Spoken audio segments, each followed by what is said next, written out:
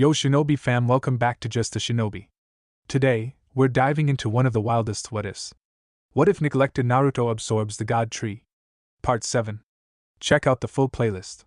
So buckle up for some serious action and twists.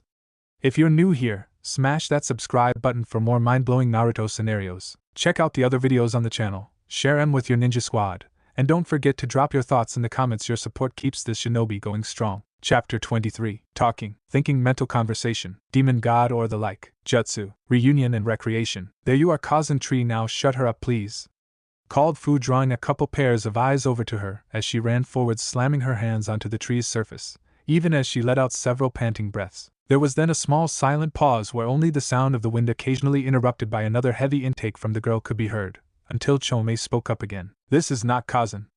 The metallic voice spoke in a huff that almost sounded like it should have been coming out of a pouting child. This was it for poor Fu. With a small whimpering breath, she just let herself fall back onto the grass, cackling as she did. Oh, of course not. Why would it be? After all, it's just what you have been driving me crazy over. Why shouldn't it be a fake? Called the girl as from a small distance away she heard a forced cough. Turning her head, she glared over at a pair of teens who were lying with their backs to the massive tree, the red-headed of the pair being the origin of the noise.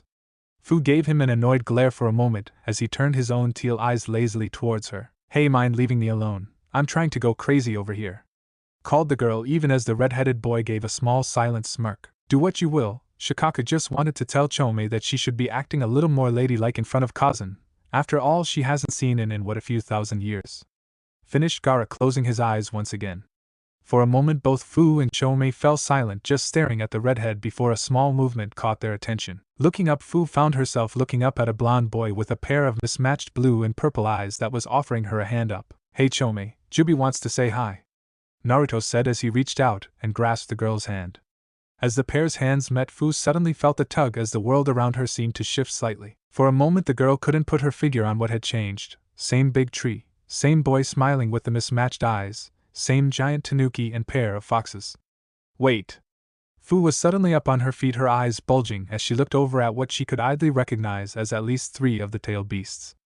Her reaction was, well, interesting. Before Naruto could speak a reassuring word, Fu leapt back from the boy, instantly going for the pouch on the back of her hip attached at her small white waist skirt, her eyes bulging slightly as a truly manic smile spread across her face as her left eye began to twitch, as a bit of manic giggling escaped her lips. Ha. That's it, Komiya, you did it. I'm crazy, but I won't go this way, you hear me? You want crazy, I'll give you crazy, the girl called, her voice cracking slightly as she spoke. Naruto adopted a look of confused horror as Fu's arms reappeared in front of her, carrying 2 large rolls of paper bombs that Naruto could already see were lit. Naruto was about to leap away when Fu slammed the bombs down in front of her, a wave of fire and smoke shooting out with a deafening crash. Naruto threw up his arms to block the oncoming attack, but the pain never came. The fire wasn't hot. Just as Naruto noted this, the smoke and ash cleared away, showing Fu face down on the grass, her form blackened with soot, and slightly smoldering, a small trace of her insane giggle still escaping her lips. More confused than anything else, Naruto bent down on his knees, idly reaching over to poke at the still smoldering form of Fu, still a little lost as to the context for this little episode. Hey there, anyone left after that little explosion? Asked the blonde. For a moment there was no response, for a moment, till a small muffled voice came from the tan girl's form. Hee hee, boom goes the crazy. We sure showed them, didn't we, Chome? I think I'm going to take a little nappy now, the girl huffed out to the confused boy. Naruto crouched stunned for a moment before he looked around at the sound of laughter from behind him. There Kyu, Kurama, Jubi and even Shikaka were slumped against one another, howling with laughter at the scene that had just played out. As the group continued to laugh, another slightly metallic chirping giggle joined the deeper bass of the 3 beasts, and the happy loving laugh of Jubi.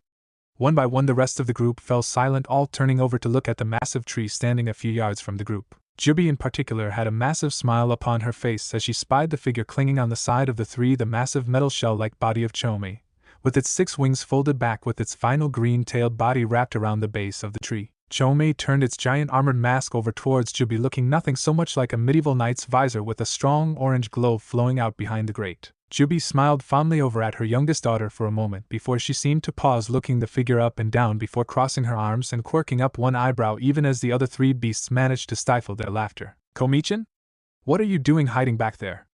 Called Jubi, Komi's giggles dying down as the massive insect shifted slightly to move its body further behind the tree, its massive visored face never leaving Jubi's own. Sorry cousin, but I'm not coming out or taking off my armor with Kurama and Mato there. Last time I did he blew me all over the forest. It took me a week to put myself back together, though I did get to see this great waterfall. It was so cool Gokunizan would have hated it, but I bet Isabunizan would have loved it. What was the question again cousin, I forgot. Oh hey Shikaku-nizan, where's your sand? The massive bug said, firing one question after another so fast that Shikaku couldn't help but smack his own face into his open palm. Cousin, you know better than to get Chome talking. We'll be lucky if she stops by next week, Shikaku said, shrugging his massive shoulders before moving over to curl up on a small bed of sand that was slowly trailing out of thin air to form a cushion under the creature. Jubi in the meantime gave her eldest an annoyed look before with a small wave of her hand a small branch of leaves flew down from the tree to slide themselves like a calming hand over the face of Chome, silencing her speaking. Chome, Kuramakin and Kyukin have already been punished, and they won't do it again, will you? At this point Jubi pivoted to see both Kyu and Kurama moving their tails back around themselves and away from the apparent use as massive fans. Oh course not cousin. Oh course not cousin. Both kitsans called, slightly annoyed at getting caught before they could perform their prank once again on Chome. Jubi fixed the two with a slightly annoyed look before shifting it back over to Chome. Now come on Chome, I want to see my little Cho-chan, called Jubi, stepping forward, her arms outstretched as if to hug a figure her own size. Naruto in the meantime was watching these events, confused as to what the family was talking about. Still at the moment he just settled for moving the girl Fu over onto her back before plopping down beside her, and just sitting back to enjoy the show. Meanwhile before him Chome was slowly moving down the trunk of the tree until it was stretched out down the trunk vertically, its back facing the group. Just as Naruto was about to ask what was going on, what looked like a bright golden line moved its way down, starting at the base of Komiai's armored form to the very tip of its vented head. The light slowly grew brighter until there was a resounding crack that rang out around the grassy field, rustling the leaves on the branches of the massive tree. From the crack flooded a sudden bright golden light as the great armored form simply split open, and what looked like a great golden shaking cloud that moved out from the armored husk before blowing around the tree. Small flakes of golden pollen falling from what Naruto realized was hundreds if not thousands of golden wings, their beating wings making no noise as the light around them continued to shine. As those present watched the golden mass move down before a form seemed to coalesce out of the cloud of insects. The form that appeared looked to be about the same size of Jubi, her form more of an outline than an actual being. In fact, as Naruto watched, he noted that as the figure moved over and embraced her cousin, he noted that the back of the figure was simply gone. Like the insects had formed one massive shell on only one side, as a few of the insects flew ideally around the form, alighting on it every now and then as one could take flight. Jubi in the meantime was simply holding the golden figure of her museum, looking at the golden outline of her face, her eyes, lips, and hair, all a golden shifting form made up of the cloud around her. The golden shell of a woman turned her golden outline of a face into a brilliant smile as she spoke, her voice seeming to come from 1,000 tiny voices all singing out in tune. Cousin, cousin, cousin, you're back, I knew it, I knew you would be, I told them I did, chirped the golden figure excitedly as two hollow golden arms wrapped themselves around Jubi's form, as the golden figure bounced excitedly up and down, never letting go of her cousin. Jubi in the meantime just held her youngest museum, happy tears falling from her eyes as she held the gold form of her museum. Naruto finally drew himself out of his stupor long enough to call out to the pair, causing the two to turn to face him. Hey, Jubi, why did your museum explode? And why are you hugging a swarm of insects? Called Naruto, more than a little lost as to what he was seeing. Jubi looked like she was about to answer, however Chome beat her to it. There was what looked like a small golden flash as the shell that Jubi was holding fell apart and rushed over to right before the boy, crouching down before him, the golden face of the swarm-made figure looking into his own, its head cocked to one side. Hey, are you with cousin? Is this your head? That's so cool. He, what happened to Fu? Why is she covered in black stuff? I hate black stuff. So hey, you have different colored eyes, that's cool. Hey Shukakuna-san, come see this kid's eyes, called Chome as she waved a hollow arm back and forth as a few insects came loose before moving back into place, even as she leaned closer and closer to Naruto, causing him to lean further and further back. From over on his sand, Shikaka quirked an eyebrow up, one black and gold eye moving over to look at Chome. That's nice Chome, Naruto run, it's your only hope, called the tanuki as it laid back down to sleep.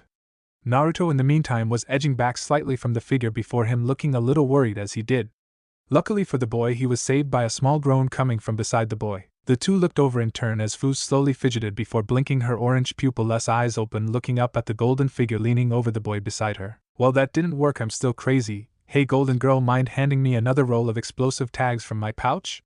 Asked the girl as Chome looked over confused at the girl. But Fu, you have to meet cousin first. If you blow up again you'll miss your chance. Oh, and this is his head. Neat, huh? Hey, isn't it neat how we can't get hurt in here? Why do you have all that black stuff anyway? Asked Chomei in another rapid-fire series of voices before Jubi moved over with a small wave of leaves moving over to wrap around the swarm form, creating a large orb with a small grate like the one on Komiai's armor one side. Hakazan? Why did you put me back in a cage?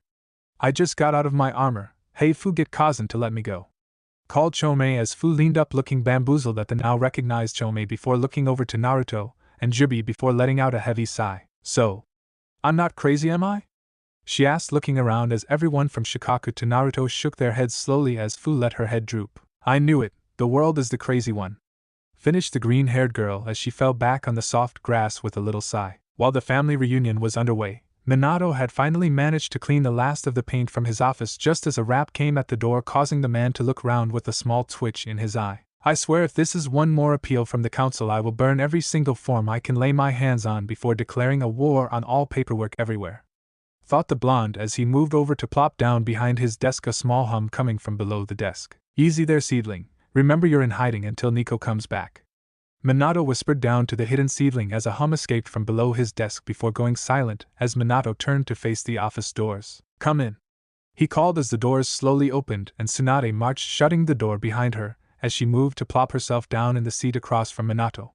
The two blondes faced one another for a moment before, with a sigh, Minato bent down into a drawer of the desk, pulling out a bottle of sake as he re-emerged. In silence, Minato set a pair of dishes down, pouring a generous amount into both.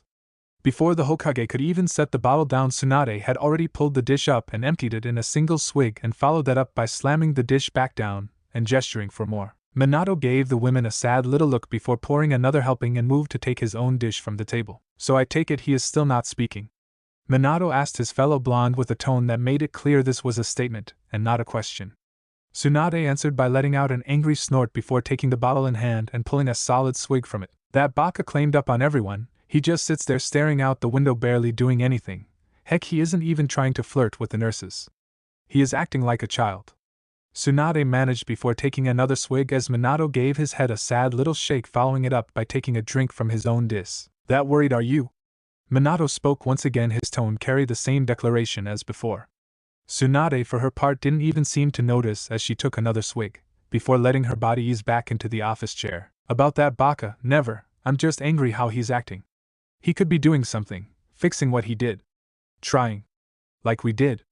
Tsunade replied as she took another massive swig, finishing the bottle. However, behind her bravado, Minato could see the traces of tears in the woman's eyes. She had been like this for the past few days, just as long as Jiraiya had been in his silent state.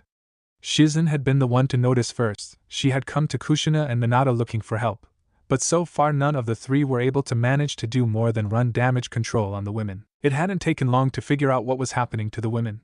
She was watching another loved one die, and once again she couldn't seem to do anything to fix that someone she loved. And that knowledge was eating her up inside. After a moment, Minato let out a sigh, drawing Tsunade's gaze up towards him, her brow cocked as if expecting him to say something. As the silence stretched on, the women finally couldn't take it anymore and spoke up. What, you want to tell me how this isn't a big deal, how Jiraiya will be okay, or that I shouldn't be worried, that I should just push through? Who, you tell me how I'm supposed to look at him like this and know I helped put him like that? If I had tried harder, if I had come back sooner, then maybe he. Here her voice broke slightly, causing her to look away from Minato, her eyes pressed closed as a single tear worked its way from her eyes even as her blonde hair hung over her face, shielding it from view. For a moment Minato didn't speak as he raised his glass to his lips once again, taking a small sip before setting it down in front of him and fixing his fellow blonde with a sad stare. I was going to ask you the same thing, Tsunade. How do you fix something like that? Look at me, you're closer to my Sochi than I am, and I don't deserve any better. I destroyed his life and now I'm fighting to make up for it. But it all feels so pointless. I keep blaming myself for all the times that I could have made a better choice, all the times I wish that I could go back and fix it. So tell me, Tsunade, how did you do it? How did you find a way to know Naruto the way you do? Answer me that and maybe I'll know how to help you to help Jiraiya, replied Minato in a somber tone that caused Tsunade to raise her head slowly to look over at the Hokage, her face a mix of anger and pity for her fellow blonde. After another pause, she let out another heavy sigh. She leaned back further into her chair. Fine, but I need a drink, she replied as Minato nodded, waving a hand ideally in the air, sending out a small pulse of chakra. Tsunade was about to ask what he was doing when a seed slowly moved out of the shadow of Minato's desk before unfolding into a miniature Ambu in a Nico mask that looked the two over with a small hum of greeting. "Hey, grab another bottle from the seal, would you?" asked Minato, shaking the empty bottle for good measure. The seedling in turn looked at the bottle before striking up a passable salute before moving over to a small cabinet with scrolls laid across it as though they were in a wine shelf. With a hum, the seedling picked on before moving back over to Minato and handing over the scroll, giving the man another salute before shifting back into a seed and moving back under the table. During the entire event, Tsunade had watched Minato with one eyebrow quirked up as if asking the man, "Really, you're doing that?" Minato simply gave a shrug as he pulled another bottle from the scroll, matching the women's silence as he poured out a glass for each of them again. As Tsunade pulled the cup up, she looked down into the crystal clear liquid, her own brown eyes looking back at her, the sadness in her face mirrored upon the reflection. "Well, I guess it just took time. Heck, first time I actually hung out with the kid it was just lunch. After I told him about Nawaki, all I did was sit there like a stump as Shizen and him talked. I felt like an idiot the whole time just watching him laugh. Took me another week before I was even able to get myself to try to meet with him again," started the blonde as she took a sip from her sake dish. Flashback. A week after her first meeting with Naruto, Tsunade found herself standing in front of the Namikaze home once again, knocking on the door as her mind raced at what in the world she was doing there. "Great, this is just brilliant. What am I doing here? Sure, I want to see that Gaki, but what am I supposed to do? Just stand and just look at him? He'll think I'm nuts. I could offer to help with his medical work, but Shizen already has that covered. God, how the heck did I let this happen? Oh, just shut up, Tsunade, you're here now, so just shut up and get to working," the blonde argued just as the door to the home swung open and Mito looked out, blinking up at Tsunade before her face burst into a wide grin. "Baba-chan!" cried the small redhead as she sprang forwards, impacting the women's legs with enough force to almost bowl the poor women over. Tsunade managed to remain standing, as she smiled down at the excited girl, reaching a hand down to ruffle the girl's long red hair. "While there, Gaki, it's nice to see you too," smiled the blonde as Mito turned her head up to beam at the women.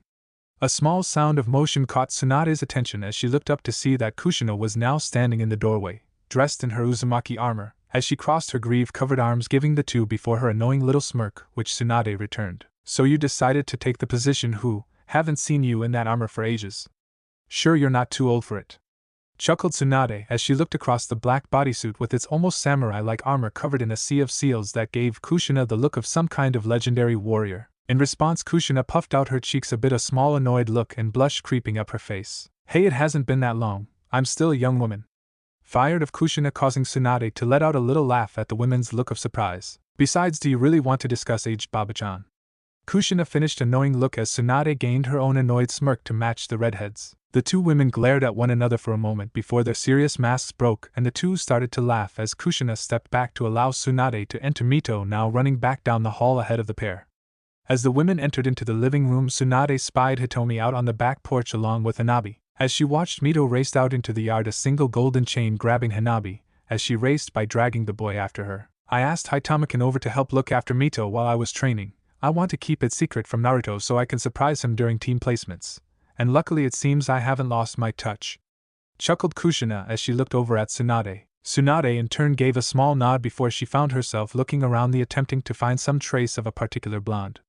From beside her, Kushina seemed to notice the women's action before a small bit of understanding slowly washed over her face. "If you are looking for Naruto, then he will be here in just a bit. He and Hinataken went out to grab something for the kids. If you wait, he will be here soon enough. Make yourself at home while you wait," Kushina said as she marched her way back to the front of the house on arm raised enough to give a small parting wave. "I have to get some more work in. Tell Naruto I'll be back in time for our lesson," called Kushina before the snap of a door closing told Tsunade that she was now alone in the Namikaze home. Finding nothing for it, Tsunade moved over to one of the armchairs of the home, sinking slowly into it with letting her eyes slowly scan the room around her. As she did, she spotted a photo she hadn't remembered seeing before, sitting a small distance away on an end table where it could be seen from anywhere in the room. With an air of curiosity, Tsunade found herself leaning forward slightly to get a better look at the photo. It wasn't very large, only about the size a large book might be, set in a simple frame, but for some reason that didn't seem to register with the women. The photo inside seemed to have an almost alluring nature to it. Tsunade found herself smiling as she inspected the photo. There in the center was what could only have been Naruto, as he was now giving the camera the largest smile he could fit on his little face. A huge bowl of ramen sitting before him, as behind him Kushina stood half bent so that her smiling face took up a corner of the frame, both flashing the camera a thumbs up.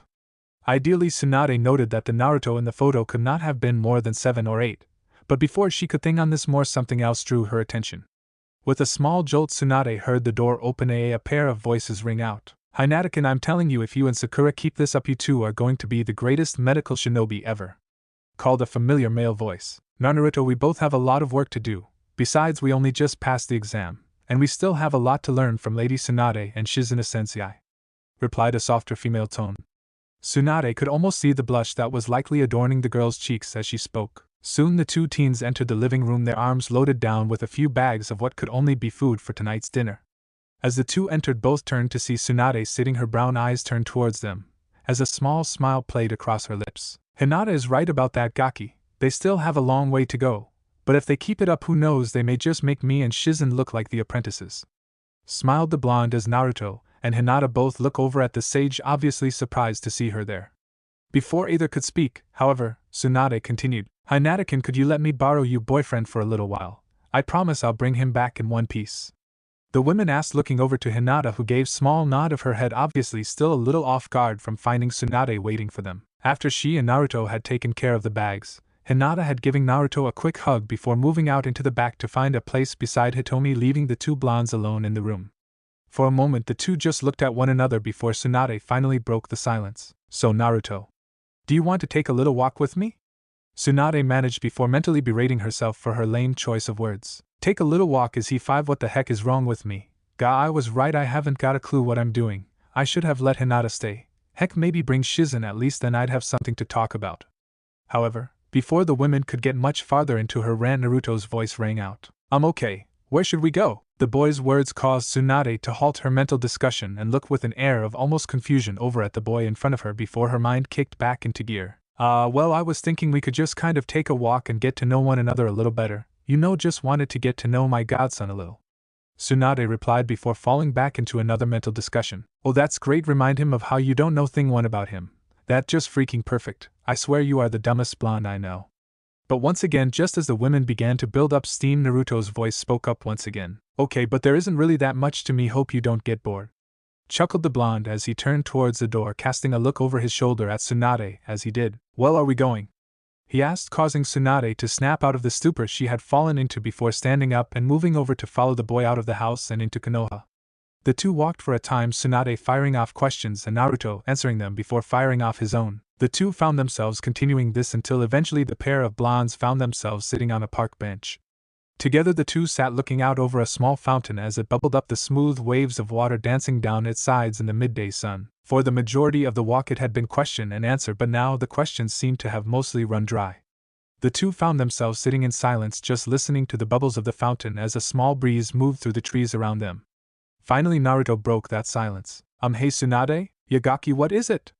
The woman replied, turning her head to look down at the boy beside her, who seemed to be momentarily occupied in watching his own feet. I was wondering why you wanted to get to know me now. I mean, I didn't think you liked me like you did Naruto, Minami and Mito. Did I do something wrong?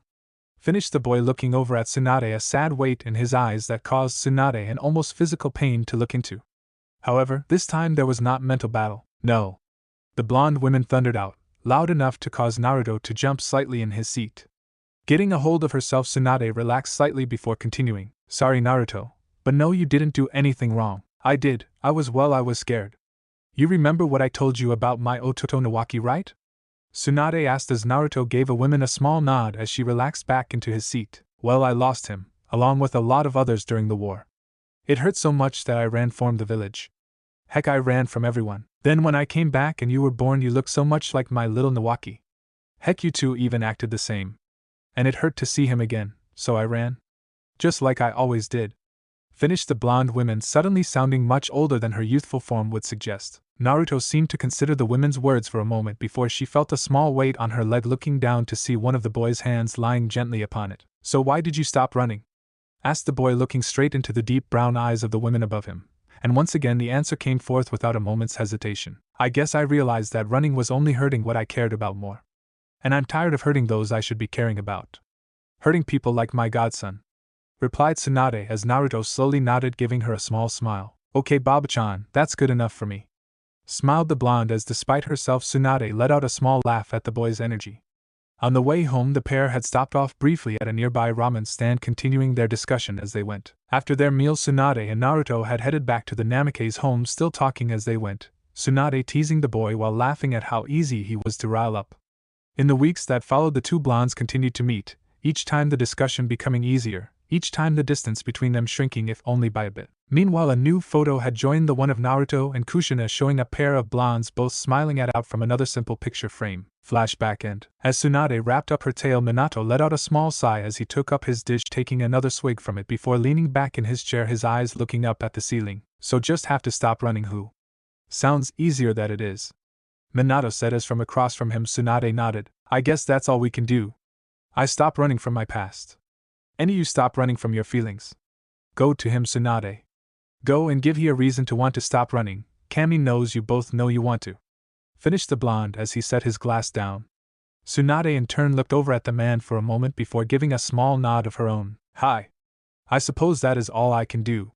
She finished as she pushed herself up from her chair and turned to exit the Hokage's office. As the meeting in the office was coming to an end, Fu was just coming back to consciousness with a groan, rubbing her head as she did. Slowly she took note that she was lying against something and in a sitting position. The girl's groans were enough to draw the other two boys' attention, both looking over at her as she finished coming to. Hey, welcome back. Sorry I didn't warn you, but kind of hard to say. Oh hey, I'm going to suck you into my mind so that we can have a family reunion. So yeah, sorry about that. Called Naruto, raising a hand up to wave sheepishly over at Fu. Gaara in the meantime let out a sigh before settling back to get some more rest. Fu in the meanwhile just looked over at Naruto with an annoyed look on her face. Well gee, that makes me feel oh so much better, replied Fu as she leaned back, letting her mind relax, taking a moment to recognize that she could no longer hear Chome screaming away inside her head. This was a happy enough realization that it caused Fu to burst out into a wide grin. Ha, silence, oh thank you Jubikazen, silence at last, called out Fu, throwing her arms up in happiness as she spoke, causing a small annoyed grunt from her left. Silence would be nice, wouldn't it? Mind trying for a moment? Called Gaara, his tone slightly annoyed, to which Fu simply have him a slightly superior smirk before she pushed herself up, looking down at Naruto with a small smirk. So Naruto, who what do you do for fun around here? Or is everyone as exciting as Mr. Tanuki boy over there? Asked Fu, jabbing a thumb over at Gaara, who just continued to look forwards, attempting to fall asleep. Naruto let out a small chuckle, pushing himself up on his feet as he did, his eyes looking around the apparently deserted arena before waving over at a corner, after first causing Fu to wonder if the boy was mental. Hey Nico, can you look after Gaara so I can take Fu out on the town for a bit? Called the boy as a female Umbu appeared for. You know, sometime you have to explain to me how you are always able to find us? Asked the Umbu, looking between Naruto and Gaara as she spoke. Gaara just continued his apparent nap as Naruto flashed another wide grin. Don't worry about it, Neki-san. Gaara, now you be a good boy. Come on Fu, let's go. Called the boy as he moved away, Fu moving after him, an excited little skip in her step as she moved forwards. Soon the pair were out in the village, Fu looking around excitedly as she marched through its many streets. After a time she called out, causing Naruto to hold his progress and look back at her. So what's it like growing up in a village like this? It must be crazy. Called Fu, slightly twirling to look around at the village around her. Naruto in turn couldn't help but smile at the girl's question. Hi, it was a pretty amazing place, he replied before a call caused the two to look round as two familiar figures approached them. Hey Nizan, what's up? Hey, is that the girl who blew herself up Kyubi's been laughing about for a while now? Called Naruto, waving as beside her Minami gave a small chuckle, remembering the story that Q had explained to her.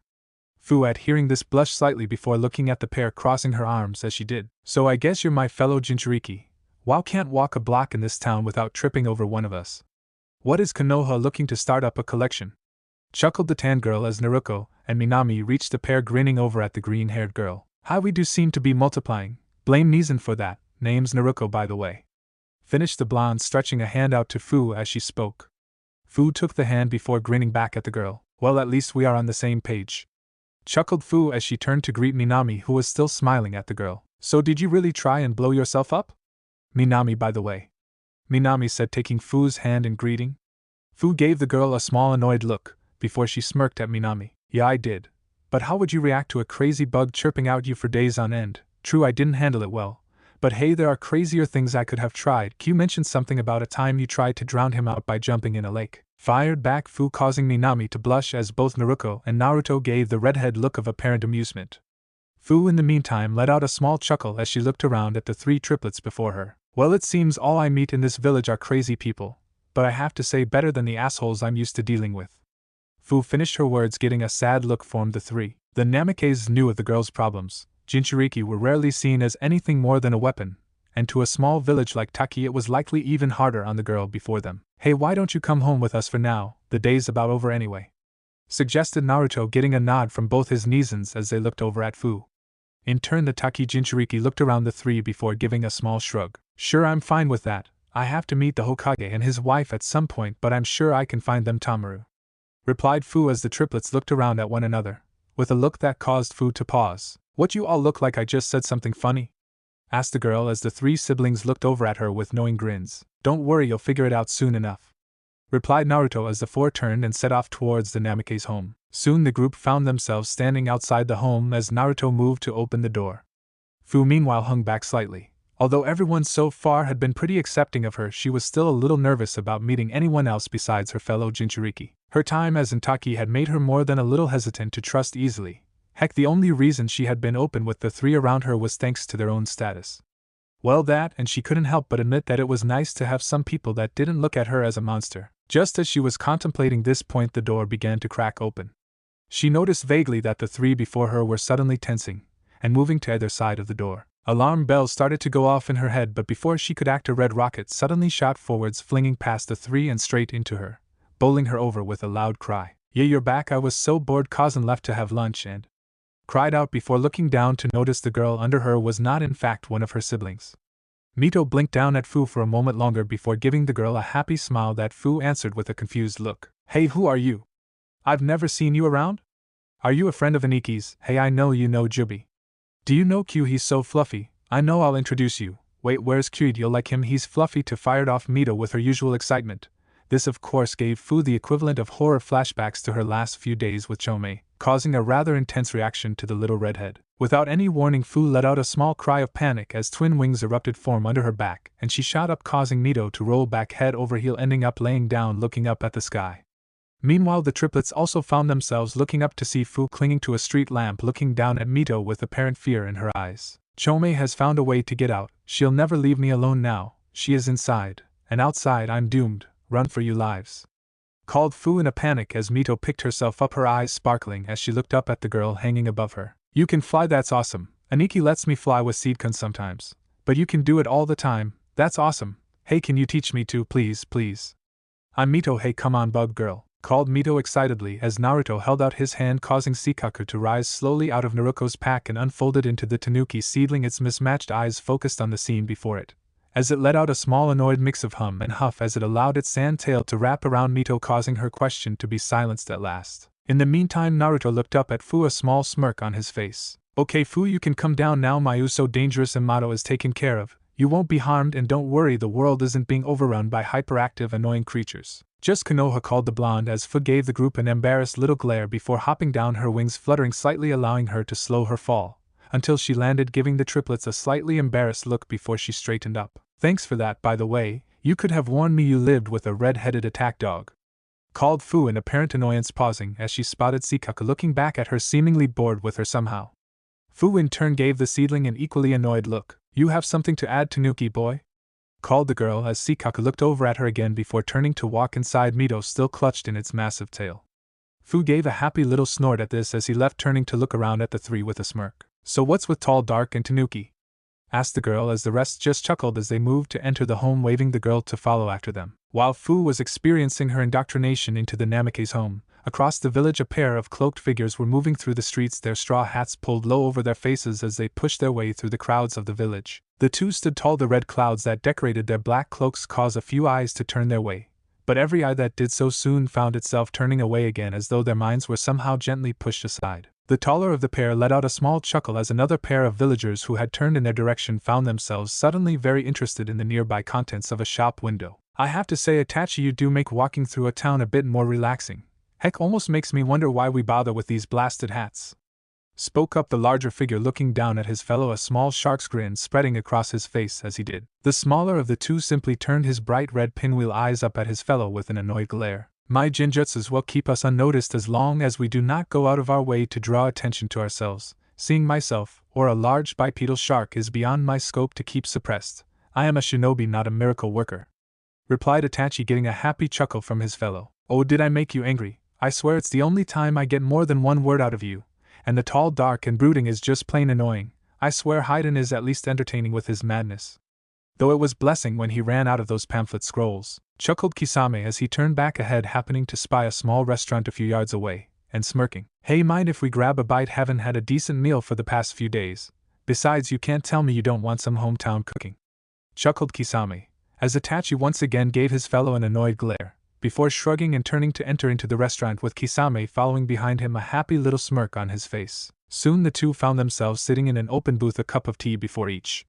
For a time the two simply shared a silent meal until Itachi suddenly stiffened, his eyes swiveling up and around the restaurant for a moment, be swinging back around to focus on Kisame. As the shark looked up, he felt a small pulse of chakra, but simply brushed it off as he saw a pair of chunin a few tables away looking suddenly away from them. Yep, a handy little trick that Itachi has, thought the ex-Kiri shinobi as he turned back to his menu, not noticing as the women slowly slipped into the booth beside him. Nor did he notice, as Itachi slowly leaned back in his seat, his entire form relaxing as he did, an almost physical calm coming off of the man as he did. The woman across from him in the meantime turned her bright red pinwheel eyes up to look at her eldest Sochi, a sad smile upon her lips. Itachi-kun. It has been a long time, Sochi. How are you? Said Mikoto as she stretched a hand across the table a little over towards Itachi, stopping just past hallway, making no move to get closer to the red-eyed youth. For his part, Itachi remained silent, just looking across the table at his cousin, his face impassive and remote. After a time his eyes turned down, not able to meet his cousin's eyes, and only then did he speak. Why are you not rushing to summon Umbu? And why are you not attacking me for the deaths of our clan's men? Your husbands? Questioned the youth as from across him Mikoto let a small sad smile cross her lips as she looked across at her Sochi. Come now, Itachi-kun, did you really think that I wouldn't demand to know the truth? You may have fooled those that didn't know you. You may have managed to stop Sasuke-kun from knowing of your true actions, but I know my Sochi. You were never a monster. You were and still are a shinobi of Konoha, and if not for our clan's foolishness you would still be living here now. No, Itachi-kun, all I have to say to you is to beg for forgiveness for not being strong enough to force my child to fix the mistakes of our family. Finished Mikoto as Itachi's stoic form shifted slightly, his eyes widening in surprise at the women's words. The ex-Umbu captain found his usually calm standing shaken slightly. She knew. She knew of his mission and his actions. And yet she was here just speaking to him. Apparently happy to see him. Many things Itachi had expected when he re-entered Konoha. This was not one of them. For a time the two simply sat there before Itachi slowly reached his hand out across the table, his hand moving over to softly rest against the smooth skin of his cousin's, a happy warm sensation coming from the simple contact with his cousin once more. Despite himself, Itachi couldn't keep a small warm smile off of his face as he looked over at Mikoto, who has small tears forming in her eyes as she looked across, meeting her Sochi's eyes for the first time in years. It was my choice to make cousin. How much do you know? Itachi asked as Mikoto gave a small nod, before speaking. I know everything, Itachi-kun. After you left I confronted the Hokage and Kushina. After a time they told me the truth. I almost attacked them then and there for asking you to stop our clan. But after a while I was forced to recognize that it was never something that they had any choice in. Your Tsunade and the Uchiha Council put them in a situation where the only choice they had was to protect their home. I only wish I had been strong enough to stop it before it reached such a level. I only wish I hadn't just agreed with them. Continued Mikoto as she reached up a hand to wipe a few stray tears away. Itachi in turn simply bowed his head, listening to the women's words before speaking. Did it work? Are the rest afraid of becoming monsters? Are they now afraid to let their power dictate their actions? Are they afraid of becoming me? Asked the red-eyed boy, not looking up from the table, his tone laced with an almost pleading note. Only that tone told just how desperately he prayed that his actions had saved his family, that he could be the symbol to keep the Uchiha from turning upon their own arrogance and pride once more. From across the table Mikoto let a few more tears fall from her eyes as she looked at her eldest. The boy who had taken the sins of his clan onto his shoulders to protect the innocent, to become the monster that may keep them from the same end as those he had been forced to slay that night. Hi, Itachi. It worked. The little ones. All of those left now fear falling to their own pride. They now find comfort in others. Strength through bonds and not their own pride. They will never take the path of your Tsunade. You saw to that. But Itachi, please, you've done enough. Please, you don't need to give your life.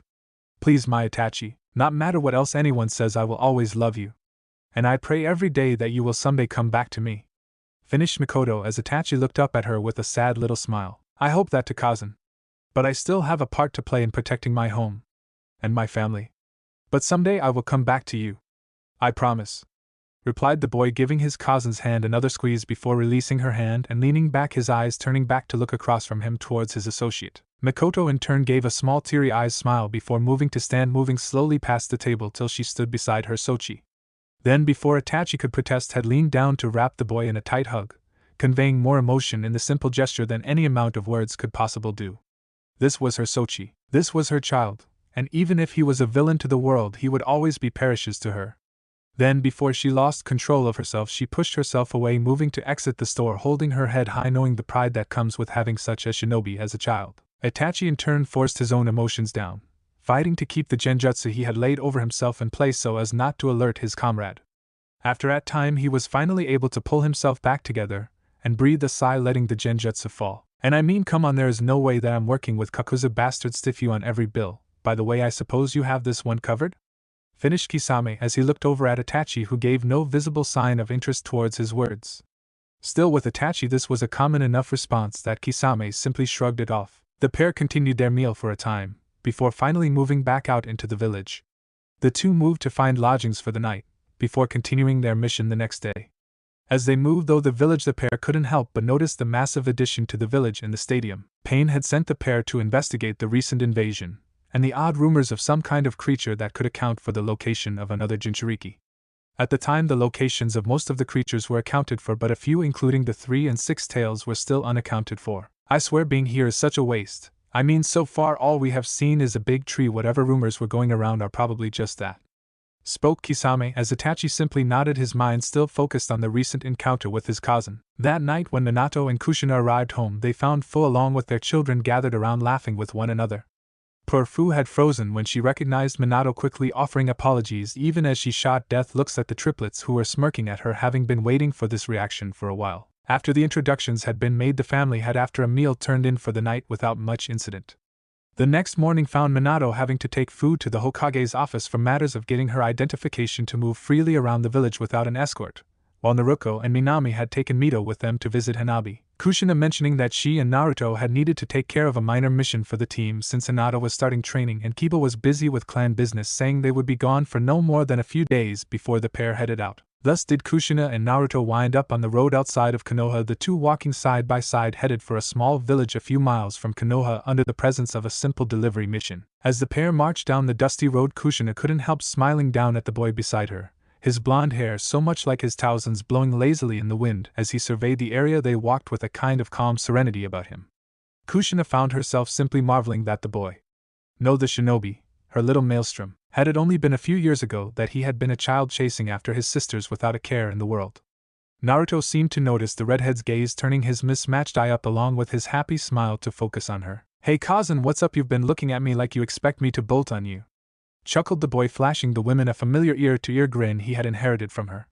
Kushina in return was snap form, her daydreaming blinking a few times as her mind returned to reality. Oh sorry Sochi, just daydreaming I guess, replied the redhead, bopping herself comically on the head as she mirrored the boy's wide grin. You know, for someone who doesn't have another voice in their head, you sure do let your mind wander. Hey, I had Kurama in my head since I was a child, thank you very much. I think I am a card-carrying member of the Voices in People's Heads Club, fired back the redhead as Naruto's grin grew larger, if that was possible. Only you would argue for that position. Hey, I put in my time, she shot back. Since when was having voices in your head a job?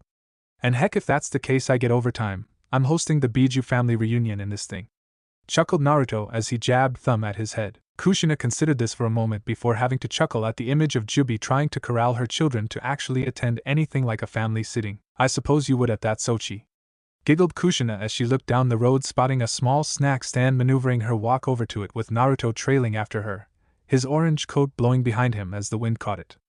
As the red and orange-clad figures approached the building, Kushina once again found her mind wandering slightly. This continued even after the pair had ordered and sat on the bench outside of the small sweet shop, Kushina's red armored form making a fine contrast with Naruto's own orange and black outfit. After a time, Naruto spoke, drawing her once more out of her musings. So cousin, what are we doing out here? I mean, I know we don't have a mission or anything, so what's up? Asked the blonde as Kushina looked at him, genuinely surprised at the boy's question. How did you? No, come on cousin, you always play with your hair whenever you're nervous. Heck, Mito picked it up from you and once got a chain stuck in there, chuckled Naruto as Kushina noticed for the first time that her left hand had been ideally playing with one of her crimson bangs. Despite herself, Kushina found herself blushing with embarrassment at being found out so easily. I don't always do that, Databane. Oh yes you do, Databale. Chuckled back Naruto, pointing at the woman's hand that was even then raising up to grab at her bang again. Kushina stopped for a moment looking at her own hand before looking back at her smiling Sochi before both of them let out small spurts of laughter that soon blossomed into a full belly laugh from the pair. Hi-he-ho, how did you figure that out? Kushina managed to say between spurts of laughter as she looked down at the blonde. When Naruto finally managed to regain enough control of his voice, he looked back up, the remnants of his laugh still clinging to the grin he wore. Because I'm you, Sochi. I'm supposed to know these things. Smiled Naruto as he ideally raised a hand up to scratch behind his head, causing Kushina to smirk in return. I suppose so, but I guess I still have a ways to go before I can point things out on the new you.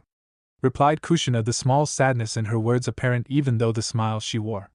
However, before Naruto could comment, Kushina had taken a breath, pulling out a scroll from behind her back and handing it over to Naruto with a happy smile. Still, I do know that this is one thing that you'll be looking forwards to. Smiled Kushina, her happy tone returning, carrying a bit of excitement with it in turn. Naruto accepting the scroll, giving Kushina a small confused look before unrolling it, his eyes flashing back and forth down the words till his whole body seemed to stiffen. Kakasan, is this real? Asked the boy, unable to keep the hope out of his voice as he spun his eyes to see Kushina wide smile. Hi Chunin Uzumaki, Naruto it is. And as to why we are out here, there is a special shop in that village that will help you customize your vest. Consider it a gift from me, as your Kushina began, but was cut off as Naruto flung himself into the women's chest, taking the pair back and over the bench they sat at, Naruto laughing happily the whole while. Kazan, this is awesome. I'm a Chunin. Thank you. Databeo called the boy as he held himself close to Kushina, the women not even bothering attempting to push herself up, but simply wrapping her arms happily around her, Sochi laughing at the boy's happiness. Hi Naruto, but you earned this on your own, Databane, chuckled Kushina. After Naruto had finally calmed himself down enough, the pair found themselves once again on the road, Naruto excitedly thinking of all the cool new missions and jobs he would be doing as a Chunin. This is just awesome. I'm already on my way to changing the world. Cheered Naruto, smiling over at Kushina as she returned his smile in kind, before a small thought entered her mind. Hey Sochi, what is it? It's just you keep talking about changing the world a lot, and up until now I kind of thought that it referred to our family. I was wondering, would you mind telling me what you mean by that? Asked Kushina, having been wondering about the boy's manner of speech for a time, but never knowing just how to broach the subject to the boy. Naruto in turn shook his head slightly before answering. No, I don't mind, Kazan. You see, I just figured that if the world right now has a lot of problems with it, I mean people like Gato and Orochimaru are running around in it hurting families, and that's not the kind of world I want to live in. Since I have the ability to help change this world for the better, that's just what I'm going to do, cause I won't have people like that hurt the world that I want to share with the people I care about. It's what I promised myself when I agreed to work with Jubi, that she and I would help to make this the best world we could for those we care about.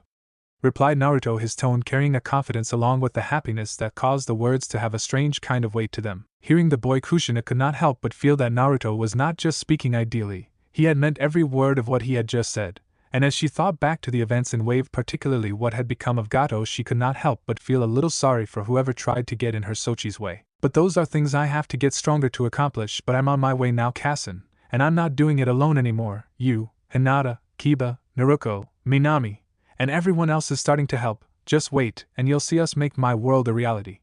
Count on it. Finished the blonde, flashing Kushina another smile that wiped away any doubts she had concerning her Sochi. Soon the pair arrived, and after a brief discussion with the seamstress and a small amount of measuring, the pair set off to find a place to wait for the women to finish her work.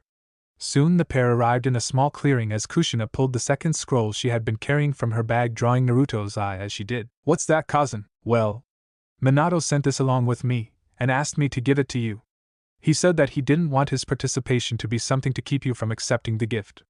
He would still like to help you, but he thought it would be best for you to be the one to choose if you wanted it. Finished the women as she opened the scroll, revealing the necessary elements for Minato's second prize jutsu, the Rasengan. Naruto stood dumbfounded as his eyes traveled over the document, small flashes of all the times he had seen Naruko and Minami working to master the move, as well as his own hopes to be there learning it alongside them. For a moment the memories threatened to overwhelm him before he let them wash past, before he took in just what this scroll symbolized. He wants to give this to me, but he doesn't want his own failures to stand in the way of me receiving it. I guess in an odd way that makes sense. I guess Minatabaka is serious about trying to make things up to me, thought the blonde as his eyes began moving over the details of the scroll. As his eyes passed over the second step, Jubi, who had been remaining silent up until this point, let out a small cry of shock, startling the pair enough for Kushina to activate her armor, and for Naruto's remaining pollens to rush out around him, forming a swirling mass of purple and black leaves that drifted around their pair as if caught in a sudden wind. Jubi, what the heck, you nearly gave me a heart attack, called Naruto as the pollens slowly drifted back to lay themselves back onto his clothing, once more blending with the cloth so that they were indistinguishable to the naked eye. Kushina as well relaxed, the golden glow of her seals fading as the hulking form of her armor vanished. Sorry, I was just... Wow, who would have thought I'd see something so close to my own technique turn out so different? I mean, this really is eerie. Chuckled the women as Naruto and Kushina exchanged confused looks. Jubi, what are you talking about? It's just the Rasengan. Come on, we've seen it a million times. Heck, we fought it, remember? How is this a shock to you? Naruto, just because you see a jutsu doesn't mean you know how it works. I'm not a blasted Uchiha. Heck, I had no idea how the thing functioned, and neither did you. I'm sorry, but what's the big deal? Asked Kushina, just as lost as to what was happening as her Sochi. Jubi in turn let out a sigh before replying. Kushina, let me ask you something first. Do you know how your husband thought this technique up? I mean, how he developed it? Asked the Jubi as Kushina gave a small shrug. Sure, he saw one of your kids shoot a Baijidama, I think it was the Five Tails, and he made the Rasengan based on that. Does that help? Finished the redhead as Jubi let out a small chuckle. Hee hee ha ha ha, oh, this is perfect, this is just what I needed. Naruto, looks like your Tsunade has moved down from a total maiming to a simple beating from me next time I see him, this is great.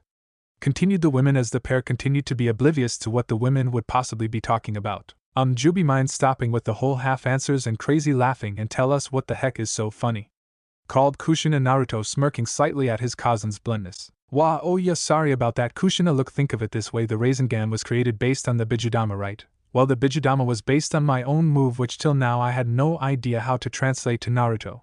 But by using the Rasengan, I think we can make it work. Congratulations, Naruto, looks like you finally get that awesome finisher you always wanted. Finished Jubi as Naruto broke out into a huge smile. He turned to show Kushina, who couldn't help but return the look. Well, Sochi, I guess this little mission of ours may have some work to do on it after all, replied Kushina as she fully unrolled the scroll, taking a seat as Naruto plopped down beside her, eagerly looking over the first step of the Rasengan. Meanwhile, back in Konoha, Tsunade was moving through the halls of the hospital until she reached a hospital door guarded by a pair of umbu. The pair nodded to Tsunade, stepping to either side of the door to allow the blonde sage through the door and into the hospital room. As Tsunade entered, she noted a few things about the room in general. First, it was dark, darker than she would have thought it could be on a bright sunny day like today. The shades were drawn on the room, and all the lights had been either unplugged or shut off, so that only the barest of light was able to shine into. Coupled with this, there was the figure who sat slightly hunched over facing the closed window with a clearly haunted look radiating from his entire form. Even as Tsunade entered the room, Jiraiya continued to remain unresponsive, just sitting there unmoving, his form all but frozen dead to the world around him. From her point of view, the man looked nothing so much like a corpse that someone had set up for some twisted reason that escaped her. However, at the moment she pushed all of this aside, focusing on why she was here, what she hoped to accomplish, rather than the madness that had engulfed the man before her, the man she hoped she could pull back from the precipice. Slowly the blonde moved across the room, ideally taking hold of a chair as she stepped forwards until she stood before the still figure. After a moment she dropped gently into the chair, not taking her eyes off of the man before her for a second. As she looked, she noticed the haggard look on the man's face, the simply lack of light behind his eyes, like he had somehow mentally checked out. With a heavy sigh, Tsunade leaned back in her chair, her eyes shifting up to the ceiling of the room where a fan's blade spun lazily, blowing a cool breeze down upon the pair. As she continued to feel the cold breeze on her skin, her mind slowly wandered memories of her time with her team. The battles, the celebrations, and everything in between. Ideally, she rose on hand up to rub ideally at her brow with a slightly pained expression on her face. You were always the slowest of the three of us, weren't you? I was the princess of the Senju clan. I had all the help I could ask for and more. Heck, by the time I entered into the academy I was ready for field work thanks to Aunt Mito's insistence. Then there was Orochimaru. Well, whatever the bastard became, he was always a genius. Things were just easy for him. Heck, he and Sensei got along so well we all thought he would be the next god professor. Remember that we used to call him professor just to annoy the snake, always go under his skin. And then there was you, Jiraiya, just a kid from the orphanage. No support, no training, and not much else working for you. Tsunade half chuckled to herself as she continued to watch the ceiling fan spin, as small flecks of dust caught the small lines of light that managed to push through the close shades. I remember when you were first put on our team, Orochimaru, and I thought we must have been the most unlucky genin Konoha had ever seen. How could we ever had been saddled with someone like you? And you didn't really help, did you? Running around perverted and troublemaking, always fighting to prove how you were the greatest genin Konoha had ever seen. Continued the blonde as she dipped her head enough so that her brown eyes could look down upon the white-haired man that had not moved an inch since she had begun. But you just kept trying, just like you kept asking me out, over and over and over. You know, after a while, Orochimaru, and I thought you were a masochist of some kind. Heck, you went out of your way to get in trouble with me. All the time, whenever I was angry, whenever I was running around, whenever I was lonely, and whenever I was grieving, especially on those last two. For being some kind of brilliant kunoichi, it still took me a great deal of time to figure out that you were always there when I needed you. Heck, you were even there for me when I met Dan, grinning that same stupid grin you always did. The woman finished as she allowed herself to lean forwards onto her knees, her arms resting on them as she looked dead into Jiraiya's seemingly dead eyes. But you weren't really grinning then, were you? You had us all fooled, didn't you? It wasn't Orochimaru. It wasn't me, it was you that sensei really taught, wasn't it? And you became the perfect shinobi, didn't you? You put aside everything. Bit by bit, every single emotion you had, every single bloody thing that you ever cared about, you sacrificed. You kept playing the fool so we wouldn't notice how much you had sacrificed. And not one of us ever figured it out till now. Figured out just how much we had destroyed the man you were by not fighting for you. At this, Tsunade leaned forwards, her hands reaching up to softly frame the man's face as she looked into his eyes. Jiraiya, you aren't the only one what has made mistakes. And we have all been running from our mistakes for far too long. I ran from Nawaki and Dan. Minato and Kushina ran from Naruto. Orochimaru ran from life. And you ran from being the man who loved me enough to break my heart when you didn't come to comfort me when I needed it most. Finished Tsunade, leaning forwards to plant a small kiss upon Jiraiya's brow before pulling back to look at the man before her. I'm done running, Jiraiya. We all are. It's time that you do the same. Continued Tsunade as she stood up, moving slowly back to the door, pausing as she gripped the handle, sparing the man behind her once more. For what it's worth, we will wait for you. We owe you that much for running from you.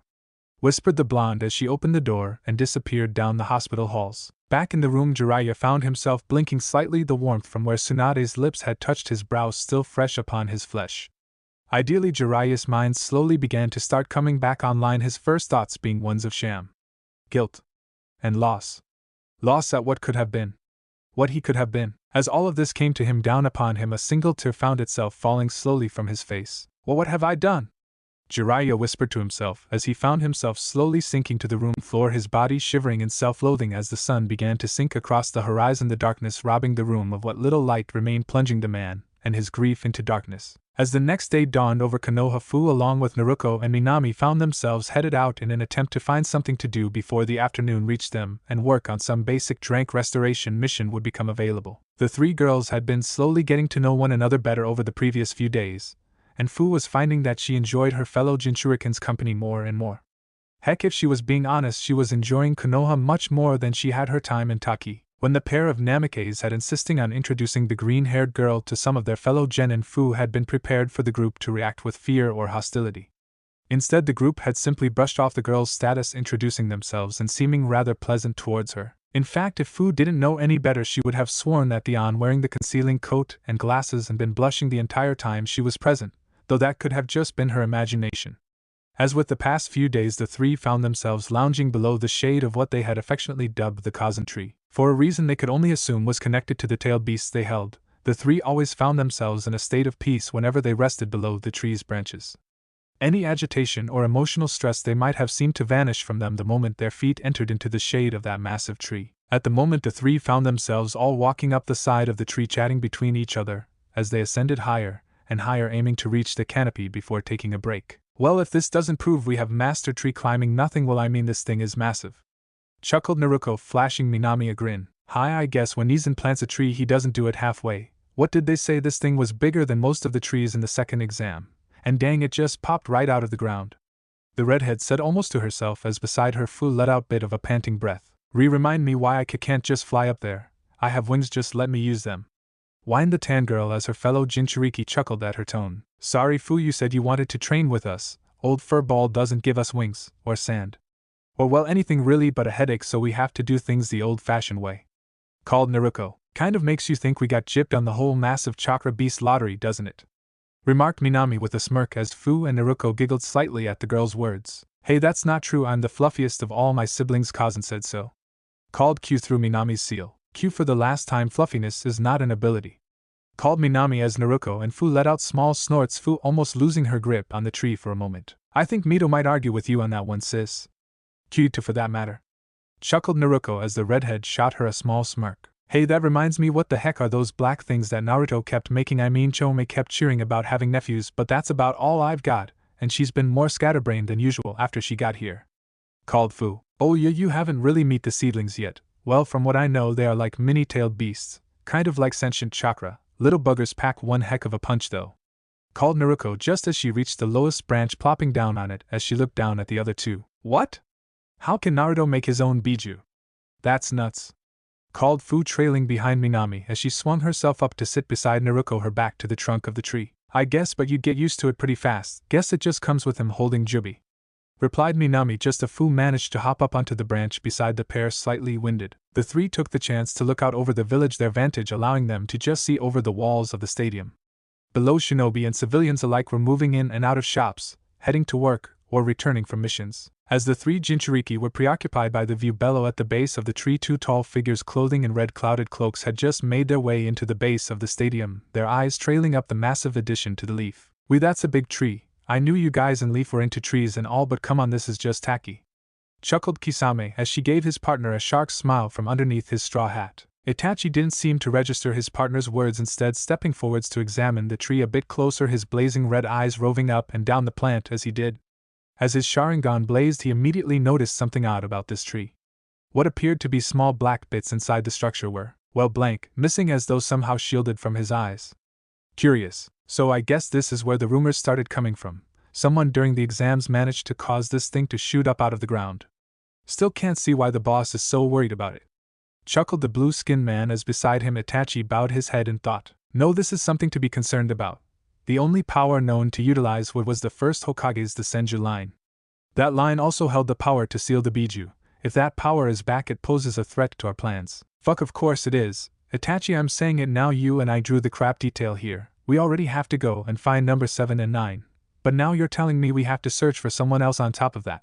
There is no way our luck could be that bad.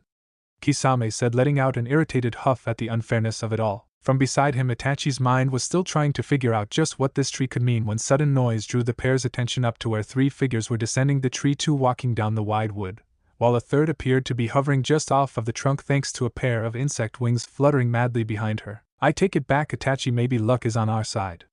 Chuckled Kisame as he moved to draw his blade. Beside him, Itachi shot his partner an annoyed look before reaching over to grasp the man's arm, drawing the blue man's eyes. What, Itachi, they're right here. Heck, they're practically gift-wrapped. What's your problem? If you assault them now, it will draw attention to us. The Hokage will arrive, and at best we can hope to escape with our lives intact. We wait for them to reach the base of the tree. My genjutsus will not have half the village on our heads. Replied Itachi, his voice calm despite the way his red eyes blazed as they looked up at his partner. Fine. Shot back Kisame as he wrenched his arm free from his partner, allowing the man to guide him off so that they would be in position for when the 3 reached the bottom. As the 3 girls unknowingly made their way towards the 2 Akatsuki members, Naruto and Kushina were exiting the seamstress's building, Naruto happily wearing his newly completed Chunin vest. The vest had been dyed to match the black outline of his undershirt, with most of the pockets for scrolls having been removed to leave a more streamlined look to the vest. Along with that, a small smattering of orange leaves had been added around the vest's high neck and sides to match the design of his jacket. At first, Kushina had wondered how Naruto could keep both the jacket and vest on his person at once. But as they reached a clearing, the answer presented itself to her. No sooner had they reached the clearing than the boy's jacket burst into a small cloud of his pollen leaves, all except the direct center where the depiction of the tree, along with its seeds, which moved gently over to affix itself to the rear side of his vest. As Naruto swung the vest on, the leaves once more waved gently over, affixing themselves together until they had incorporated themselves with the vest to form his sleeves and coat. So that's why you didn't need me to fix your coat after the finals were all said and done. Chuckled Kushina as Naruto nodded in agreement. Looking down at his new addition, Naruto could barely keep the smile off of his face. Well, I guess we head back to Konoha now. Well, there's no real rush. We can get some work done on what Jubi mentioned. You already completed your mission looking after Fu before we left, so we can take a day off to work on the jutsu, especially if you want to keep this one close to the chest. Finished Kushina as Naruto seemed to consider her words for a moment. Oh come on, Naruto, spend some quality time with your cousin and learn to blow some stuff up. The pair of Uzumakis couldn't help but chuckle at Jubi's words before Naruto looked over at Kushina, still carrying the residue from his last laugh. Well, cousin, what do you say, want to help me blow stuff up? Asked the blonde as Kushina pulled out the scroll from the day before, a fox-like grin spreading across her own face. Do you even have to ask? Replied Kushina as the two set to work studying the scroll while Jubi added in her modifications as they worked through it. Finally, after reviewing the scroll several more times, Naruto was ready to give it a shot, Kushina standing a bit back watching her Sochi's progress. Okay Naruto, suit up, we don't want this thing blowing up in your face.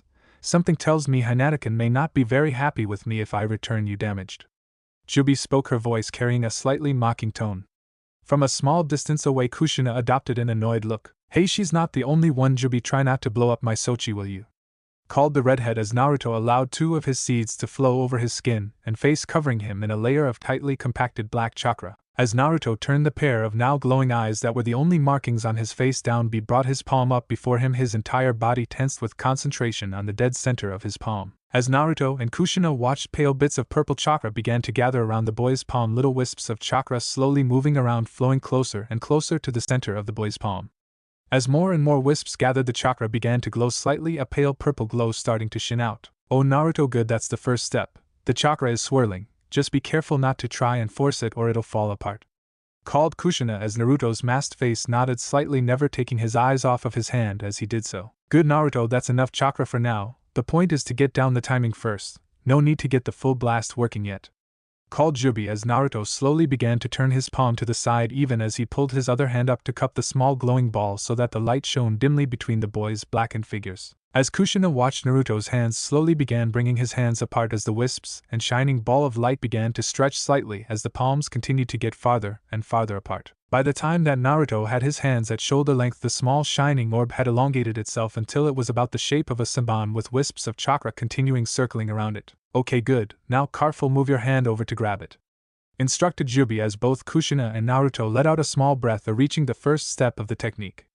However, this momentarily loss of focus caused the needle-like chakra to fall suddenly unsupported point down into the grassy surface below. Oh crap!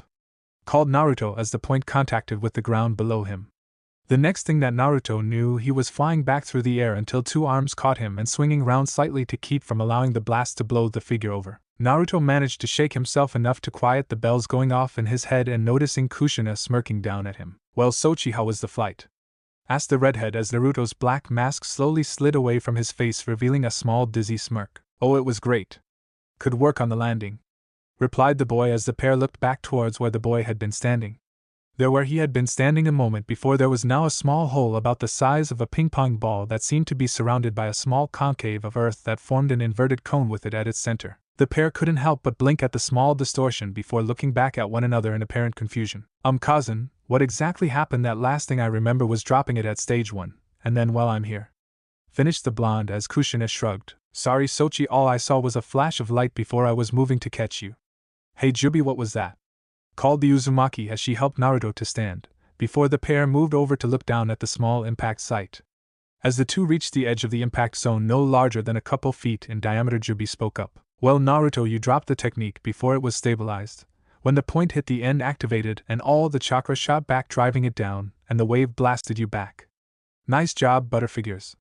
Chuckled Jubi as Naruto blushed slightly at the Jubi's words. Jubi stopped picking on Naruto. Don't worry about it Sochi, just focus on mastering the first step. Heck, using the chakra in that way has to have some kind of advantages, said the redhead, looking to keep her Sochi's spirits up. Her words seemed to work as Naruto flashed a peace sign before moving back to attempt the first stage once again. As Naruto went back to work back in Konoha, the three girls had finally reached the bottom of the tree, the pair of Namikaze's girls giving Fu a slightly jealous look as she effortlessly alighted upon the grassy ground. Yep, it's official, we got the short end of the tailed beast gene pool. I mean, come on. Called Naruto, gesturing over at Fu's wings before they slid effortlessly back into the girl's tan skin.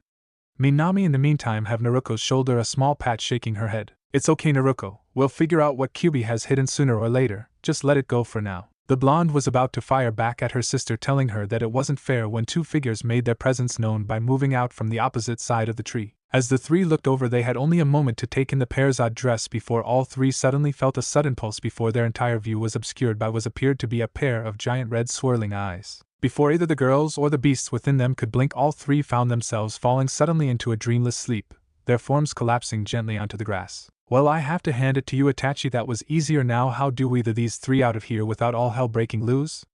Asked Kisame as he started to march forwards towards the three downed figures. From behind him, Itachi seemed not to have noticed his partner's words as his eyes began slowly circling the arena, focusing on one particular point, before swiveling back towards his partner. Kisame, called Itachi, causing the taller figure to halt, his hand instinctively traveling up to grasp the bright yellow handle that protruded from the mass of wrappings that he carried on his back. As the shark man began to turn back towards his partner, he suddenly became aware of several chakra signatures from around the arena, his jagged teeth twisting up into a fierce smile. Well, so much for playing in quiet, called the ex-Kiri shinobi as with a tug the massive blade swung off of his back, pointing towards where he felt the largest concentration of chakra signatures. As if that was some kind of signal, over a dozen masked figures suddenly flickered into view, all draped in umbu gear, their porcelain masks set facing the pair before them.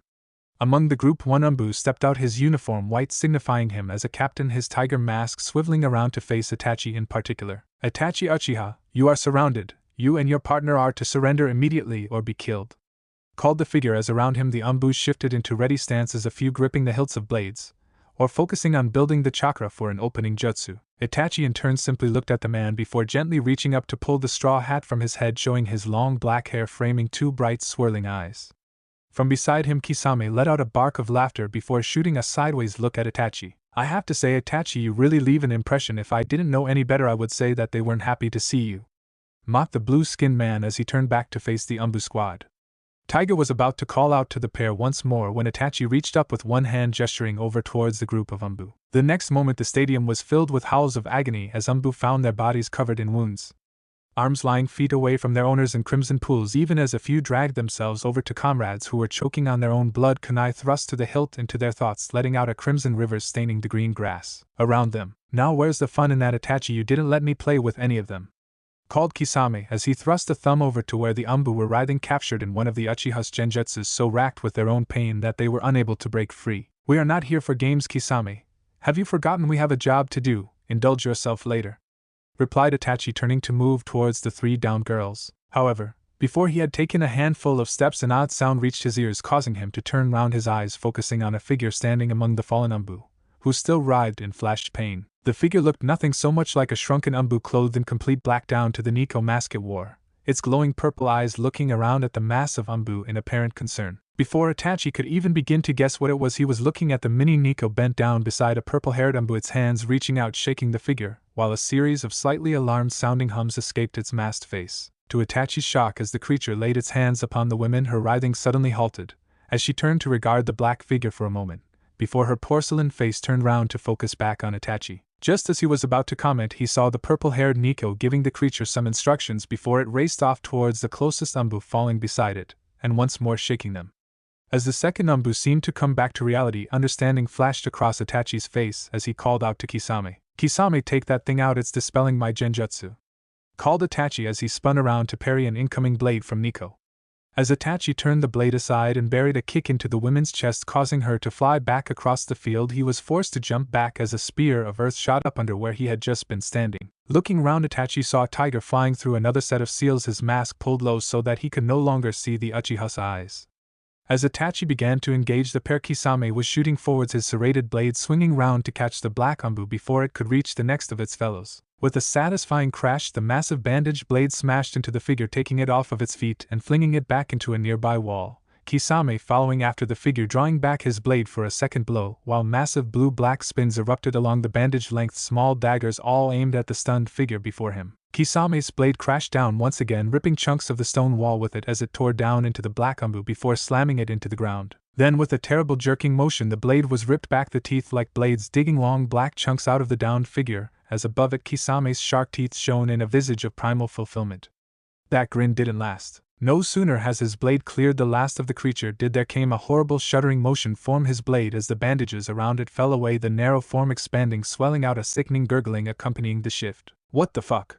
Cried Kisame as the blade's end opened wide, its own mouth exposed as a shrill cry of inhuman pain shot out across the arena, drawing the other party's eyes despite their battle. Although in the midst of battle, Itachi and his two opponents couldn't help but pause at the display playing out only a few yards away from them as Kisame's blade continued to writhe in apparent agony, accompanied by a hacking sound. A moment later, Accompanied by a truly vile sound, the blade seemed to convulse before a solid glob of pure black sludge seemed to fall from the blade's open maw, as the color of the sentient blade's scales suddenly took on a paler hue. Before Kisame could do more than look down at the bile, he felt a sudden pull as the blade he held began to drain his chakra at such a rate that it almost took the man off of his feet. This opened him up to the blow that came next, the only warning being an agitated humming sound before Kisame felt a sudden bite of pain from his right leg. The man spun rage-filled eyes down to find what was left of the figure he had torn.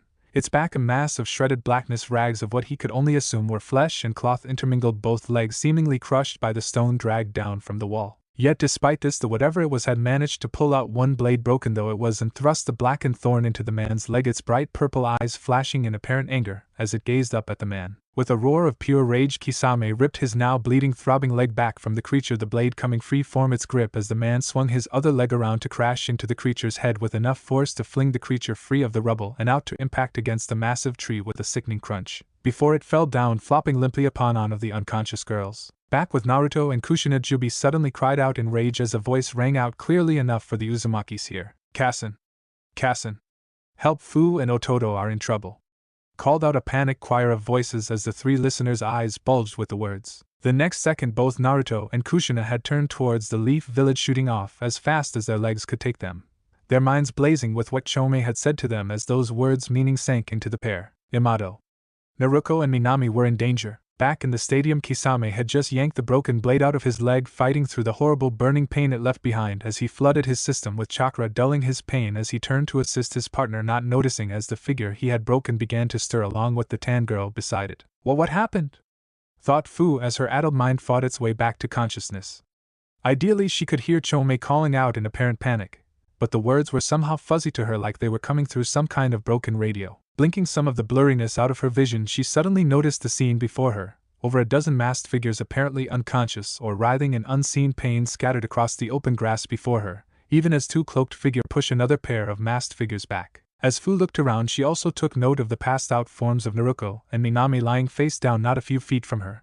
But before she could properly digest everything she had seen, there was a movement on her back that alerted her to the figure collapsed on top of her. Shifting herself slightly, her orange eyes meet the slightly dulled purple ones of the Nico seedling, who even then was attempting to push itself up, but failing to do so thanks to the damage it had sustained. Suddenly the seedling's eyes flared, its hum becoming more panicked as Fu, turning, followed its gaze to see Nico being thrown back thanks to a blow from Kisame that had shattered her blade into shining bits, jagged metal that dug into her mask, sending cracks along the surface. From inside of Fu's mind, Chome yelled out again, this time coming through clearly. Fu! F-U-U! Hurry, Fu, help him, hurry! Called Komiai's voice as Fu felt her mind waking once more. Cho Komiai! What's going on? Fu managed before Komiai's voice drowned her out. No time, Kassen told me what to do. Hurry, grab Seedkun. Hurry. Chome called again, her chorus of voices almost causing Fu's head to vibrate thanks to their intensity. With a small effort, Fu reached around her back, finding what felt like a hand oddly cold and grabbing hold as she felt Komiai's chakra flooding through her, faster and purer than she could ever remember it being. Meanwhile, on her back she suddenly felt a pulsing movement, like something was shifting around, some areas becoming somehow harder, while others lengthened, stretching out. Ideally, the girl noted that small black shadows were extending to either side of her as something smooth and black stretched out from whatever was occurring on her back. Then, as suddenly as it had begun, the shifting stopped and the chakra flowing through her fell away as an oddly metallic-sounding hum came from behind her, reverberating against her even as a small cloud of sparkling purple powder fell across her exposed cheek, oddly warm to the touch before its light seemed to simply fade away. Fu was about to look round when the pressure upon her back suddenly vanished, accompanied soon by an alarmed shout from across the field. Across the field, Nico had been pushed back into a corner, Kisame towering over her with his shark-like grin showing in full force. Not bad, you would almost have been something impressive in Kira's standing, but your blade leaved much to be desired. Chuckled the man as he brought his blade up, the scales still dotted with pale splotches formed when it had unknowingly eaten the seedling's chakra. With a savage motion, the man brought his blade crashing down towards Nico, intending to shred the women with his massive blade before moving to support his partner. Suddenly Kisame's instincts screamed at him to move, the ex-Kiri shinobi turning suddenly as something black shot past him, making little to no noise, to land directly before the downed Nico, a sudden metallic humming coming to his ears. Kisame spun to see what had dared to attack him, pausing as his eyes fell on his attacker. His attacker was a mix of metallic-looking parts that held a resemblance to Umbu equipment. In fact, as Kisame noted, it was as if an umbu's armor had simply wrapped around, sealing itself closer to a body overlapping where it met itself, giving he vision of some kind of armor like that worn by the samurai. However, this took a back seat to the 6 large wing-like structures that decorated the creature's back, 3 to each side, looking like some kind of hybrid between a dragonfly wing and a scythe, each ending in a sharp curved point. Even as the man watched, the bladed wings relaxed, folding together so that he could see they attached to a pair of slightly armored shoulders, just where an umbu vest would have connected over the shoulders. On the other side of this, Nico found herself looking up at the creature front, the same mix of armor and smooth cloth-like material dominating its front, as its wings slowly closed around it. As Nico looked up, she found herself looking into a face unlike the one she had become used to seeing upon the creature. While one eye still carried the bright purple glow, its fellow had shifted to an orangish light that blazed out of his face. Her vision was drawn down as a small metallic hum released a small cloud of purple shimmering dust that flickered out a few inches from the creature before dispersing. This drew the women's eyes to the creature's newest facial addition. Where before there had been a simple black smoothness, the new area now resembled something like a medieval knight's mouth guard with several vertical bars holding in what looked to be some kind of purple glow, from which flecks of the same shining dust fell, slowly fading as it reached a small distance from its face. "Is that you?" Nico managed as the transformed seedling's eyes focused down on her, and a happy metallic hum escaped it, grinning vent along with a small cloud of the dust, before it turned to face Kisame. Nico noticing as it turned what looked like some kind of short ponytail draping down from his head that seemed to wave gently along with its 6 wings. Kisame for his part took in the creature's face, noting the similarities just before the 6 wings spread themselves wide again, swinging round, their pointed ends flying towards him, causing him to swing his blade up to parry the attack. To the shinobi's shock, the points of the wings were not turned away by his blade, but instead bit into it, causing the blade to shriek once more in pain and horror. Before Kisame could act on this, he noted a sudden gathering of some kind of shining purple dust vaguely blinking around him before there was a sudden flash as the light caught the speck, each suddenly blazing like miniature suns, forcing the man to screw his eyes shut against the blade and allowing for the seedling to swing its head around, bringing its final addition around to lance out at the Jonin's unprotected face. Just as the whip-like appendage was about to crash into the shark man's face, Kisame found himself pulled back, landing a few yards away, still cursing as he blinked the pain out of his eyes and limbs. "Damn it! Itachi, what the hell is going on?" called the man as beside him Itachi helped him to his feet, his red eyes scanning over to the odd figure that stood before them, its mismatched eyes training on the two even now.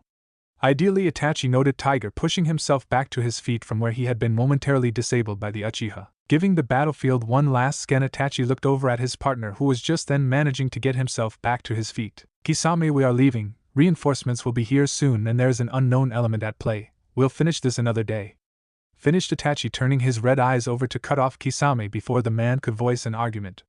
Begrudgingly, Kisame nodded as the two disappeared in a small flicker of leaves and wind. Nico began to push herself up when Tiger moved over to halt her, looking around at the umbu still shaking and convulsing before training his eyes over to the modified seedling whose wings had moved back to hang limply from its back, while it turned the pair of mismatched eyes around at the pair with a small hum of apparent happiness before it began moving around, poking at the fallen umbu, darting back and forth between them like some kind of a hyperactive child.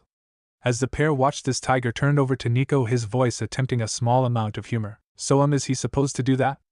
asked the Tiger as Nico let out a small stiff chuckle at the scene before them. "To all of my reviewers, followers, and favorites, I can't even begin to describe how amazing this is that so many of you have found my story enjoyable. Thank you.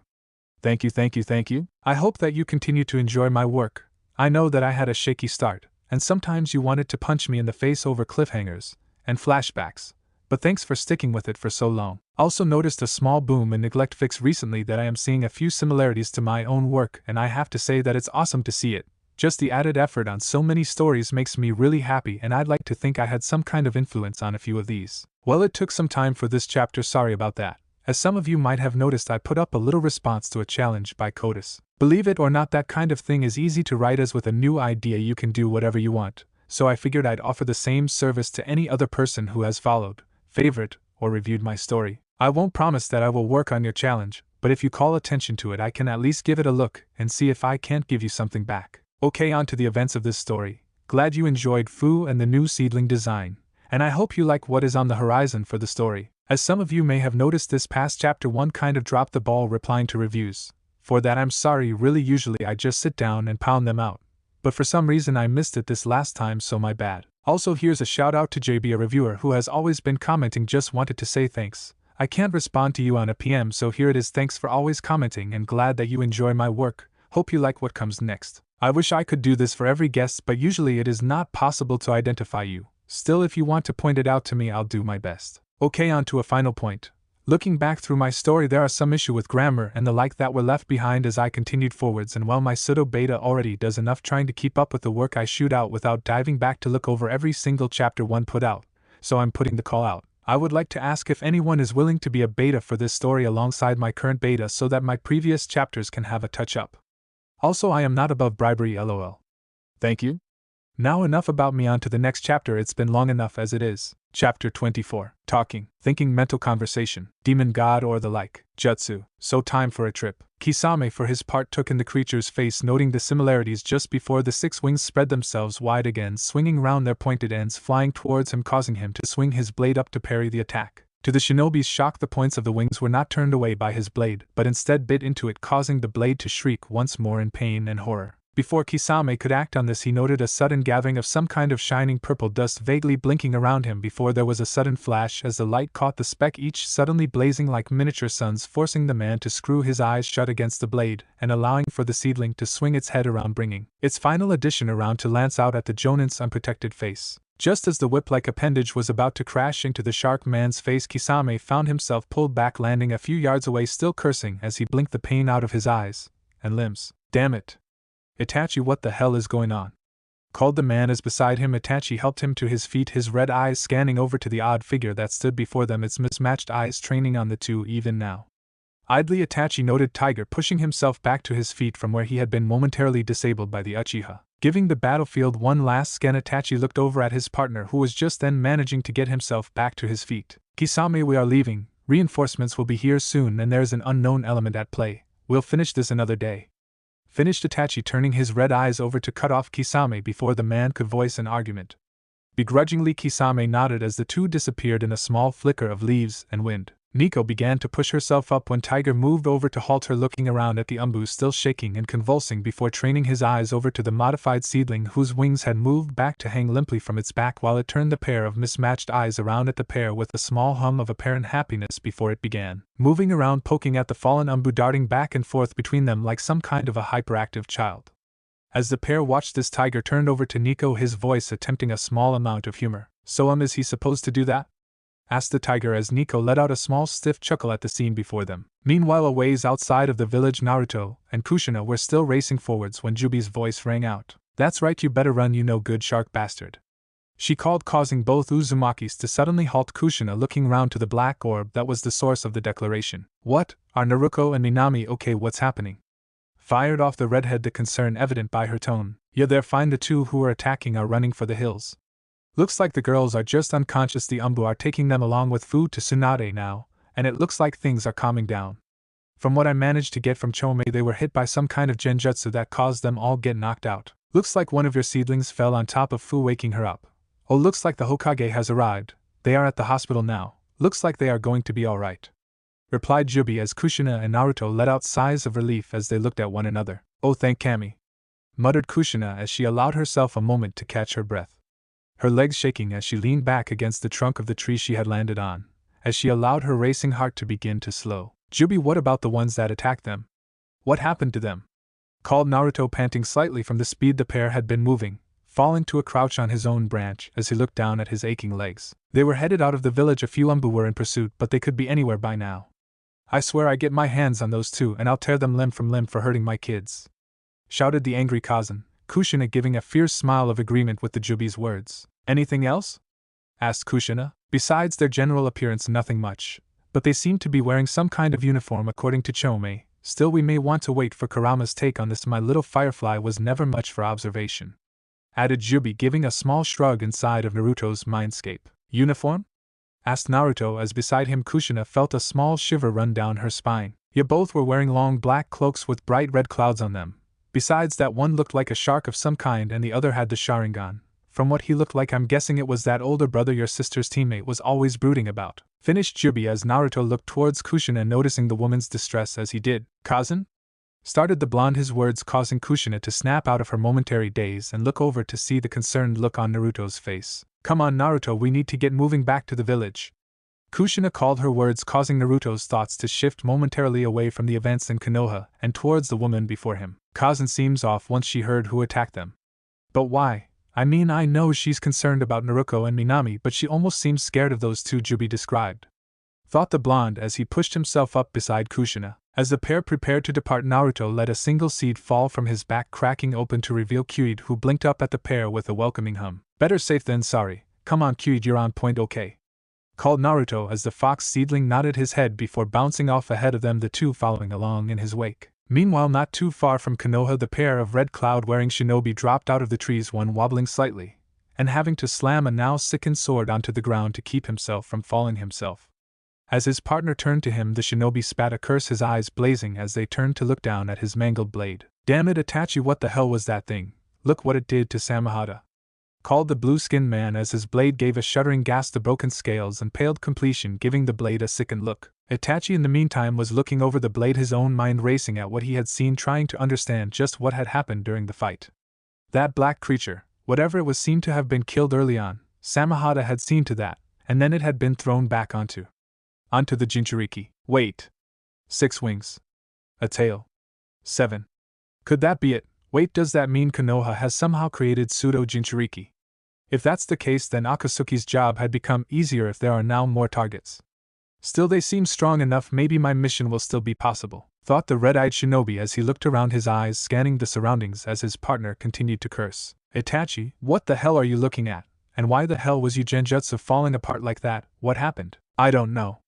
We should report this to leader soon. It would seem that the rumors about a new power in Konoha is correct, and we may need to move slower so as not to be caught like this again, replied the stoic shinobi as his partner scoffed. Figures. Still telling leader the whole mission went foobar isn't something I'm looking forwards to.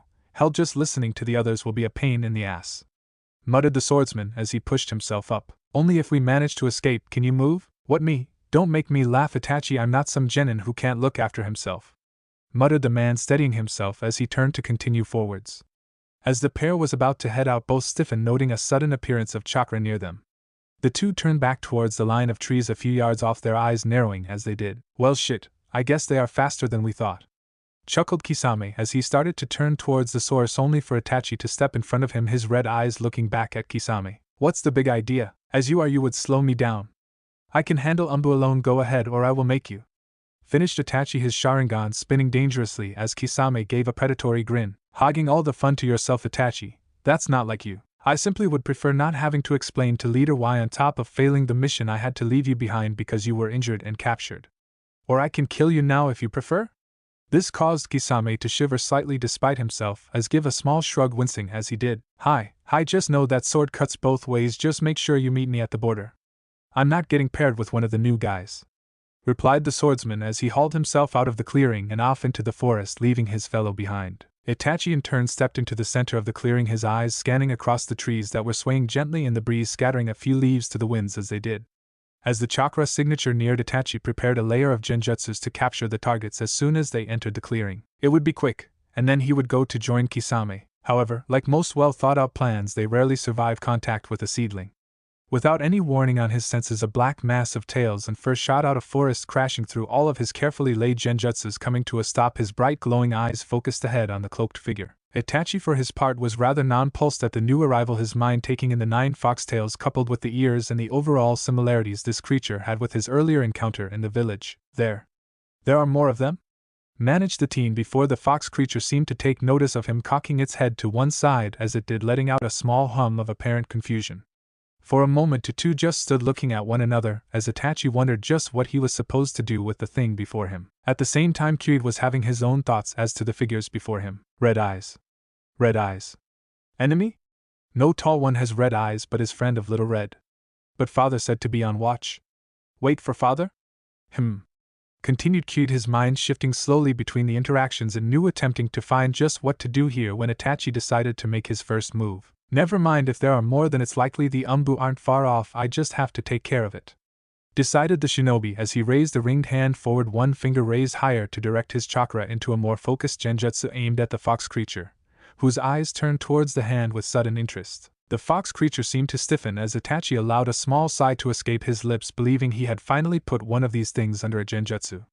Before the Uchiha could react, however, The fox creature sprang forwards, a sudden noise accompanying its motion as the creature rushed towards him. While these events were occurring outside of Konoha inside the village, in a particular hospital room, 3 very irate girls were having it explained to them why they were not being allowed out of the particular room, or indeed out of their beds. "Come on, Nico, Towson, let us out of here, those guys are still out there," called Naruto as she tried and failed to push herself up from under a small mass of sand that Gaara had helped to provide.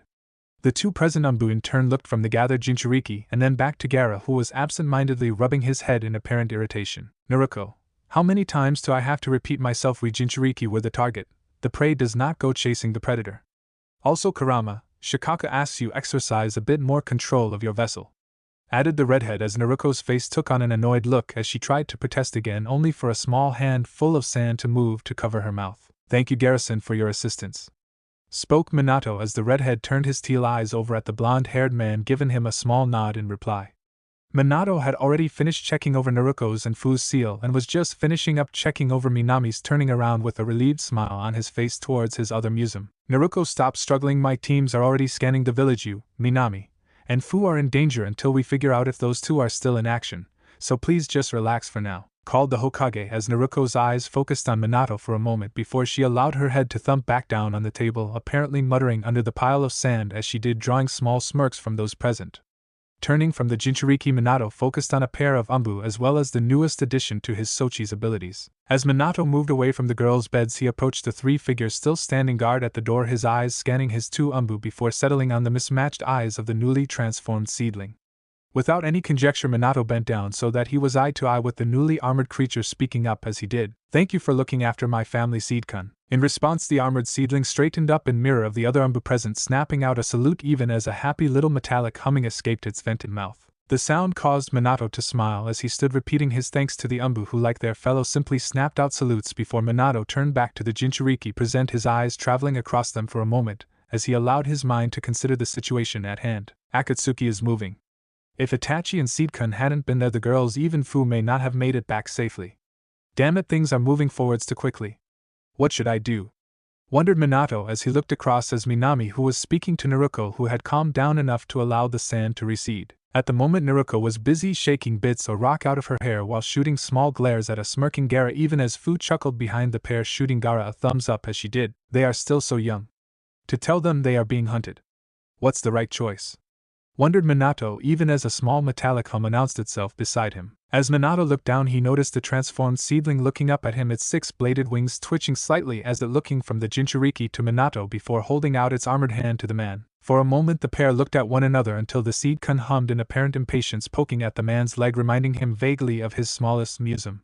With a small shrug, Minato allowed his hand to be taken by the seedling before he felt a familiar tug on his mind before a voice suddenly came into clarity. "About time you picked up," called a familiar female voice that caused Minato to blink in shock for a moment. "Jujubi? Minato, is that you? The girls, are they okay? Wait, Jubi, how are you?"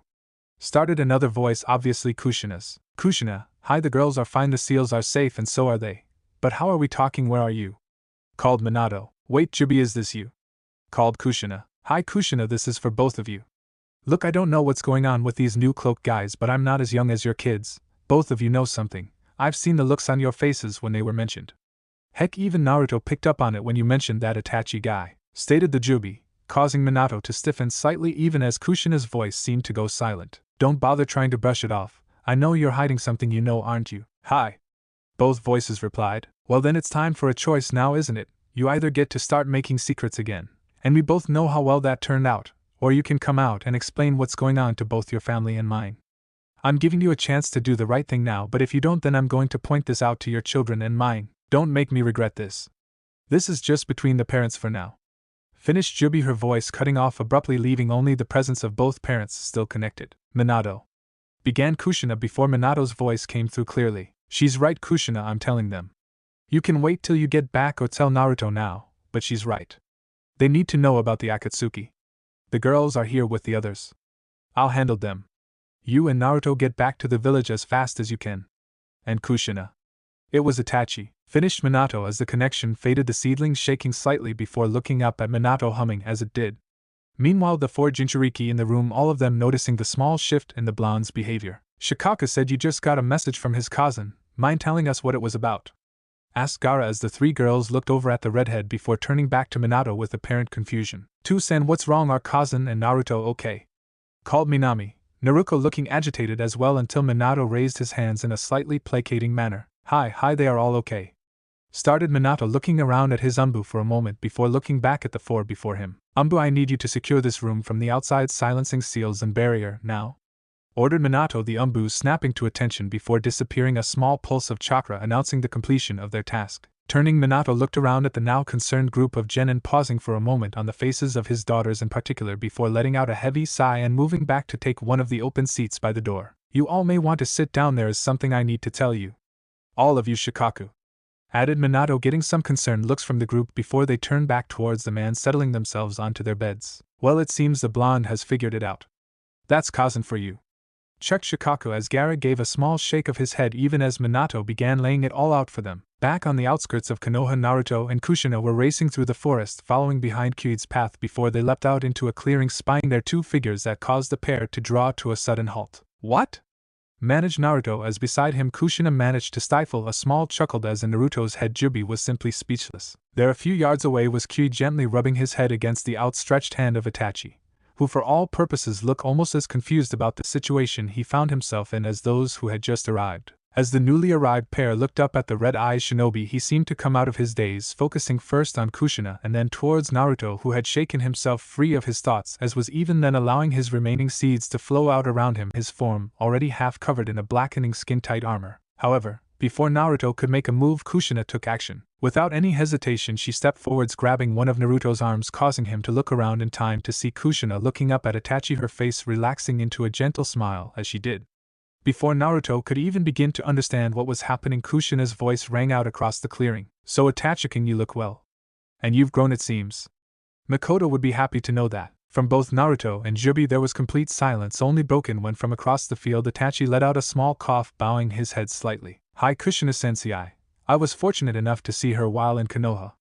Thank you for looking after her after I departed," replied the Uchiha as Kushina gave the boy a small happy smile. "I'm glad. I'm sorry that you can't see her more often. I take it you were the one who was selected to go after my museums. Was that by chance?" called the redhead Itachi, straightening up to look across at the red-haired woman, shaking his head. "No, sensei, I volunteered. I will not leave your family or my home in the hands of criminals. Your daughters were unharmed. Though I did not reconnect with Jiraiya as instructed, I was forced to improvise our retreat. What, may I ask, was the reason?" called the Uchiha, as Kushina let out a heavy sigh, letting her head drop slightly as she did. During this, Naruto was continually looking back and forth between the pair, completely lost as to what to say at what he was seeing. Finally, Jubi managed to sum up his feelings quite accurately. "Okay, now I'm confused. What the hell is going on here?"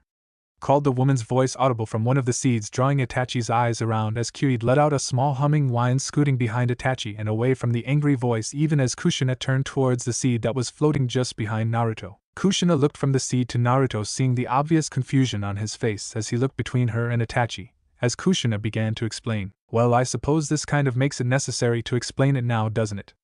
chuckled Kushina as Naruto gently nodded his head, the blackened armor falling away from him as he did. Yeah, like why you're talking to an S-rank criminal like a friend, or why you're not letting me attack him for what he did to Naruto, Minami and Fu. Have you gone crazy or something?"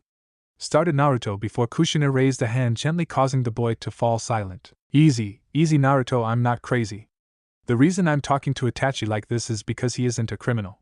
He's a spy. Konoha's spy, to be specific, and he was sent undercover to infiltrate an organization and help protect the village," spoke Kushina. Naruto looking from his cousin to Itachi, and then back again with an expression that made it clear he was past confused at this point. "Wait, what?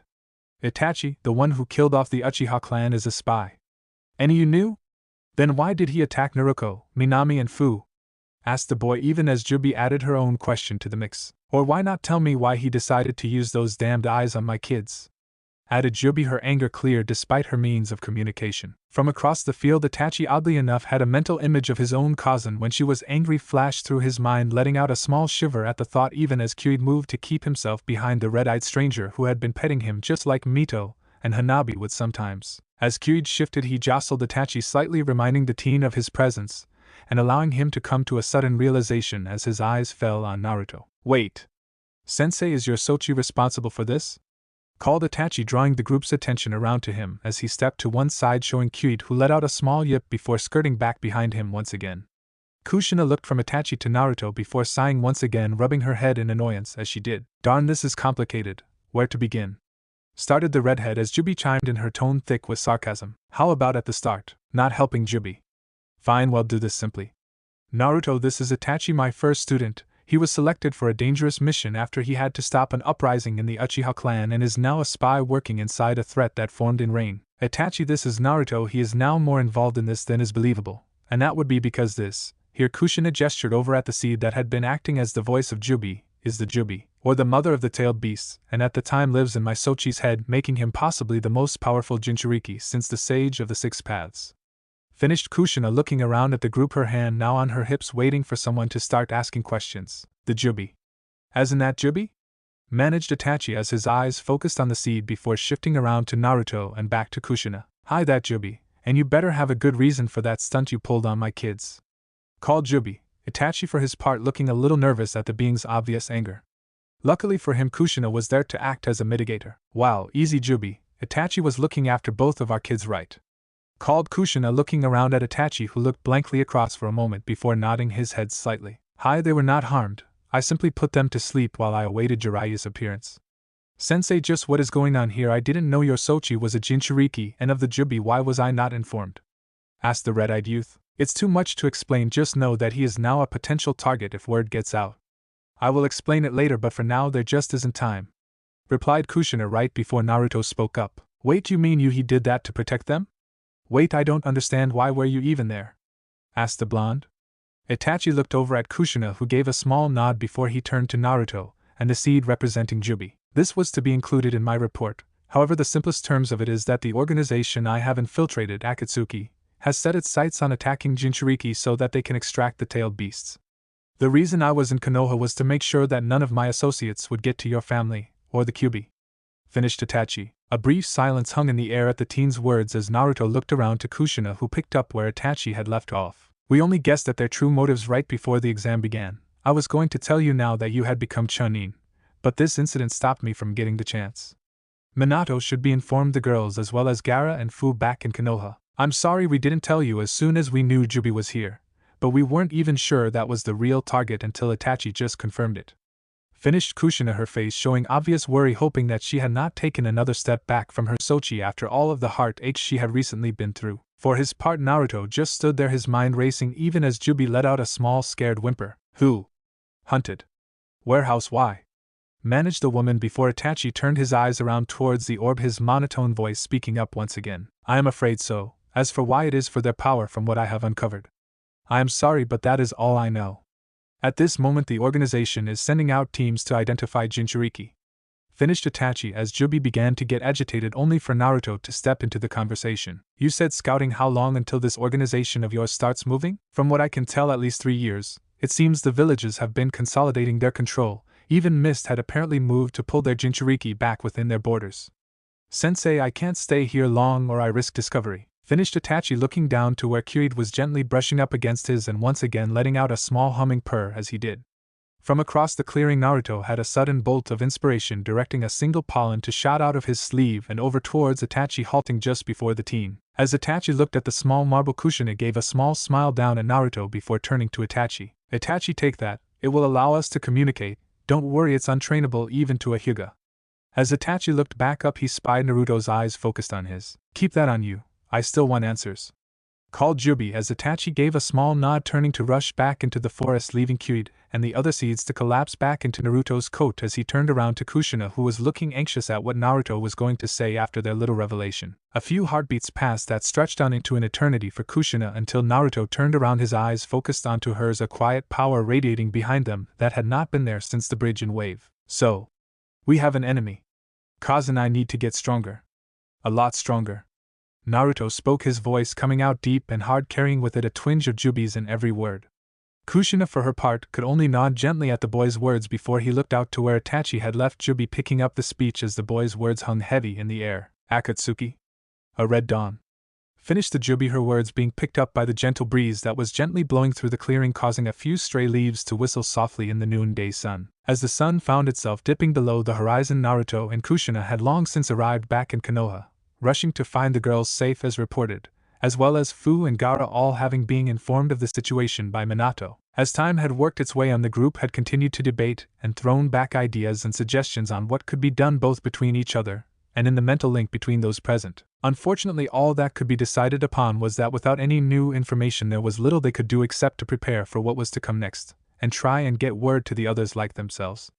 Still, even that they knew would be a dangerous venture at best. So it came to pass that Naruto found himself sitting below the Jubi's tree, looking up through the branches at the night sky, his mind still full of the information he had learned. After a time he allowed his eyes to close, his mind falling in to find himself in the same position on an equally star-filled night, only now accompanied by a familiar figure who sat beside him on the grass. "Didn't think you could make it a starry night in here. Not doing any damage to my head, I hope?"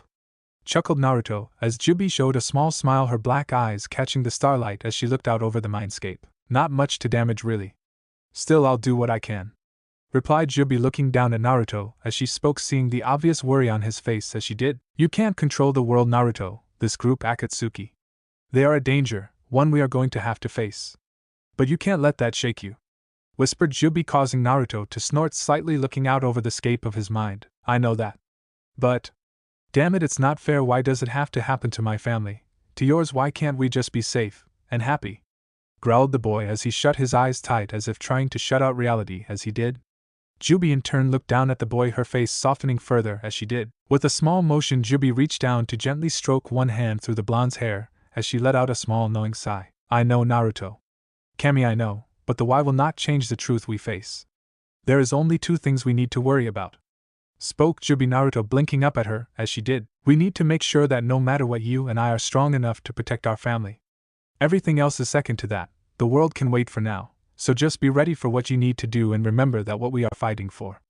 If we do that, you and I both can make sure our families are safe from this red dawn," finished the star-eyed woman as, despite himself, Naruto found himself mimicking the smile upon the other's face. "Hi Jubi, you're right, we'll make sure that none of them can ever hurt our family, Databayo," called Naruto to the starry night.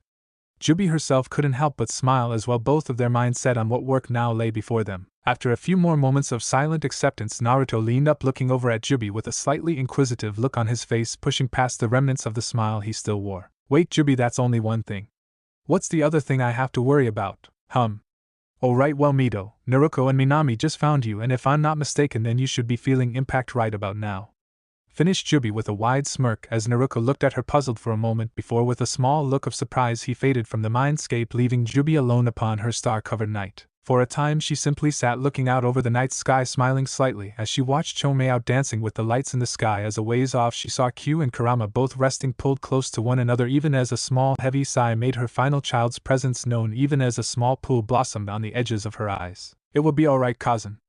I promise you none of us are going anywhere," spoke the slow, heavy tone of Shikaku as he slid up to sit beside his cousin, his sand-covered fur glinting slightly in the starlight, even as a small cloud of sand swirled gently around his gold and blue body. From beside the tanuki, Jubi tried and failed to conceal a small choking noise as a few tears found their way to her eyes as she turned to her eldest son. "Shikaku-kun. But I failed once. I failed you."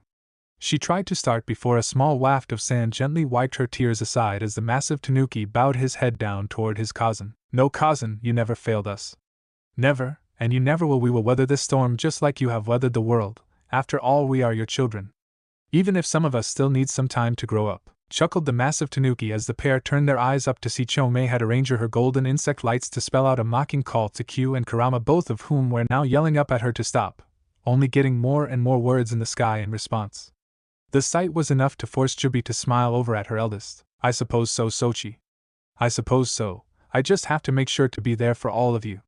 Still, if anyone lays a hand on any of you, I'm going to tear them apart," added Jubi, flashing a dangerous smile up which Shikaku mimicked as he looked down at his cousin. "I would expect nothing less from my cousin," replied Shikaku, even as Chomei came racing towards the pair, two massive foxes in hot pursuit. Meanwhile, back in the real world, Jubi's warning had given Naruto just enough time to re-enter his body, just in time to see Mito flying headlong towards him. This was not such an unusual situation, except for that fact that usual it was not so literal. It seemed the youngest Namikaze had taken to her newest playmate with her usual amount of enthusiasm and thrown caution to the wind in favor of pure uninterrupted fun. To that effect, the newly flight-capable armored seedling was acting as a kind of flying backpack, its arms hooked gently under the little redhead's own even as she directed it into a nosedive towards Naruto, the wind causing her long red hair to billow up as they raced towards their target, all narrated by a rather distinct battle cry. "There he is, homie. Go get him!" cried the little redhead as behind and below her another pair of girls raced forwards, their expressions torn between amusement and worry as they watched the little acrobat's antics, as well as her final descent. "Oh crap, Naruto dodge she doesn't know how to land yet," called Minami and Naruto as they spotted the little girl's intended target. Naruto had just enough time to roll out of the way before the identified homie seemed to recognize the coming impact just in time to spin itself, extending its blade-like wings to try and slow its impact, putting its own back to the ground, turning Mito towards the sky just before impact. With a small detonation that kicked up a small cloud of dust, the pair crashed into the ground, Mito flying out in a small arc before landing in the combined arms of Minami and Naruto, who looked from their giggling Yamato to the crash zone. "Hey Nizen, you alive in there? Or did Mito finally do you in?" called Naruto as she heard a small snarky cough coming from the dust cloud as Naruto walked out, looking over at the three with a slightly exasperated look. "Ha Naruto, you're hysterical," shot Naruto as his blonde sister just gave him a happy little smirk as Minami shook her head, looking up at the sky as if praying for patience. "Honestly Naruto, this is your fault. You keep giving her new playmates with powers. We're lucky she hasn't blown up the village with Kyuid yet," called Minami, looking around to fix Mito with a slightly disappointed look.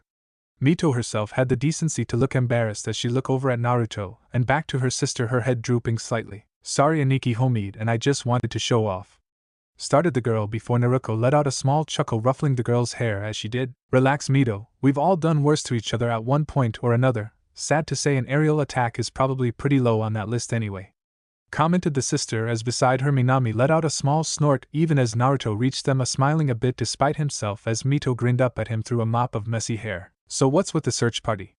asked Naruto before Naruto leaned forwards, catching Naruto in a headlock even as Minami and Mito started to laugh happily. "What's the occasion? Come on Naruto, you made Chunin and thought we wouldn't want to celebrate. If we don't hurry you're going to be late for your own party back home," smiled Naruto as the boy looked up and around at the three smiling faces, his mind slowly digesting what he had just been told. "Pa party?"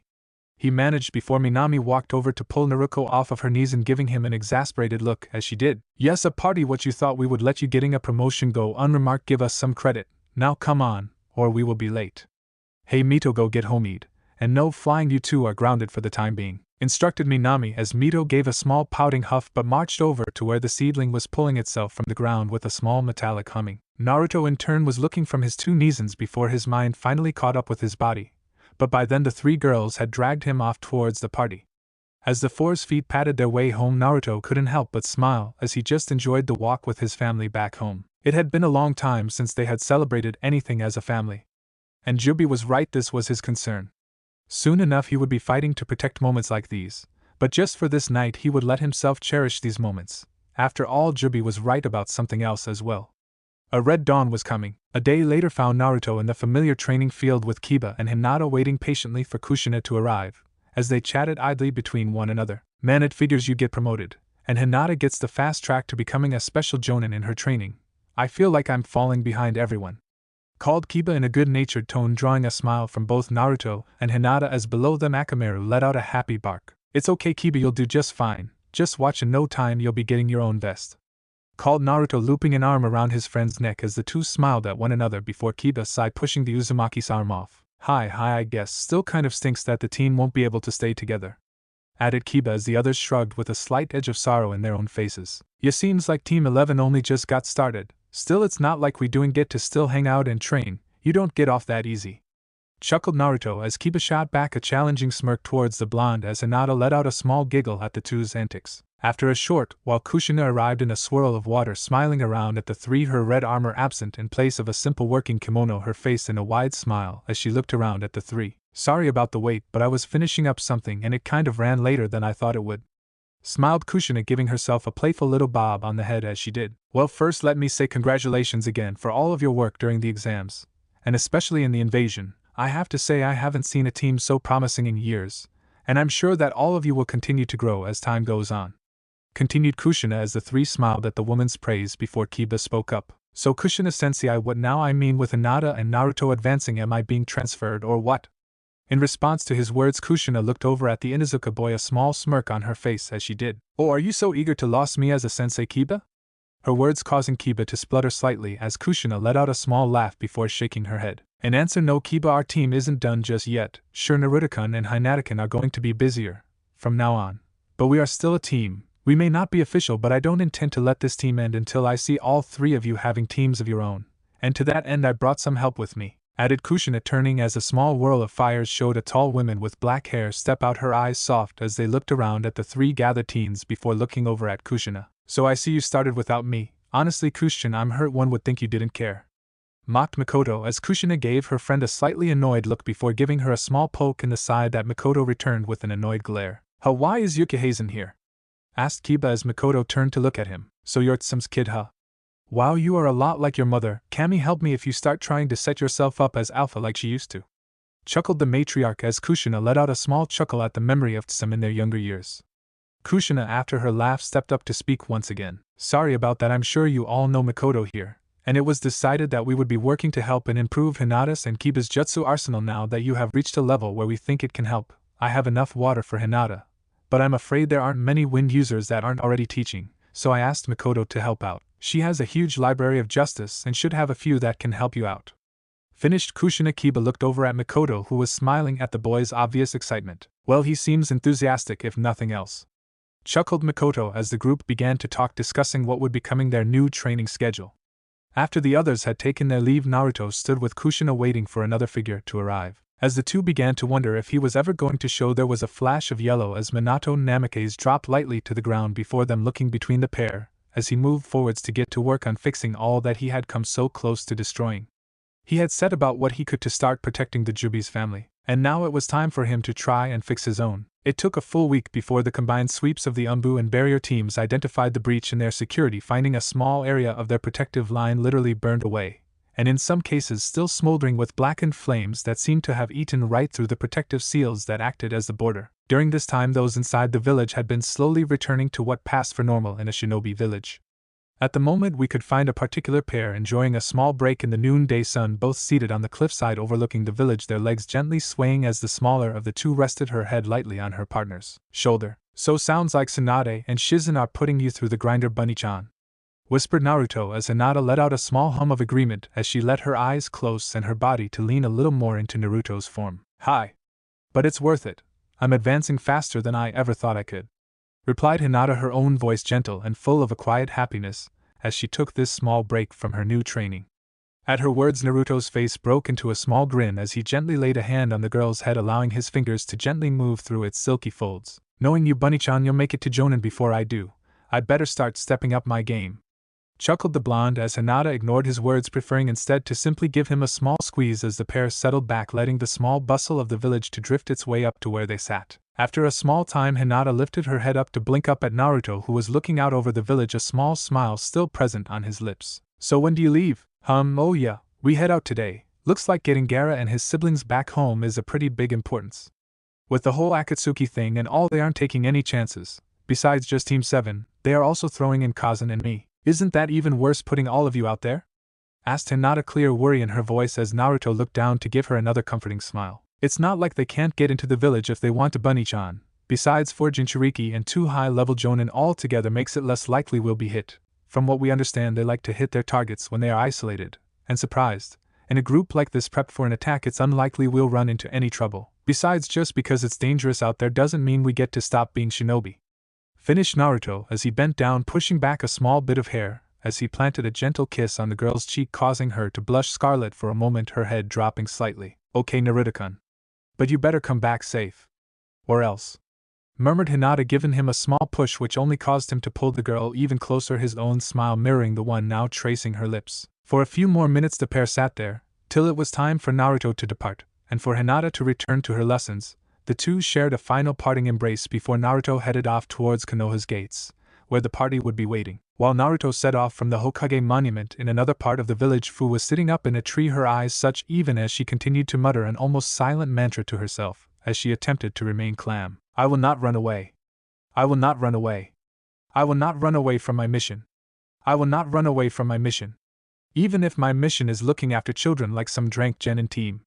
Ayaha, I can't take it." The orange-eyes girl cried as she threw her arms up as he leaned forwards, a slightly manic look on her face as beside her a small metal hum issued as causing her to turn her fearful expression around at Homid, who was perched on the branch beside her. "And none from you, get back to work on hovering and using those," called Fu, pointing at the single blade and 6 scythe-like wings that the creature had before the seedling snapped out a salute before stepping of the branch to drop to the ground, where an excited amount of cries intermingled with happy greetings reached it. With a heavy sigh, Fu leaned over her perch to see the seedling soon surrounded by Mito, Hanabi and a few other children who had seen the creature's appearance from the treetops. "Ugh, I know I'm here to help Konoha, but there has to be something better than this. I mean, couldn't they send me on a suicide mission or something?" muttered Fu before an excited voice called up to her. "Hey Fu-chan, come down and train with us." Homid was showing us stuff from the umbu, called Mito's unmistakable voice as Fu let her head droop further. "Come on Fu-chan, let's do it. We never get to be with people back in Taki, please, please, please," started Chomei before Fu managed to put up some form of mental mute button. Fine, I'm coming," called Fu as 2 wings sprouted, allowing her to gently drift down, drawing excited cheers from the assembled children, along with a small smattering of applause that managed to bring a small smile to her face as she looked around at the little ones. Whether she liked these babysitting missions or not, at least Chomei was right about one thing: it was nice to be accepted. "Okay squirts, line up, if we're doing this right," called the girl as the kids rushed to obey, even as Homid moved to stand behind Fu, his arms crossed as he turned his armored face back and forth as if inspecting the troops, causing Fu to snort slightly at his attitude. "Oh no you don't, mister, get in line with the rest of them," called Fu, causing Homid to drop slightly, shuffling over to stand between Mito and a young Uchiha boy who looked up at the armored figure with stars in his eyes before flashing a few of the other kids a wide smile at his good fortune. As Fu was about to get started, a small pulse of chakra informed her of another presence as she turned to see Nico walking out, looking between Homid and children before returning to Fu. "Neko-san?" started Fu before the umbu waved a hand, reaching up to remove her mask as she stepped forwards to stand beside Fu, her black eyes looking out from a framed face of purple hair. "You gao will do, Fu-san.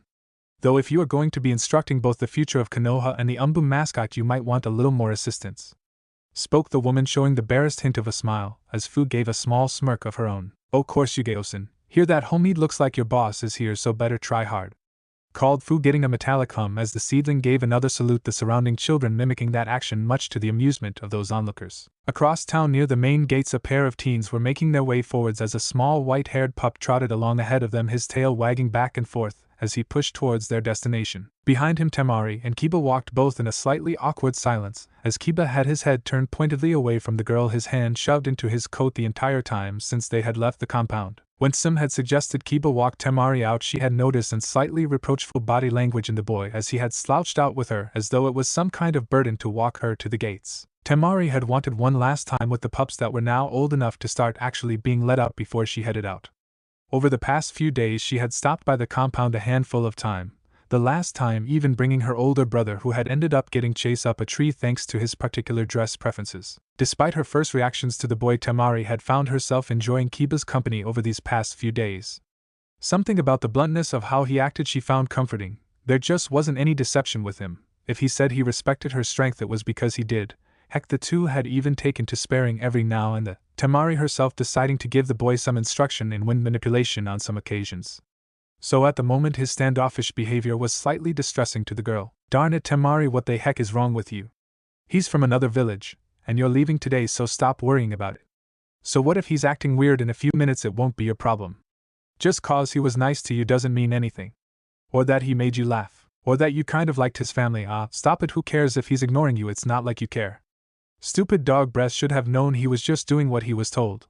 Well, if I'm such a bother, he won't have to see me anymore, and good riddance I say," continued Temari as they reached the gates, spying the gathering group, her two brothers standing beside the recently arrived Team 7 and Kushina, all of whom seemed to be chatting about the upcoming mission. As they spotted the group, Temari turned. She found Kiba looking off slightly to one side, causing her to glare slightly as she spoke, her own annoyance leaking out into her voice as she did. "Well, we're here. You don't have to walk me here anymore. You're off the hook," said the girl, turning to leave only to find a small tug on the end of her battle fan. Looking down, she spotted Akamaru tugging at her fan, slightly jerking his head slightly as if to indicate something. "What?" muttered Temari as the pup released her fan, turning to let out a few small barks at Kiba, who turned to face the pup, showing Temari for the first time that his face held a small blush. "Oh, shut up, Akamaru, I'm going to do it. Guy, you're worse than Nasan," muttered the boy, turning towards the blonde girl, who was completely lost as to what was happening as the boy before her slowly began to unzip his coat. Just as she was about to start asking questions or slamming the perverted boy before her with a fan, a small little bark drew her attention as Kiba's jacket opened, showing a small pup with a mix of white and sand-colored fur nestled in the boy's hands. Before the confusion had left Temari's face, Kiba stepped forwards, placing the pup into the girl's hands, where it nuzzled happily against her chest, letting out a small happy whine as its little mouth lolled open into a doggy grin. Look, her name is Cola, she's the pick of the litter, and she'll look after you, so take care of her, alright? And, well, we'd like to see her every now and then, so just make sure and stop by sometime. Okay, stated Kiba, his eyes turning away even as Temari looked down at the little pup nestled close to her before she looked back up to Kiba, a bright twinge of red working its way up her face as she did. Puppy. But Sim said they don't trust anyone with their pups, that they could only. But he managed Temari before the little fluff ball known as Cola let out a small bark, causing Kiba to turn his eyes wide as the blush grew along his face. Hey, I'm not going to just kiss her, called Kiba before he seemed to realize what he said, freezing as he looked up from Cola to Temari, his mind completely blank. For a moment the two just looked at one another before Temari bowed her head slightly, mumbling something as she did that even Kiba couldn't quite make out. What? He managed before Temari stepped forwards, her head raising as it did so that before Kiba knew what was happening he found his lips caught up in a soft embrace as his wide eyes looked into the face of the blonde girl from Suna. The kiss lasted another heartbeat before Temari broke the kiss, leaning back, her face red, but a look somewhere between annoyance and happiness upon it. Baka, I said if you won't I will. See you?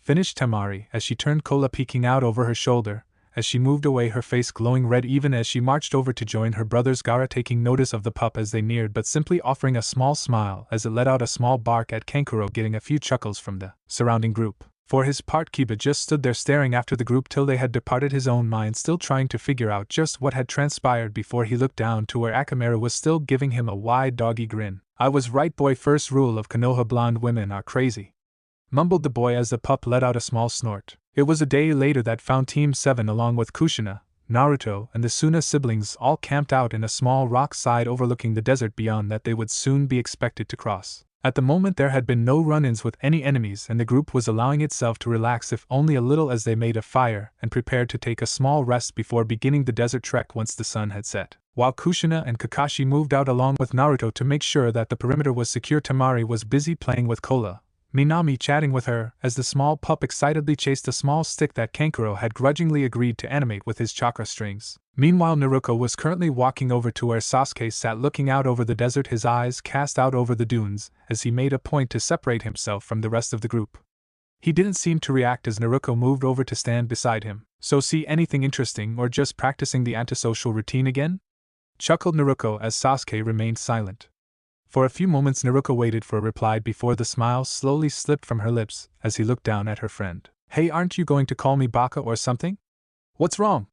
Asked the girl as Sasuke let out a small huff, his mind still focused out over the sandy dunes of the desert. Soon Naruto let out an annoyed huff, crossing her arms as he looked down disappointed in her teammate. Honestly, is this you steaming about your loss to Gaara, or that crap with your brother a week back? I told you me and Minami are fine, the Umbu and Homie drove him off. Sasuke, you're starting to worry me. Honestly, you haven't been the same since you got out of the hospital, continued Naruto before Sasuke pushed himself up, turning to push past Naruto before she caught his shoulder. Hold it, Sasuke. I don't know what's been happening with you, but something is wrong. What is it? We're teammates, damn it, you can talk to me. Finished the girl as Sasuke continued to look ahead until Naruto's arm fell away, allowing him to march slowly away. However, just as he was getting out of earshot, Naruto heard him call back to her softly. Thank you, Naruto. His words causing Naruto to look after her, the boy with no small amount of worry on her face.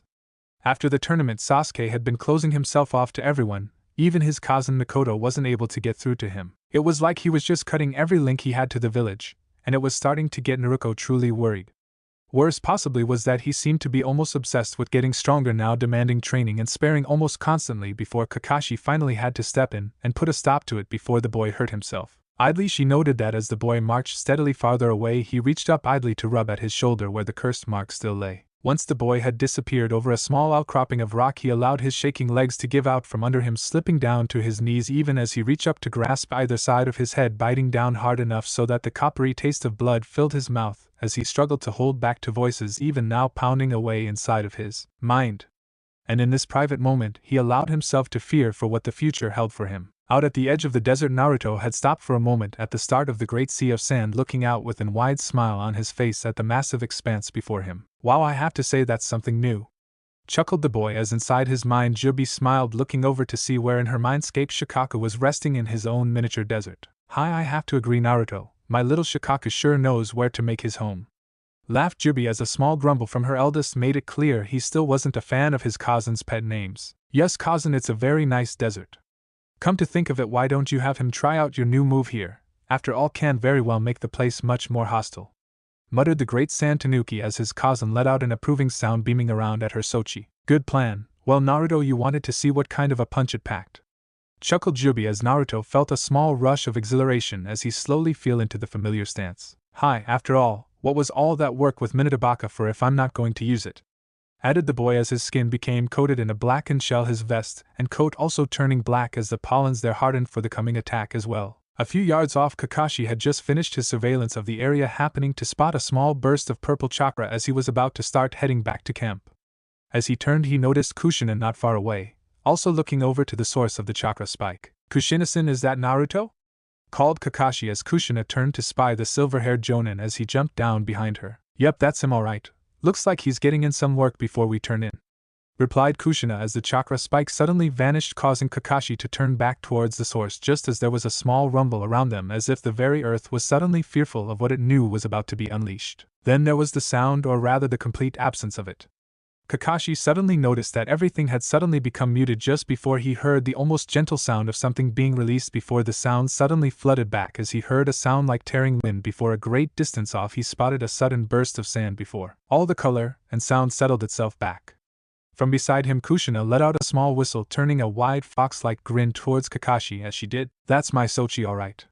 She smirked as Kakashi looked around, dumbstruck at what had apparently just occurred. True, he didn't know just what the Sochi of Minato had done, but on an almost basic level he understood that he never wanted to be on the receiving end of whatever had caused the world around him to seemingly stop turning for a moment. Not long after this, Naruto made his appearance, looking rather pleased with himself as Kushina gave him a small bop on the head as they headed back to camp, lecturing him about possibly revealing positions, even as Kakashi leapt down to where he could only guess was the ground zero for the attack. What he found was a solid hole no wider than a bottle of sake, though what surprised him was that the hole was made of glass and happened to run clear through a massive sand dune that stood on the edge of the sandy expanse.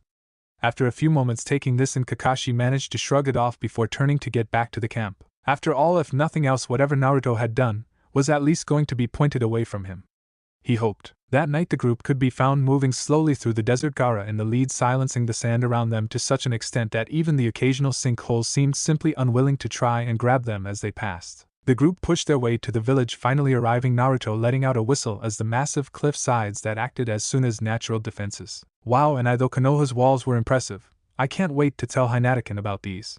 Chuckled Naruto as behind him Kushina let a small smile play across her lips as she saw the wonder in all three of her children's eyes. Before long a group of Suna shinobi and kunoichi arrived, and after a brief discussion with Kushina and Kakashi the group was slowly led into the village to find housing for the night. Soon the groups were divided into their sleeping arrangements, all allowing rest to come, before the dawn broke over the horizon. As Naruto settled into bed he noted that Sasuke seemed to have already turned in, but was shivering slightly. Still, he seemed alright, and besides, the night air had been quite cold during their trek across the desert. What the young Uzumaki couldn't know was what was the true source of the Uchiha's convulsions and wet sweat that were now his constant companions. As the group settled in together across the land in a small underground bunker, another blood-curdling scream echoed out through the tunneled lair in the land of rice. Down that corridor came a scared pale man, his spectacled face turned towards the sound of wailing, even as the small tray of surgical instruments rattled lightly as he turned down a final hallway just in time to see a bloody body fly out of an open door to splat sickly against an opposite wall, its now hollowed eye sockets looking blindly towards the man as he turned into the room where a figure lay stretched out on a bed whose sheets were dyed crimson. Stepping up to the side of the bed, Kabuto set his tools down, looking over at the bloody state of the room before catching the now black eyes that stared up at him from the bed.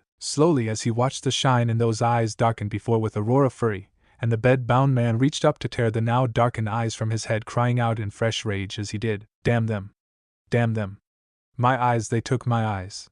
Howled Orochimaru as his maddened voice echoed throughout the room, carrying with it a clearly manic rage that ran down to his very soul. From beside him Kabuto let out a small sigh before he reached forwards, his hands glowing green, to seal up the small furrow that Orochimaru had dug into his own face when tearing out the most recent failure. "Orochimaru-sama, if you are not careful you will only damage your body further. These spurts of anger are doing nothing to improve your condition." spoke Kabuto as a wave of killing intent surged out from the sage, before slowly dwindling away before Orochimaru allowed himself to lean back and allow himself to be healed. Kukukuku, oh course I need to be lectured like some fresh genin. Kukukuku, report Kabuto, what is the damage? Spoke Orochimaru, his sudden shift alarming to anyone who hadn't seen the clear madness that had taken the man over the past weeks. The loss of his eyes on top of his other crippling injuries had taken what few strings of sanity that still held the man up and severed them with a single precise swipe. For his part, Kabuto seemed either to not care or simply to not notice as he continued his work. The invasion cost us some 60% of our forces, still they were only fodder, so the overall damage is manageable.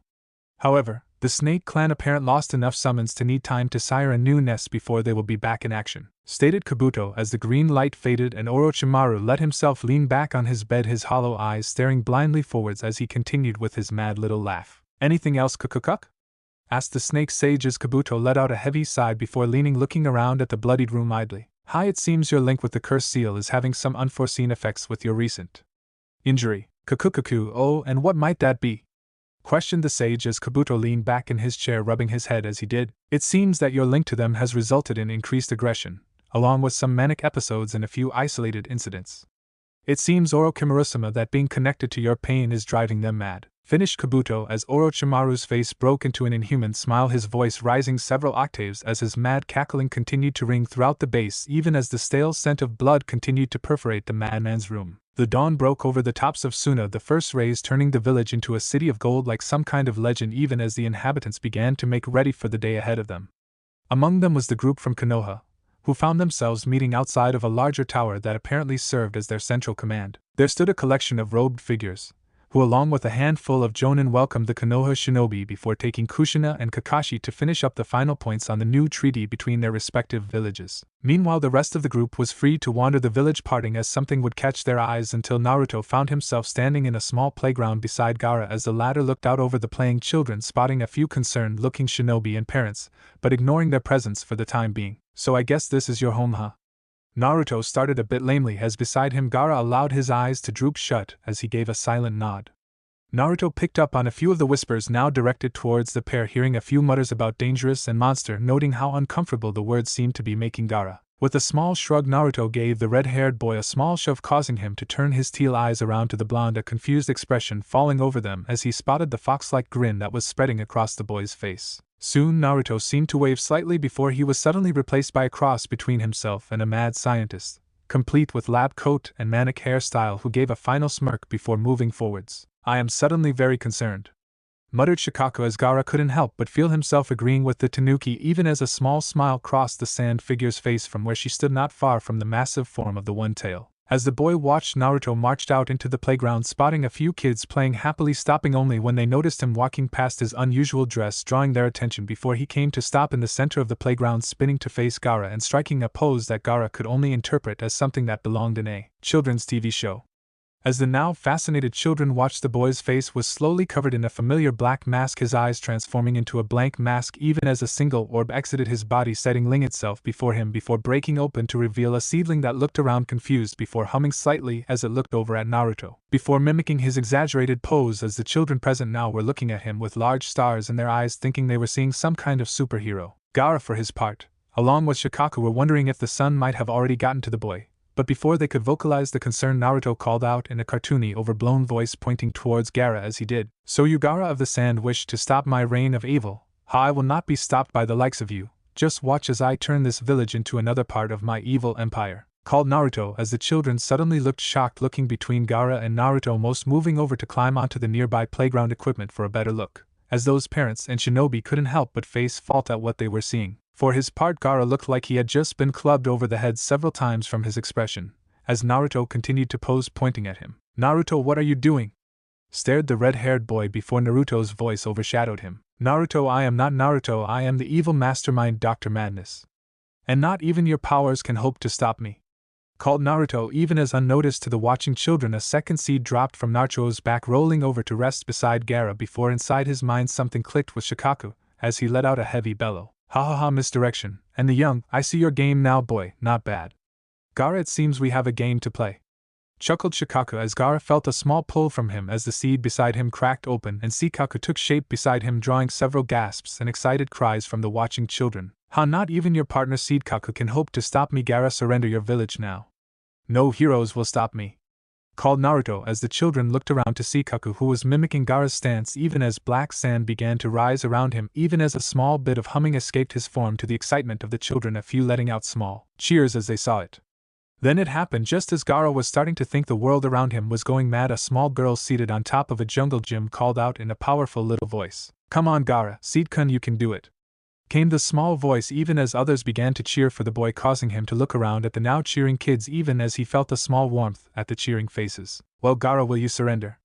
called Naruto, the happiness in his voice clear to Gaara as he turned back towards Naruto, a small smirk on his face as despite himself he raised a hand up, a few of the older generation becoming nervous as he pointed towards the blonde, until his voice came out. "Not this time, Dr. Madness, Suna will never be yours, come on Seedkaku," called the boy, to a sudden increase in cheers as both black and golden sand rushed forwards to Naruto and his seedling, who jumped dramatically to dodge the telegraphed attack before springing forwards into the mock battle, even as the crowd gathered to watch as the children cheered or gasped as the two put on their battle production.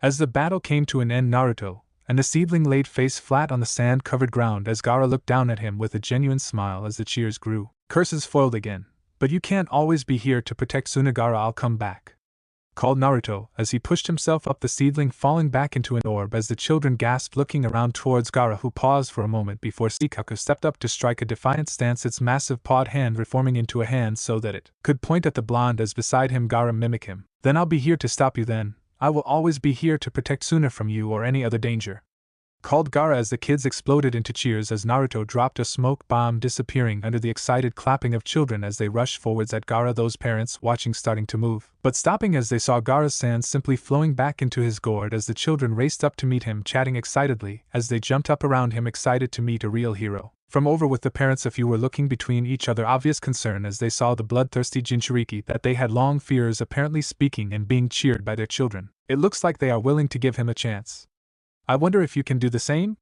came a voice, causing many of the shinobi and parent to turn to see Naruto standing behind them, a small smile on his face as he saw Shikaku let out an annoyed huff as he was pulled down so that the children could pet his ears and play with his tail. Idly the older generation turned from the scene around to Naruto, and then back, one mother letting out a small gasp as her daughter, the one who had first cheered, reaching up to yank at Gaara's pant leg, drawing the boy's attention before starting an excited sting of questions that culminated in the redhead allowing a small bit of sand to exit his gourd that the children tried to catch as it danced among them. As the day continued, the children's parents went over to collect them, each pausing for a moment at Gaara, a few still unsure of what to do, but more than one greeting him before heading out, their children excitedly chatting about the boy, until only Naruto and the boy were left in the playground. Gaara turning to Naruto with his usual expression on his face.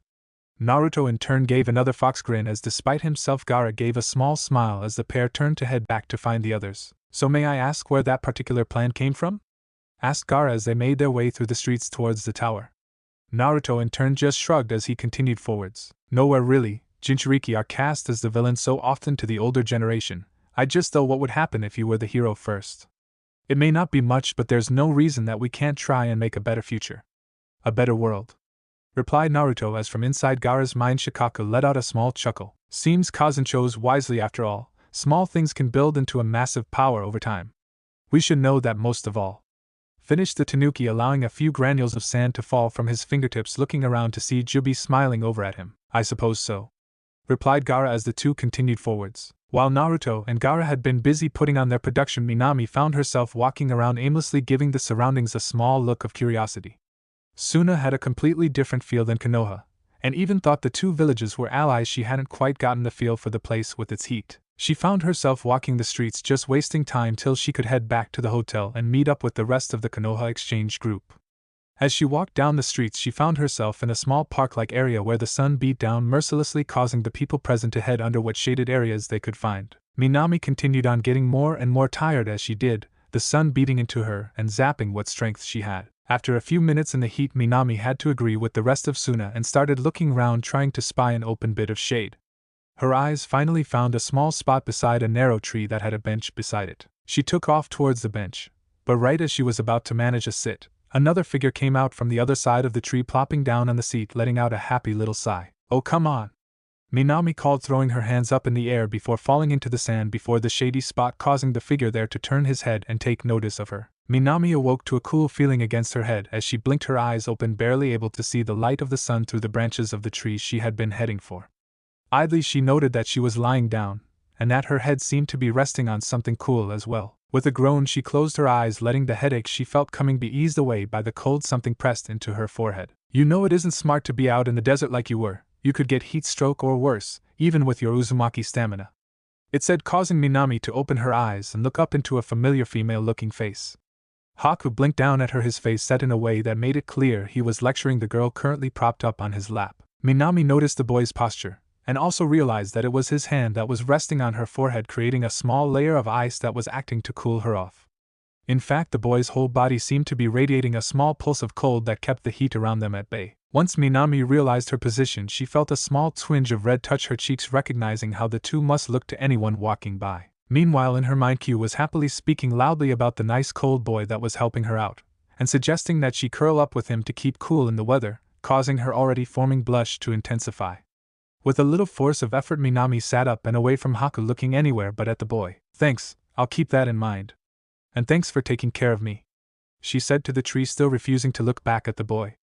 Haku in the meantime was at a bit of a loss as to why she was acting as she was. Being raised by Zabuza for most of his life, he had learned every survival tactic and battle form that Mist had to offer, but the actions of girls was still a mystery to him. So he simply sat there looking into the bright red hair covering the girl's back. Hey, wait a minute, what are you doing here in Suna?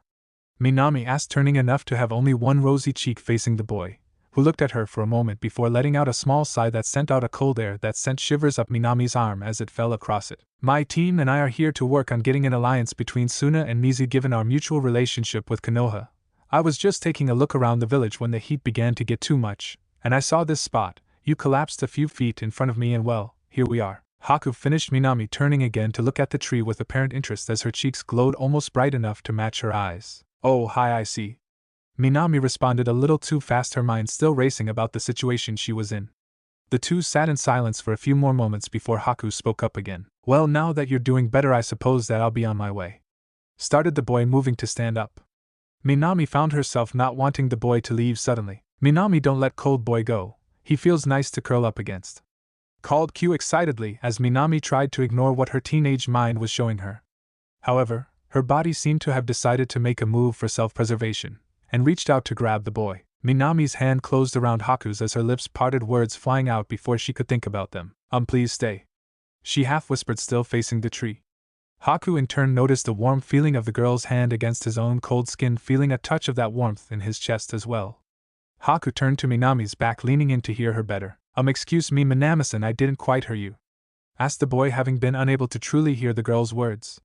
Minami was meanwhile in a mental battle at the moment, and didn't hear the boy. What the heck is wrong with me? Please stay. What was I thinking in just grabbing him like that? What am I going to do? But his hand feels so nice.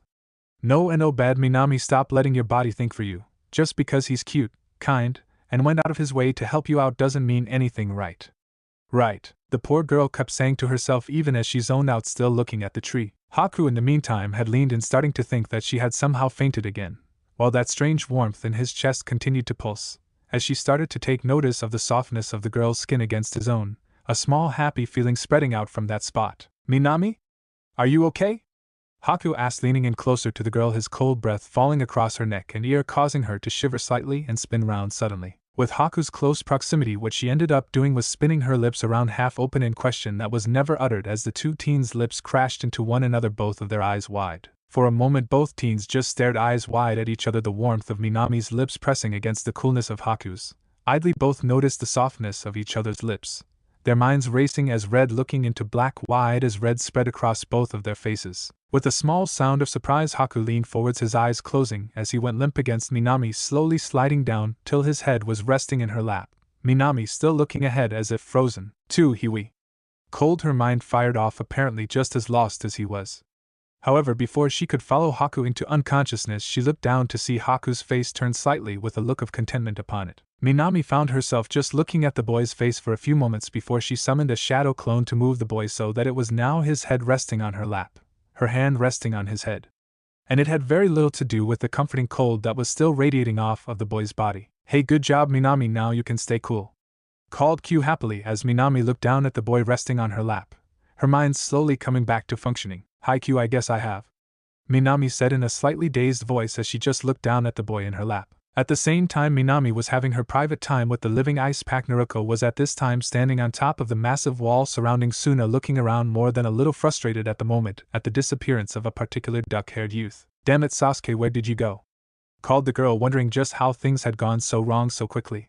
She had only been trying to talk to her teammate before he had seemed to flip out for a moment before racing off into the village, losing her along the way. Now an irate Naruto stood looking out over the village as her clones raced through the streets looking for any sight of the Uchiha. Sure, he could be a prick on most days, but after the events in the forest something had been slowly changing with the boy, and seemed to have been getting worse and worse recently. Naruto had slowly begun to notice his more aggressive personality. He was snapping at random things. Heck, this particular outburst had happened when she had asked him if he wanted to grab a bit to eat while they were in Suna. Just what the heck is going on with him? I mean, sure, his brother showed up and all, but even that doesn't account for this behavior. Darn it, what kind of idiot won't let other people help them when they obviously need it? Grumbled Naruto as she kicked a small stone off the side of the wall before turning to go and start searching anew for her teammate. Meanwhile, unnoticed to her, the stone she had kicked was currently resting on top of a small lump that was then forming on a particular duck-headed teen, who was silently cursing as he pulled himself up onto the lip of the wall after his blonde teammate had departed. Ouch, figures she just had to kick the stupid rock, still she never was very good at genjutsu detection, small favors I guess. Muttered the boy as he looked out over the village, as he attempted to stifle the pain in his head. Baka, I don't need her help. Ah, stupid, I should just get rid of her. Wait, what? Spoke the boy, suddenly looking down at himself as he reflected on what he had just said. Why would I say that? Damn it, what is happening to me? First the forest and now here. Damn it, what am I becoming? Is this what happened to Itachi? Am I becoming some kind of monster? Wondered the youth, trying and failing to understand just why his mind seemed to be pulling itself apart, and why he suddenly felt an almost constant rage boiling just below the surface. Idly he scratched at his neck, thinking of the cursed seal there, remembering what he had learned about it from Kakashi. Whatever this was, it wasn't from the cursed seal that was only supposed to affect one if they used the chakra there, and he hadn't touched the stuff. What am I becoming? Damn it, what am I going to do? Thought the boy as he looked out over the village, his mind showing him a small scene where he had woken in his home only to find his hand closed upon a blade as he stood before his cousin's room. His fear then had been enough to cause him to run out into the yard, flinging the blade into the lake, even as deep in his mind there was a mad cackling that didn't even sound human. What had he been about to do? That question had haunted him for days upon days, and the strain was quickly building along with the episodes. Just the previous night he had felt an urge while walking along with everyone towards Suna to spring forwards and attack Naruto for some reason. True, he didn't really like the baka, but why the hell was he suddenly behaving like a maniac? Worse, he couldn't bring himself to tell anyone, he just couldn't deal with the thought of being a monster like his elder brother. If they knew, they'd lock him up, away from everyone like some kind of wild animal. They were all against him, and oh damn it, now I'm getting paranoid. Thought the boy, trying to shake the thoughts from his mind as another voice spoke up with that same maddening voice. Oh no, you aren't, they are against you, all of them, your team, your family, they'll kill you if they know. All you have to do to be safe is kill them first. Taunted the voice as Sasuke shook his head, trying to clear to other him's voice but only succeeding in aggravating his already sizable headache. Shut up, shut up.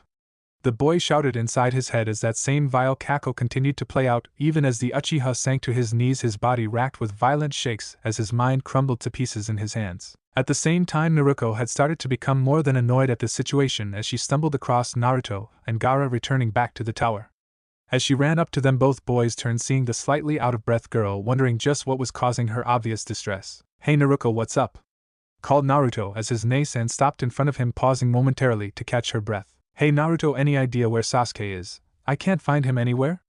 Asked the girl as Naruto took a thoughtful look, letting his pollen network take a quick check for the boy before shrugging slightly. Sorry, no idea, he must be out of range or something. Why, what's wrong with him? Asked Naruto, remembering the previous night. In response, Naruto let out a heavy sigh, scratching her head as she looked over at Naruto with a shrugging motion. Nothing, I guess, he's just acting weird is all. He has been for a while. At first I thought it was just about you running into that bastard Itachi, but it seems like something more than that, replied Naruto as Naruto listened. So I guess Minato didn't share that bit about Itachi. I suppose that makes sense after all, if too many people know he is compromised. Commented Jubi as Naruto mentally nodded. Okay, well I guess we just keep looking. If I see Minami I'll get her to help too. called Naruto as he turned heading out in search of the missing Uchiha. However, what Naruto could not know was that he was putting events into place that would nearly cost the lives of those he wished to protect more than anyone. While this was taking place back in Konoha, Fu was currently resting against the side of Jubi's massive tree, the purple leaves providing the perfect shaded spot for the girl to catch some much-deserved rest after her most recent training session with the local red-headed devil and company. It hadn't taken Fu long to recognize that although she couldn't officially give instruction due to the nature of their treaty with Taki, there was nothing stating she couldn't have some instruction in helping to complete a simple D-rank mission. So with that excuse, Yugao had become the girl's unofficial sensei, working along with Homie to develop new tactics for their fighting style, and even given Fu some work in mastering her own bladed fighting style that took full advantage of her wings. On top of that, Fu couldn't deny that she was enjoying the time in Konoha. Not being discriminated against due to being a Jinchuriki was a nice change of pace for the girl, and she was starting to wonder if she might be able to get an extension on this particular stay in Konoha. "Hey Fu. Chirped up Chome, causing Fu to let out an annoyed groan as she leaned up, ideally rubbing her head as she did. "What, Chome? I swear you seem to only do that when I'm really relaxed," grumbled the mint-haired girl as she blinked around at the area of the tree before turning her mind inwards. "Hey Fu, Onaizen's here. Really you should say hi. Oh, he'll be happy to see me, I just know it. Hurry up, Fu," called the excited swarm as Fu's mind started to kick in, comprehension slowly falling into place as it did. "Onaiken.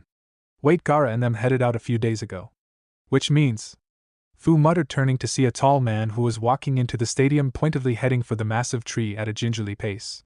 As he neared, Fu took in his appearance, noting a few interesting things about the man. For one, he was wearing what looked like a cross between a maroon bodysuit and samurai armor that continued up over his bearded face up to the helmeted-like headband that was emblazoned with a pair of stones signaling him as part of IWA. His hair was heavy red that did nothing to disguise the obvious lines in his face as his eyes shifted lazily from side to side, pausing where Fu knew her own escort was concealed. With a small shiver, Fu recognized that whoever this was, and whoever he held, he was no stranger to combat. And despite her partner's insistence, she couldn't help but worry as he reached the edge of the tree, taking in the size of it for a moment before lazily turning to lean against its base, slipping down to the ground where he pulled out a small bottle of sake, all while presenting no opening that Fu could spot.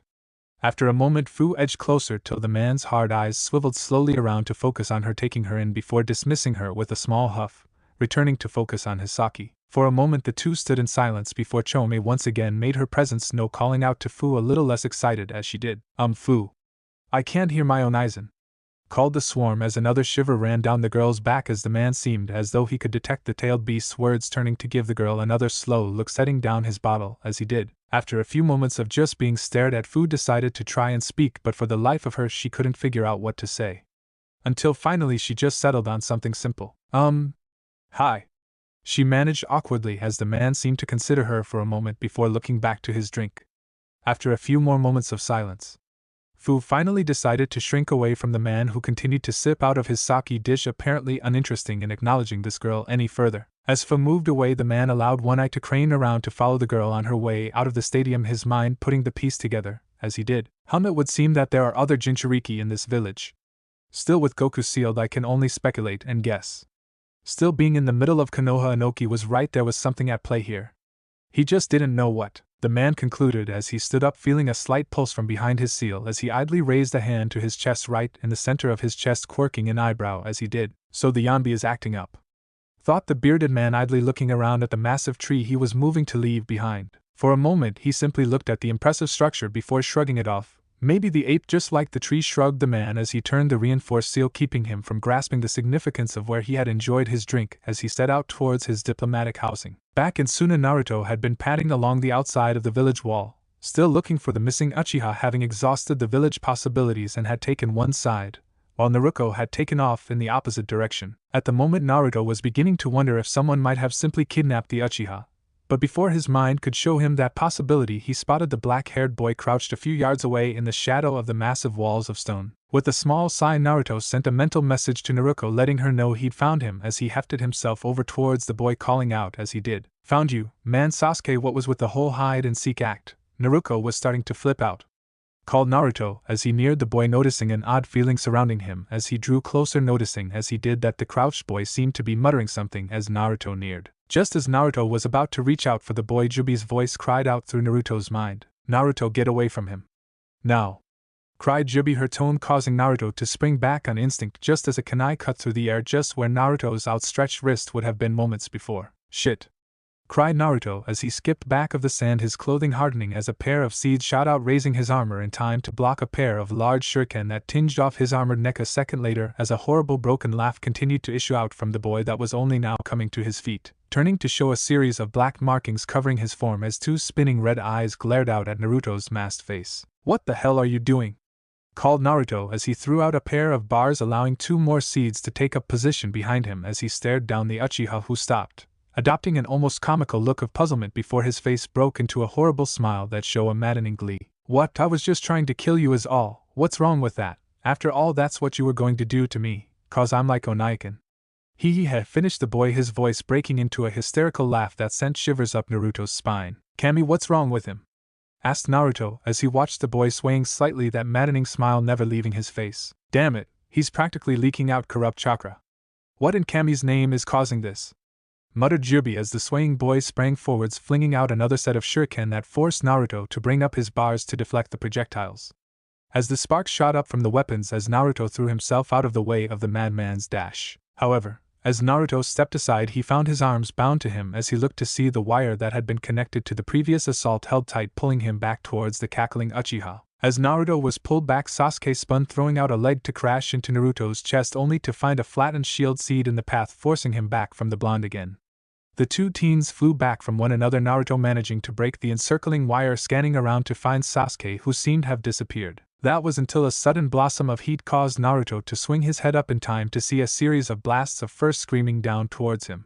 Just as the flames were about to connect, Naruto threw up his shields that deflected the flames aside, where they crashed into the sand, turning large splashes of it into shimmering molten glass. As the shield came down, Naruto's ears picked up an alarming cracking sound as he looked up to see Sasuke charging down Suna's wall, cackling manically as his hand encased in lightning carved a trail down towards the blonde. "Sasuke, snap out of it!"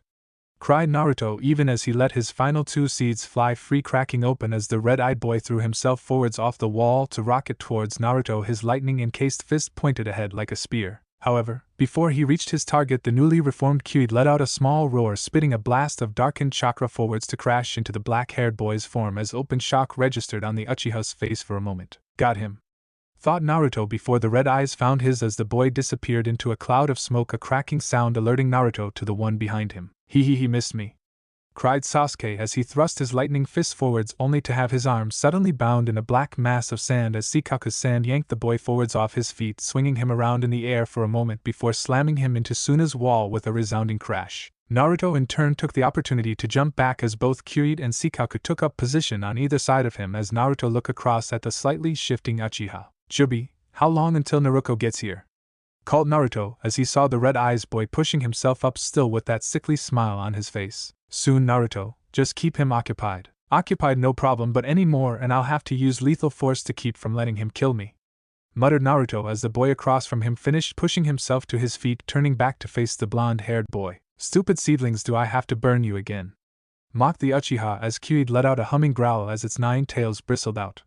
Without any instruction, the fox seedling mouth dropped open, spitting out a series of chakra blasts that carved massive hole into the wall as Sasuke weaved in and out of the blasts, his red eyes blazing as he did so. As Kyuid's assault died down, the boy shot forward, sprinting in between the oncoming waves of black sand as he reached closer and closer to Naruto, who was seemingly building for some kind of assault. From around the end of the wall, Naruto came sprinting just in time to see Sasuke, both hands encased in crackling lightning, rushing forwards just as Naruto threw out his hands towards the oncoming boy.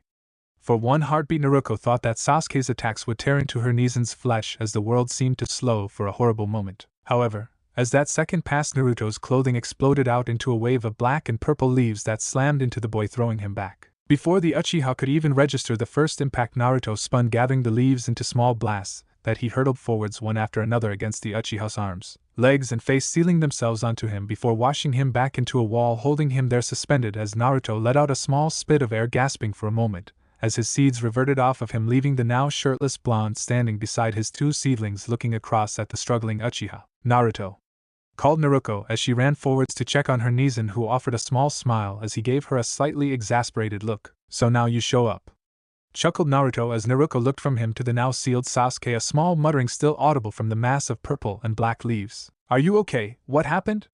asked Naruto as Naruto offered up a small shrug, Jubi taking over the explanation as Naruto worked on making sure that the boy was well and truly confined.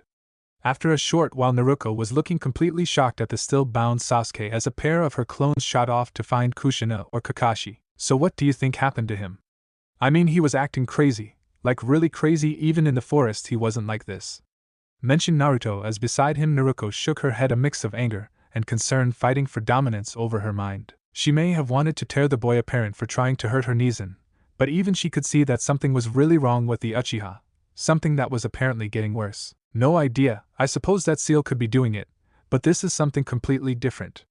Maybe Kazan can take a look, suggested Naruto as Naruto nodded slightly, a sudden horror dawning upon her as she looked at the still bound Uchiha. Beside her, Naruto noticed the girl's look, deciding to leave it for now, just focusing on maintaining his hold on Sasuke for now. Soon enough, Kushina and Kakashi arrived, the group moving back inside the village to hopefully get some idea as to what was happening to the boy, Naruto deciding to keep the details of the fight between just himself and Naruto for the time, or at least until they found out just what was happening to the red-eyed boy. Even as this was occurring back in the dark underbelly of the land of Rice, a group of 6 figures stood accompanied by a small force of shinobi, all milling around as they waited for the reason they were gathered here. Among the elites, a particular figure stood tall, his pale skin and hair setting apart, as his eyes slowly scanned the others present, pausing on his fellows for a moment. As he did, "Damn it, why are we here with the rest of these trash?" muttered a foul-mouthed girl as she looked over at the rather large boy man beside her, dressed in the same standard white robe and purple rope that was the group's uniform. "Oh, shut up, we are ordered to wait, so we wait," muttered the large man, his narrow eyes looking across to where a hunched-over member of their group smiled out from under a mop of then white hair, muttering lightly under his breath as he looked around the group, apparently speaking to himself. Beside him, a 6-armed figure was ideally carving a small golden dagger out of what looked to be a small block of some golden material, every now and then casting a look around the group but saying nothing. The pale-skinned figure turned his bare forehead, showing 2 red dots side by side as he turned to face the final member of their small group, a youth in tattered rags with a mess of spiky orange hair, who was shivering slightly, his eyes darting around the room in obvious agitation. With a small move, the pale-skinned man moved over to rest a hand on the orange-haired figure's shoulder, causing him to look around at the source of the contact. "Calm yourself, Yugo. Orochimaru will be here shortly," spoke the pale figure as the orange-haired boy nodded, slowly looking around as the rest of the group eyed the pair. "What, Kimimaro, did you get a boyfriend or something?" "Who's this wimp?" called the red-headed girl as Kimimaro turned hollow eyes upon her, causing her to give him a predatory scowl. "Taiguya, silence yourself, or I will kill you. Only Orochimaru's word keeps you breathing. Do not tempt me to request his view change," replied Kimimaro as the girl spat before turning away, the rest of the group giving the two a small look before their attention was drawn to the appearance of Orochimaru, who stepped out above them on the balcony, his face wrapped in bandages, but otherwise able to stand under his own power as his head scanned back and forth, as silence fell over the assembled forces. After a pause, Orochimaru's voice echoed out, filling the area with a heavy aura that commanded attention from everyone present. "It would seem that an opportunity has presented itself to me thanks to our recent conflict with Konoha," started the sage as a few of the group looked at one another, wondered just what might have gotten into their leader's head. After all, the operation was an abject failure. One particular shinobi was foolish enough to actually mutter this before he found an odd pressure in his head moments before he fell to the ground with an unceremonious thump, blood leaking out from the shuriken buried into his face. Looking up, the assembly noticed Orochimaru's hand outstretched as he continued to address the group as though he hadn't been even noticed the man's death. "It seems that the Uchiha that I desire is going to become available to me soon. Kabuto has already been dispatched to be ready to lead the boy to the extraction, but after recent events won't be allowing for any further mistakes. Your task will be to return the Uchiha here to me no matter the cost. If you have to burn the very forest of the Land of Fire to ash, you will do so. Because if the Uchiha is not in my hands by the end of this operation, you will pray to have died in battle," whispered the snake sage, his words hanging over the group as he turned slowly to leave the assembled group, who gave each other slow looks as their leader left them to themselves. It seemed that their war was only just beginning. Back in Konoha, Minato found himself seated across from a harsh-looking man he remembers seeing a handful of time during the war. His face drawn with lines of age but nonetheless showing a clear strength that did not bear testing. Idly, Minato looked down at his desk, meticulously cleaned of the enemy of paperwork, as he collected his thoughts for what he knew at best was a long shot, and at worst could spark a new conflict. But still his choices were limited now that the Akatsuki's was won the move, and he owed it Naruto and Jubi to at least try. With a small sigh, the blonde looked up from his desk to the armored figure that sat relaxed before him, ideally fooling with a cigarette that was clutched between his teeth as he examined the man before him. "I assume that you are here in response to my message to the Tsuchikage?" started Minato, the bearded man across from him, giving him a bland look for a moment before replying. Hi, Hokage. He wishes to know just what you could possibly want to share with him. Though your promise of safe passage interested him slightly, what could have the great fourth Hokage so afraid as to be willing to offer such a thing to a possible assassin? Pointed out the man, never taking his eyes off of the Hokage as he spoke. For his part, Minato seemed to hardly register the words before he let out a small sigh, fixing the man across from him with a hard look. Understand this, Rashi. If you attempt to harm anyone in my village, I will show you what a true demon looks like. And Goku will be of little comfort to you if you give me cause to tear you limb from limb. Finished Minato, causing Rashi a moment's pause as he registered what the man had said before his eyes went slightly wide at the implication of what he had said. For the people of IWA, it was known that they held the 4 and 5 tails. But that wasn't what had him unnerved, it was the casual manner in which Minato had revealed that he knew his beast's name. Even he as a host had only heard the beast's name once, when it had first been sealed within him. Now how did he know Goku's name? Something doesn't feel right here, thought the IWA shinobi as he looked left and right, scanning for any concealed forces, but finding nothing. I can assure you that you won't find anyone here, and before you try and insult me, know that next to what I have seen, you hardly match up as a bad dream. Spoke Minato, causing Rashi to look up into the man's eyes and seeing that he was not simply posturing. So after a moment, Rashi relaxed, leaning back in his chair, his body language telegraphy no hostility, as he began speaking once again. So why am I here? Asked the man as Minato closed his eyes, praying that what came next would not turn out to be a mistake. Because it has come to our attention that you, along with every other Jinchuriki, are being hunted by an organization your village is very familiar with. The Akatsuki. To put it bluntly, you are being played by them. They have already made attempts to grab over 4 Jinchuriki, and I'm guessing that they have made sure to work with you and your associate on at least one occasion. Finished Minato as Rashi's mind began to spin, showing him his encounters with the cloak-wearing group, and that uneasy feeling he had continually gotten around them. And why should I believe a single word of this? Akatsuki is a strong mercenary force that IWA employs from time to time. This could just be a stupid plan to rob us of a potential weapon. You'll have to do more than throw some fancy words to convince me, challenged Rashi as Minato sighed. Well, he supposed there was nothing for it. If you can't convince the man, go to the only other option. I didn't honestly figure you would take my word for it, so I guess I will just have to talk to my other guest. Spoke Minato as Rashi froze for a moment before he felt a small tingle from behind him. As he spun, he caught a glimpse of what looked like a blackened armored figure with 7 bladed wings reaching out for him. His last thought before the hand clamped down on his head was to wonder just what he had gotten himself into. The next thing Rashi knew, he was blinking awake in a large wasteland that looked like a mountain top.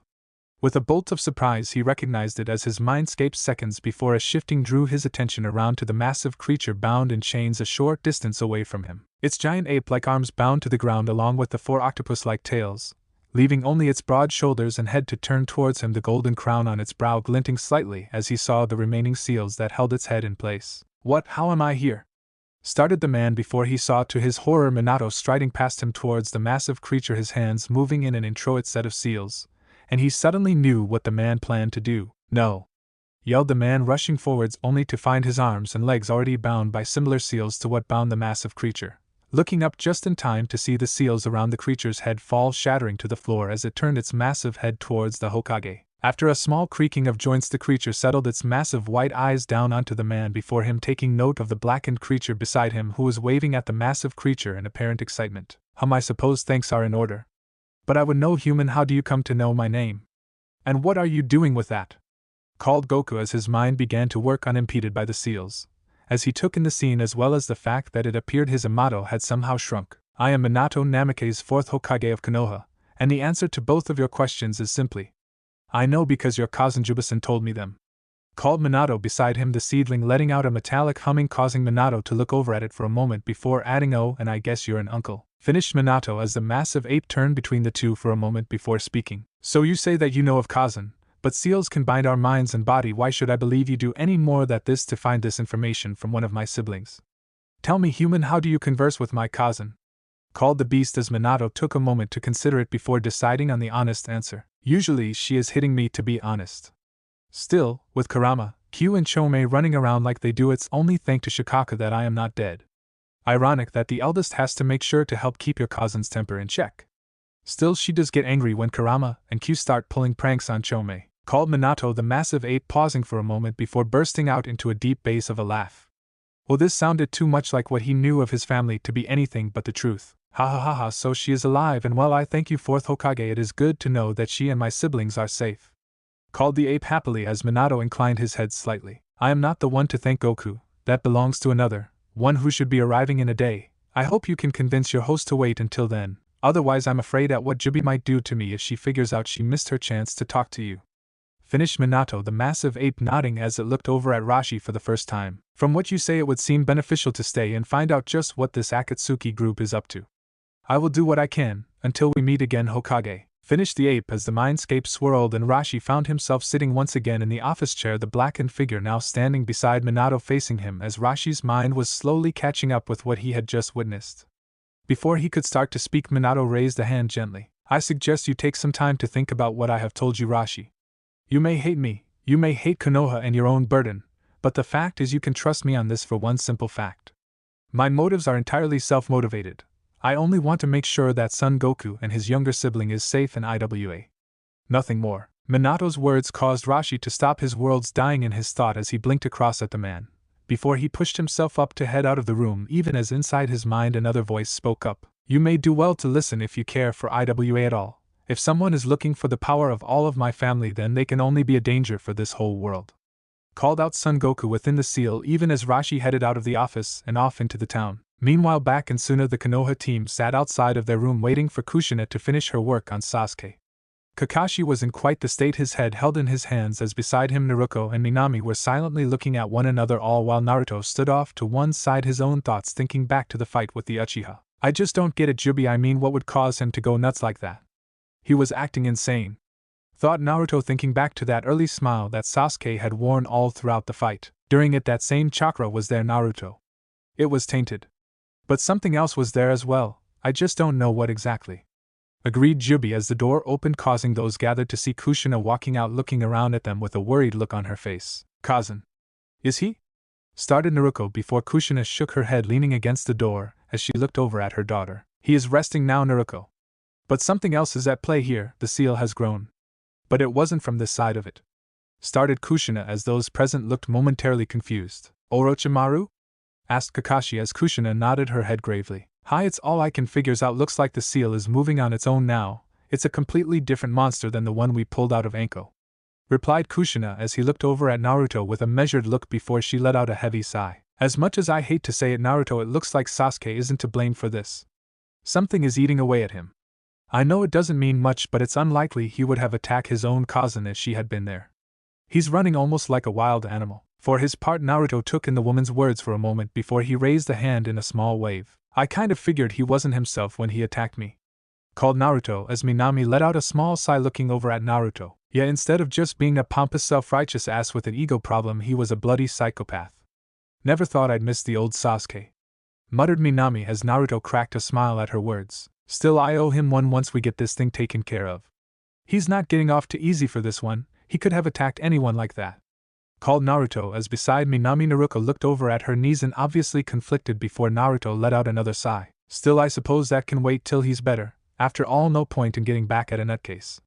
Chuckled Naruto as despite herself Naruto grinned a little in thanks at Naruto's understanding. Kushina for her part moved over to sit beside Kakashi, considering her words for a moment before looking over at him for a moment, letting out a heavy sigh. Kakashi, looks like I need you to take him back to the village. We can't risk him going nuts in Suna during these talks. I'll stay behind and finish the mission. You take Naruto as added security and get him back to Minato and Tsunade.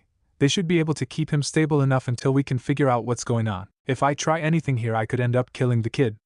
Finished Kushina as she looked around at the room, her children each nodding, understanding what was to come. So when do we head out? Asked Minami, looking over at Kakashi as he pushed himself to his feet. We'll head out first thing tomorrow. We travel light. We will need to get to Konoha as quickly as possible. Anything that can be left, leave it. Called the man as the two Genin and Chun-Li nodded gravely, giving the closed door a final look before moving to prepare for the coming day. As the group moved out one by one from inside the room under a number of seals and wrappings, Sasuke was listening, his madness causing him to fall deeper and deeper with every second. But what little of him remained understood one thing very clearly. We was becoming a monster. And a monster didn't belong in Konoha. Yes, that's right, you're a monster just like Onaizen was. We can kill everyone. Causing the little ones, though I know Naruto can be first. After all, I can't wait to see her pretty face screaming. chuckled the boy's mind as he forced it back his own while managing to push it down long enough to force one clear fact into the forefront of his mind. I won't let you. I won't let me. I have to get out. I have to get away. He managed before the mad cackling in his mind plunged him back into darkness where it began again to tear him apart. Okay, well, that's where I'm leaving it for this chapter. First, let me say sorry again for taking so long. Between work and school I have very little time and I kind of lost focus on the story for a bit. This chapter is mostly build up for my take on the retrieval arc, which will be starting next time, so I tried to focus on character moments. Now some people have been wondering what I would be doing with Sasuke, and I hope you now see what I have planned, and I hope that it makes for an enjoyable read. Little last-minute notes here that I've been meaning to put up for a while but never really got around to. First, a big shout out to the major influence on this story belongs to 3 particular stories that inspired me to write the kind of story I have, and if you haven't already taken a look I encourage you to give a look. Each is a nice story in its own way. The Prodigal Namikaze by Soul Reaper Crew. I won't say much except a really good story, and my inspiration to make Mito the character that she became, so if you like her send your praise to their writing for inspiring her. Naruto, Prince of Hell by that dude you know. This one helped me to get ideas for mental scenes as well as the first place I saw the idea of neglect handled in a more developed sense, and really helped me to make sure I build the world I did. You may notice some similarities, and that is because I really was a fan of this work. Namikaze Family Redemption by Devil's Knight 86. This is the one that gave me faith I could try out new powers and abilities and make them my own. You may notice a few nods to this as well as the other stories and some joking comments about his powers and relations to people. Really good, take a look. All of these along with others helped me to build the story I have now, so I encourage to take a look at all of them. A final point, but as I've put up many times, I write with a song playing in the background to help get the tempo I want for the story. Well, this song happens to have me really wanting to write a particular scene, and well, I decided to indulge. This is a little bit of a preview for a chapter to come, so I guess it's a trailer. Consider it a gift for sticking with me for so long, and I hope you enjoy it. Also, if you want a silly little FIC, try out my other 2 stories for just a fun distraction. Either take themselves too seriously. The overcast sky through the now barren valley into a shadowed den as small swatches of light pushed their way through the clouds, casting momentary shadows across the figures that were emerging all around the small group in the center, all 3 still standing panting and battered from their recent battle. With a small growling hum, Kyui turned his head around to look back at Naruto as the boy's eyes scanned over the injured forms of Naruto and Sasuke, both beaten within an inch of their lives, and in no shape to do more than bleed at this point. Well, this is just great, chuckled Naruto as with a small pulse Kyuubi and Sukuna paused before rushing forward, the fox wrapping Sasuke up in its tails even as Sukuna's sand encased the surprised Naruto, who looked across at Naruto. Naruto, what the hell? She managed before a small metallic humming greeted them as Homie landed behind them, looking between the pair before moving over between the 2 contained genin. As Naruto's blue eyes turned to face Naruto's mismatched ones, she saw a small smirk on his face even as a trickle of blood ran down his face. Sorry Naruto, looks like your Nizin's being selfish this time. Still, you'll have to forgive me this one time, spoke Naruto as Naruto's eyes went wide, as Naruto turned, his coat already in tatters scattering into a sea of pollens that hardened around him, slowly climbing their way up his body, encasing it in that same blackened armor. You 3 get them back to Konoha, you got it, called Naruto as the blackened armor finished moving up his face, and his remaining 3 seeds moved to coat his arms, adding the same blackened armor he had worn in the Chunin exams to his already blackened form. No, Naruto, called Naruto as she tried to struggle free from the sand, but it was useless as the 3 seedlings shot off towards the riverbed exit. She was still fighting as Kyuubi cracked open his mouth, firing off a series of blasts at the walls, causing stones to fall, cutting off pursuit. And as tears fought their way clear of her eyes, her last sight was of Naruto standing there in the valley as shinobi charged him from all angles, having no hope in returning to Orochimaru, and wanting only to carve a piece of the one who had damned them. So we go down swinging, is that it? Not much of plan, chuckled Jubi as she watched the oncoming horde of shinobi. Like that's going to happen, we just hold out till reinforcements. Besides, they are out of danger, finished Naruto as he spun to face the charging forces, his armored arms raised as the first salvo of weapons shot forwards at him. Yeah, you're right, so you better not die on me, seedling, spoke Jubi, privately thinking of Kurama traveling away from this battle and finding that Naruto was right. It was just fine this way. The weapons reached them a moment later, slamming into the boy one after another, a few managing to make their way through the armor, but not stopping him as he charged forward, slamming a blackened fist in the first enemy's face, sending him flying back in a spray of blood, even as he spun a length of chain shooting out to grab a hold of a second attacker that he yanked into an uppercut that threw the figure up and away, even as more charged in towards the boy. As the group closed, Naruto let out a howl of anger, throwing his fists up, allowing the seeds to expand around them so that two massive fists came crashing down, sending a wave of chakra and rock out, throwing the next wave of attacker back, even as another salvo of weapons and justice pelted down upon him, drawing a growl of pain. Even as he forced himself forward, his fists returning to their regular size as he slammed another attacker back, even as the part of his mask covering his purple eye cracked and fell away. As his mask cracked, Naruto saw another score of shinobi pushing forwards down the embankments, almost like madmen, rushing him headless of those that already lay beaten around him. Idly, Naruto registered the pain in his arms and legs, his own breathing coming in gasps even as he threw himself left before spinning to bury a fist into another attacker, slamming them into the ground, sending bits of rock up from the impact as he saw an incoming wave of fire falling like rain towards him. "Damn it!" screamed the boy as he threw all of the pollens covering his body forward into a sea of leaves that intercepted the flames, detonating the blast above him, even as his reaming seeds had to flatten around him to keep up his defense. As he swung back into the fight, now with only his arsenal cut down once again, behind the blast of fire they came again, waves of them practically hurtling themselves forwards over each other to get at him. And for a moment he felt his heart stop. But then a small flash of Naruto's smiling face crossed his mind, soon followed by Minami, Mito, Kazan, Minato, and Hinata. "Damn it, I'm not gonna die. You hear me?" roared the boy as he shot forwards as justice and weapons slammed into him, even as they continued to rain down upon him. Chapter 25. Talking, thinking, mental conversation, demon god or the like, jutsu, tears in the rain. The sun was only cresting the horizon when the four figures could be seen racing across the desert, their footsteps lasting only seconds as the first winds of the morning swept the sand covering them. As they padded silently over the dunes, Naruto looked back across the others, his eyes settling for a moment upon the bound form of Sasuke, wrapped head to toe in seals that held him in place as Kakashi carried him forward with one red eye visible as it flicked left and right, focusing on him for a moment. After a moment, Naruto looked back ahead and away from that bright red gaze of the Uchiha. "Well, that's just great.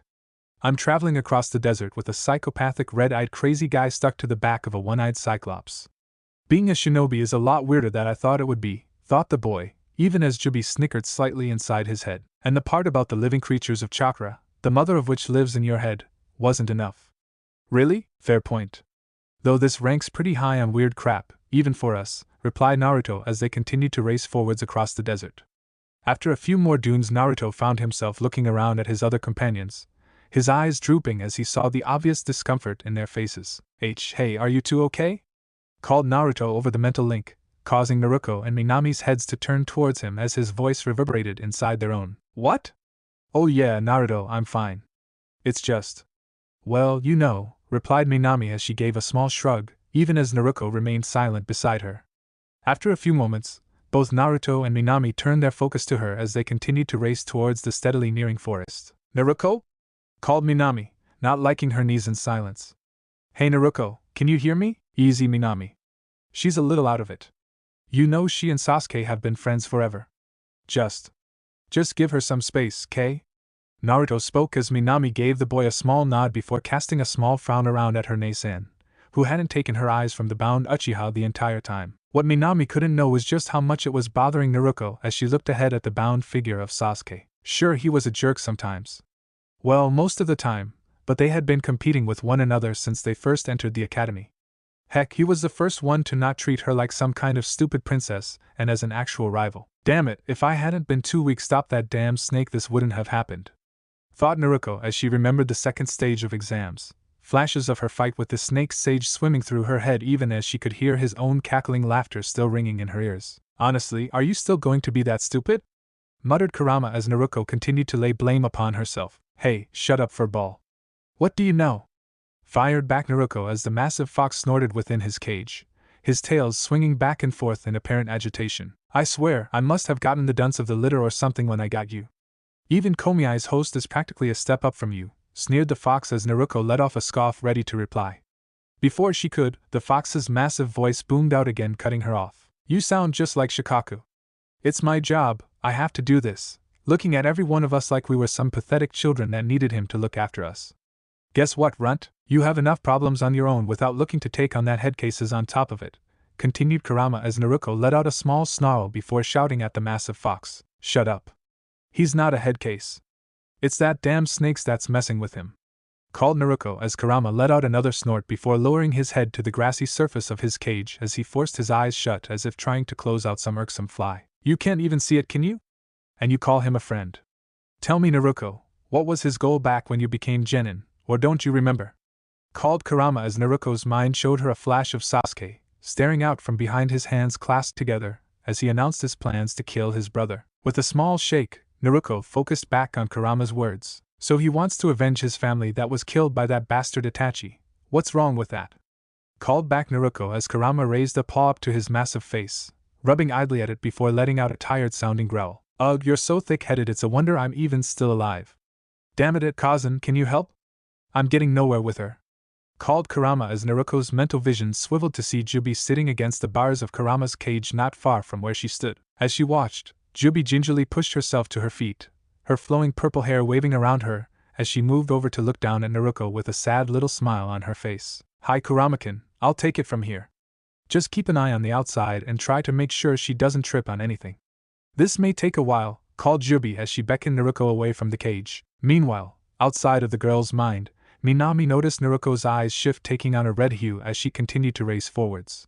She was about to mention this when Naruto's eyes shifted to hers, giving her a small shrug before jabbing a thumb over to Naruto's back while mouthing the word Kazan. As Naruto's eyes turned back forwards, Minami put Tunta together, letting out a small sigh. Figures.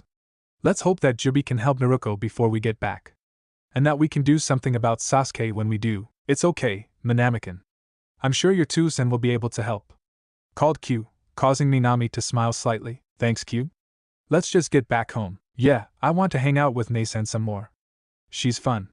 Called Q as Minami smiled wider, even as she wondered just what kind of trouble Phil would be getting into. At the same moment, in the head of the bound figure still draped upon Kakashi's back, a different stream of thoughts were pushing their way across the memories as a grotesque leer spread across his lips. Oh Konoha. So many people. So many people. Back in Suna, Kushina was seated in a chair, routinely looking out the window towards the desert, and tapping her foot impatiently as she waited for the Suna council to finish discussing the terms of the treaty she was tasked with delivering. Come on, you dusty old farts, just finish up. Gah, I wish I could have trusted Kakashi to stay here. But that pervert would have just showed up late, and then embarrassed the village. I just hope they are okay, thought the woman, even as the council announced a brief recess as they discussed the treaty in private for a moment. Summoning her self-control, Kushina pushed herself up and headed out of the meeting room to await their decision. As the red-headed woman moved out into the open area, she spotted a familiar figure leaning against one wall, idly looking out the window as he did. With a small shrug, Kushina moved over towards him, causing the boy to turn as she approached. Kushina-san, I did not expect to see you here, called Haku as Kushina moved up beside him, giving the boy a small shrug as she did. I could say the same about you, Haku-san. What is Kiri doing in Suna? Questioned the woman as Haku nodded towards the council chambers. I would suspect the same as you. Mai-sama has asked that I deliver a possible treaty to the council. At the moment, I am waiting for a reply. I see. Looks like we are both waiting on them. Still, you can't be here all alone?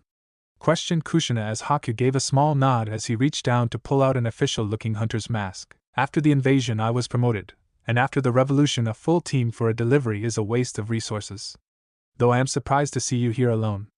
I thought you had a team with you, added Haku as Kushina nodded slightly. Hi, but they had to return. As you said, it would be a waste for them to stay for a simple treaty, and I think we both know that I can look after myself, replied the woman with a small smirk that caused Haku to shiver slightly. Zabuza-sama was right, women are scary. First Mai-sama and now her. Though I guess not all of them are so bad, thought the boy as his mind showed him a small flash of the previous day, where a familiar red-headed girl had been looking after him since he suddenly passed out. As this memory surfaced, Kushina noticed a small blush covering the boy's pale face, and she found herself smirking slightly. Hello now, what could he be thinking of? Wondered Kushina as she decided to probe a bit further. After all, it was better than simply sitting out in a lobby waiting for those relics to finish their work. So how is your team faring? I would have thought we would have heard something about Karen by now, asked Kushina as Haku seemed to shake himself, the blush disappearing as he turned his focus back to the woman. Oh yes, I will be heading to Konoha after this to discuss our terms. Mai-sama has decided to enter into negotiations with the Hokage. Well, I suppose we will see each other again in the future. Maybe we could even arrange another tournament? After all, your match was cut short before you could compete. I mean, most of the participants didn't get a chance, remarked Kushina as Haku shrugged, apparently not interested in such things before pausing as his face seemed to darken slightly before he moved to hide the blush. Gotcha. So it was someone from the tournament. Let's see if I can narrow it down. Chuckled the redhead as she probed further. Let's see, if I remember you were just after my Sochi and Musum's fight, correct? Asked the woman as Haku shrugged, his face remaining impassive. No, wait, you were after Sakura's and Minami's, weren't you? Remarked Kushina, smiling as she saw the blush creep back over the boy's face. Too easy. So either Sakura or my little Minamikan, huh? So did you run into anyone from my team yesterday? You didn't seem surprised to see me, finished Kushina. Haku turned, his face practically on fire as Kushina let out a small mental giggle at the boy's actions. Oh Minamikan, you little heartthrob. He has it bad. Huh, I wonder what might have happened between you two. Guess I'll just have to wait to find out, thought the woman as the massive doors to the council opened and a voice called for Kushina once again. With a small smile she turned to Haku. Well, Hakusen, I suppose I will see you in Konoha. Take care of yourself until then. You too, Kushina-san. I hope to see that you're able to help Karen in the future, replied the boy as Kushina marched away. Just as she was about to enter the room, however, her pranking nature took a hold of her as she flashed a wide grin looking back at Haku, who froze at seeing the woman's expression. Oh, and I'm sure Minami will happy to give you a tour of the village if you need one. Called Kushina just as the doors swung shut, giggling as they did from the look of shock and embarrassment that now decorated to poor boy's face. Haku was left confused and sputtering as he looked at the closed doors, his mouth opening and closing several times, showing shark-like serrated teeth as they did, as his mind continued to fire off confused questions. What? But she. How? Zabuza-sama, I think I just made a horrible mistake. Zabuza-sama, help me. Whimpered the boy as he imagined an enraged red-headed Uzumaki. While Kushina was marching back into the Suna Council, a small force was shooting through the forests of the Land of Fire with a single-minded purpose. At the head of the company were 7 figures, the elite that sound had to offer, and each one hand-chosen and recognized by Orochimaru for this mission. As the company came to the edge of the forest, they found themselves at the edge of a long valley that wound its way up until it reached a river that flowed between 2 giant statues a ways off in the distance. When they broke from the tree line, the figures ahead halted, signaling the others to do the same as the lead figure turned towards them, adjusting his spectacles before flashing them all a wiry smile. It appears our intelligence was good. It seems there is a party of shinobi not too far from us headed towards Konoha, called Kabuto as the sound forces looked at one another, relief flashing across a few faces at the prospect of actually succeeding in their mission. Whoa, no shit for eyes. Besides the cannon fodder, we can sense them too, called out Tayuya in a mocking tone that Kabuto ignored as he looked over at her. My apologies, Tayuya. Though if we want to talk about fodder, we could look no further than you. After all, you are the weakest of your companions, Kabuto mocked as the red-headed girl snarled at him. She took a single step forward only to be halted by a hand from Kimimaro who flashed her a blank look. Enough, our mission is to capture Sasuke Uchiha. If either of you endanger that, I will kill you personally, spoke the pale teen as Tayuya gave an uncomfortable shiver, stepping back as she did. Kabuto merely smirked at the boy's comment before raising his hands in mock surrender. Hi, we have a mission here. Anyway, we are leaving the main force here. The 6 of us should be more than enough, and I don't want to risk you getting in our way. Your job will be to delay them if we need to fall back past here, is that understood? Called Kabuto, causing the standard sound forces to nod before moving back into the forest as the remaining 6 figures turned towards Kabuto. So what's next, or are you planning to wait for them to just walk on by before we tear them apart? I mean, there's no harm in playing with them for a bit, is there? Sakan asked, licking his lips and pushing a few stray hairs out of his face as he leaned over at Kabuto. Enough, Sakan. Yukon, hold him in check. Now is not the time to indulge him, muttered the larger of the figures as he turned his larger frame over to look at his fellow. Oh, shut it, Jirobo. Your fat ass is going to slow us down enough. Fired back Tayuya, causing the larger figure to fix her with a glare until the final figure stepped forward, all 6 of his hands raised in a placating manner. Hey now you two. You're going to ruin the fun. And Tayuya, you might want to shut that mouth of yours before someone realizes you're just a whore's daughter not good for anything except blowing on her stick, sneered the dark-skinned shinobi as he pointed over at the angry girl. You son of a, started the girl before Kimimaro spoke up again. Enough. Speak again and you die. All of you. At the boy's words the group fell silent, looking around at one another as the orange-haired boy in rags moved behind Kimimaro, peeking out from behind him as he did and looking around at those gathered. Kabuto gave a small sarcastic clap of his hands, drawing all eyes to him. Very nice, Kimimaro. Now if you're done playing with them, shall we follow Orochimaru's order? Called the spectacled man, causing the pale boy to nod. Excellent. Now the mission is simple. We get in and Yugo carries this, continued Kabuto as he unreeled a scroll, causing a cloud of smoke to pour out before revealing a barrel covered in sealing markings now standing between them. Anyone else is of no consequence. Kill them if you want or simply delay them, it makes no difference, as long as Yugo makes it back to our ranks. Is that understood?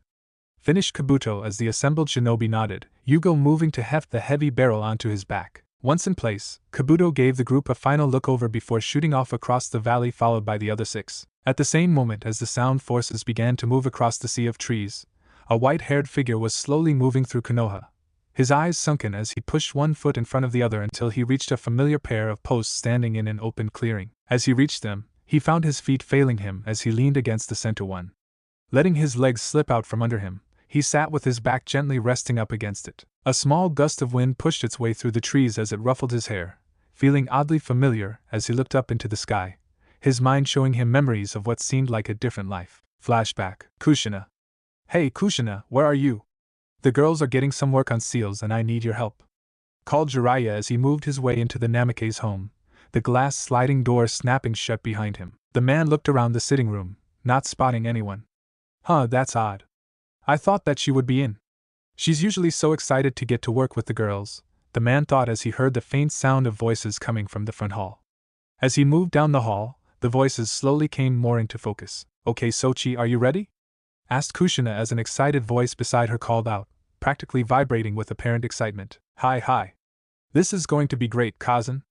Called a voice Jiraiya was only able to place as Naruto's when he moved around the corner, spotting the boy dressed in training gear standing beside Kushina, who seemed equally prepared for a day of training. However, these details did not seem to register with him as he stepped out to speak up. Oh Kushina, there you are. I was wondering where you had disappeared.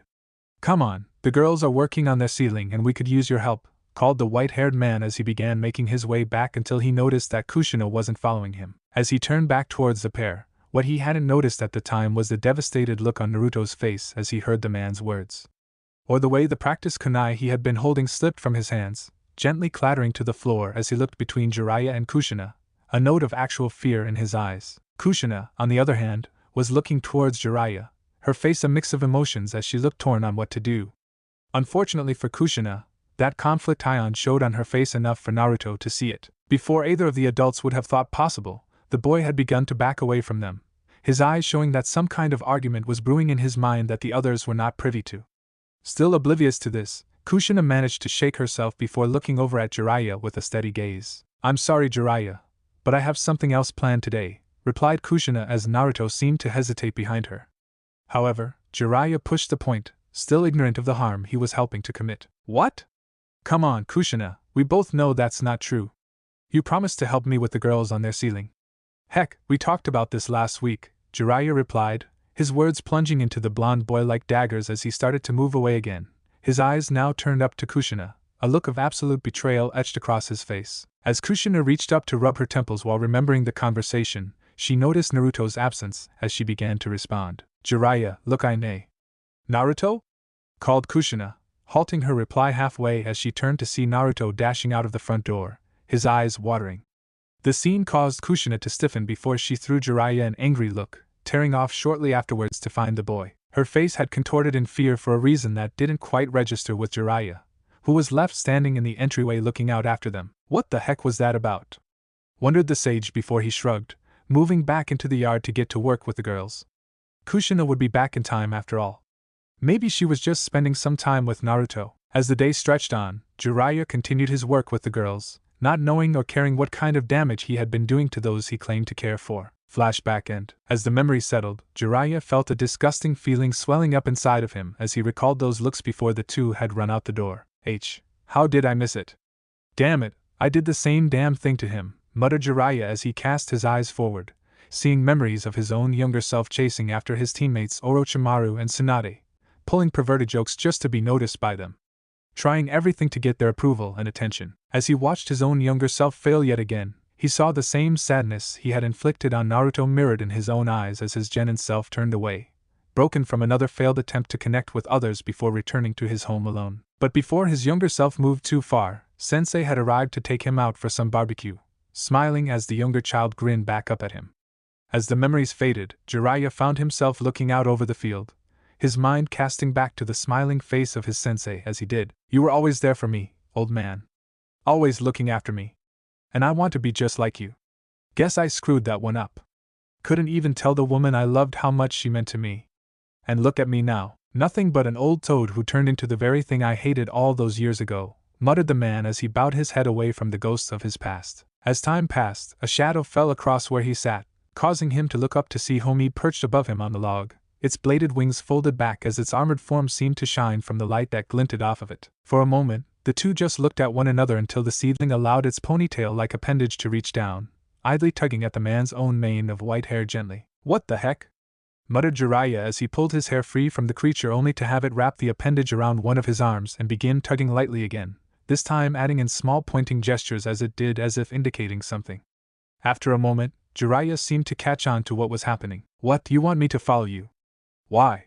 asked the man as the creature let out a metallic hum, nodding its head in apparent happiness as it finally managed to pull the sage to his feet. Once up, Homie turned to start pulling the man away from the training field, causing Jiraiya to skip along from behind until his feet began to move again as the two headed off towards Kami only knew where. The Konoha team had been forced to halt after a day's progress to recharge before pushing forwards once again.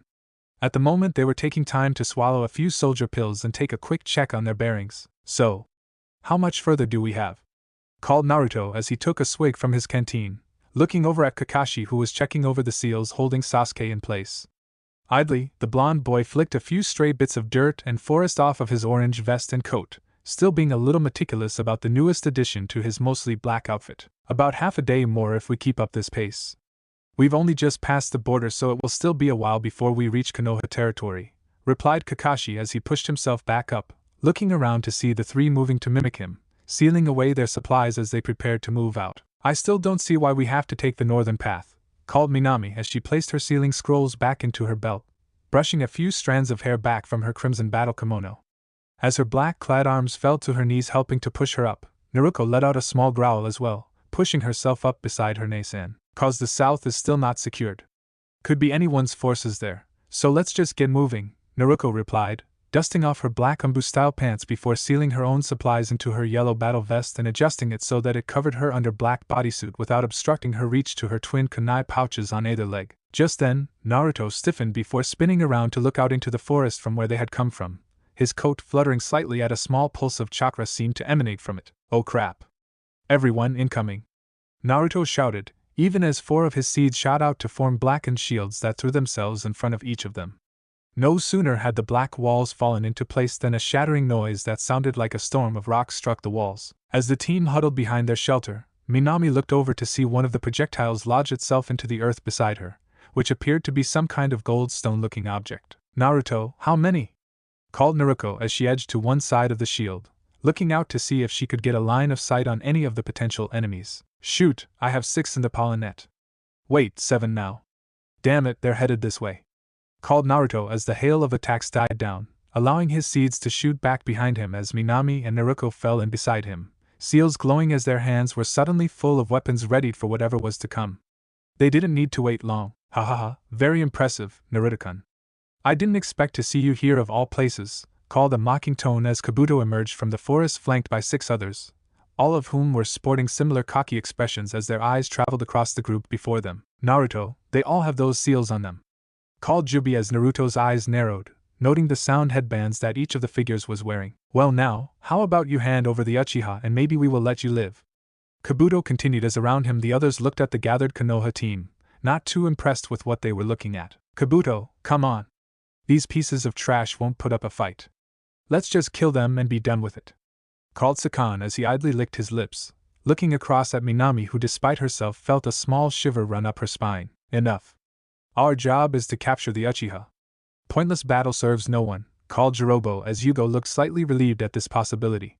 However, it seemed Kidamaru was uninterested in waiting much longer, as he allowed a few more stone-like daggers to form in his hands, causing the Konoha team to stiffen slightly. However, before they could act, Kimimaro spun forwards past them towards Kakashi. "Damn it!" screamed Naruto as she was forced to deflect a slew of golden daggers while Minami shot forwards to slam a kick into the larger orange-haired boy, drawing a small cry of pain as he shot back into a tree. Shortly after the attack, the red-headed girl along with the still grinning boy shot forwards at her, leaving Naruto to deflect a hammer-like blow from the other orange-haired boy whose arm had transformed to something like a giant clawed battle axe. Kakashi was forced to dodge as a white sword shot out towards his chest as Kabuto leapt down from above, his chakra scalpels cutting at the man and forcing him to roll forwards, coming to his feet in time to realize with horror what they had made him do. "No!" screamed Kakashi as Kimimaro grabbed the bound Sasuke that was still leaning against the tree. However, it was too late as Kabuto shot forwards, slamming into Kakashi and forcing him to concentrate all of his effort on just staying alive. Kimimaro in the meantime shot through the disorganized chaos towards a massive barrel covered in seals the Konoha shinobi were just barely able to see. They watched helplessly as Sasuke was forced into the barrel, its lids slamming shut. Then, as if the act was some kind of signal, the sound ninja present, aside from Kimimaro, shot back to the edge of the forest, adding their mocking laughs to the sudden silence after the small battle. "What, was that it? Kami, you guys are trash," called Tayuya as Naruto let out an angered cry. "You bastards, give Sasuke back." "Oh, does the little girl want her boyfriend back?" chuckled Sakan as he slapped the side of the barrel before they all turned to shoot off into the forest with the Konoha team in hot pursuit. Soon, the Konoha team was racing from tree to tree, heading to where they knew the sound forces were falling back to. "Naruto, Minami, we can't let them get away with," started Kakashi before Kabuto sprung out of one of the trees they were flying past, his blades aimed for Naruto only to have Kakashi spring forward, throwing them both to the forest floor. As he fell, the three saw him flipping out a kunai and burying it into Kabuto's shoulder as the two plummeted, his eyes blazing as he looked up at the three now shrinking figures. "Get Sasuke!" he cried, even as he and his combatant plummeted into the underbrush. "Sensei!" cried both Naruto and Minami as they faltered only for a moment before continuing to dash forwards, their eyes forced forwards towards their still captured teammate. The three Konoha shinobi burst out of the brush and into another clearing, spotting the remaining 6 figures that turned back to see the 3 genin. "Oh, this is priceless. Kabuto only got one. Man, he must be slipping. Now all we have are kids." Snickered Sakan as beside him Kadamura chuckled, looking over at the three before turning to Kimimaro. "Hey, what do you say you and the quiet boy get the Uchiha back and let us play with these guys for a while?" called Kadamaru as he flexed his 6 arms, causing Tayuya to sigh before rubbing her head in aggravation. "This isn't a game, you stupid spider," she muttered as beside her Jirobo nodded in agreement. Sakan on the other hand was having none of it as he stepped forward, a wide smirk playing across his face as he did. "Come on, you cowards, we just have to tear them apart, and then get back. Kimimaro can babysit Yugo till he gets back. Besides, I didn't come out here not to have some fun." The boy chuckled as he glared across the group of Konoha shinobi, none of whom seemed to be moving in the slightest. "Hey look, they're frozen," mocked Sakan, even as Kimimaro gave the group a quick glance before looking over to Yugo. "Fine, do as you wish." "Yugo, we are moving," Kimimaro said, turning to leave. At the same time, the sound forces had been discussing the Konoha shinobi. Those same shinobi were having their own, much faster mental discussions since they landed. "What are we supposed to do? Is Kakashi-sensei okay back there?" called Minami. "Minami, he'll be fine. We need to concentrate for now, and once we get Sasuke back we can get out of here," called Naruto as Naruto gave a mental nod of agreement. "He's right, Minami. Sensei told us to get Sasuke back. If we lose him now, we may never get him back." "Hi, but how? They outnumber us, and if they use delaying tactics, we'll lose him," called Minami as Naruto gave a small mental sigh. "Stop panicking, you two. It won't help anything," called Jubi, prompting Naruto to speak up. "Jubi's right. Besides, I can stall at least 4 of them with my seedlings. That just leaves 1 each for you." "What? Are you nuts? We're not leaving you," screamed the 2 girls in stereo as Naruto flinched at the sudden volume from his Nizans. "Gah, have you two been hanging out with Sakura again?" "Darn it, I think I'm going deaf," muttered the boy as both girls sent mental glares his way. "Well, maybe we did because you're talking crazy. We aren't going to leave you alone like that," Naruto responded as Minami nodded in agreement. "Ugh, and people thought I was the slow one. Look, I won't be alone. I have my seedlings, and if things get really bad I have Jubi.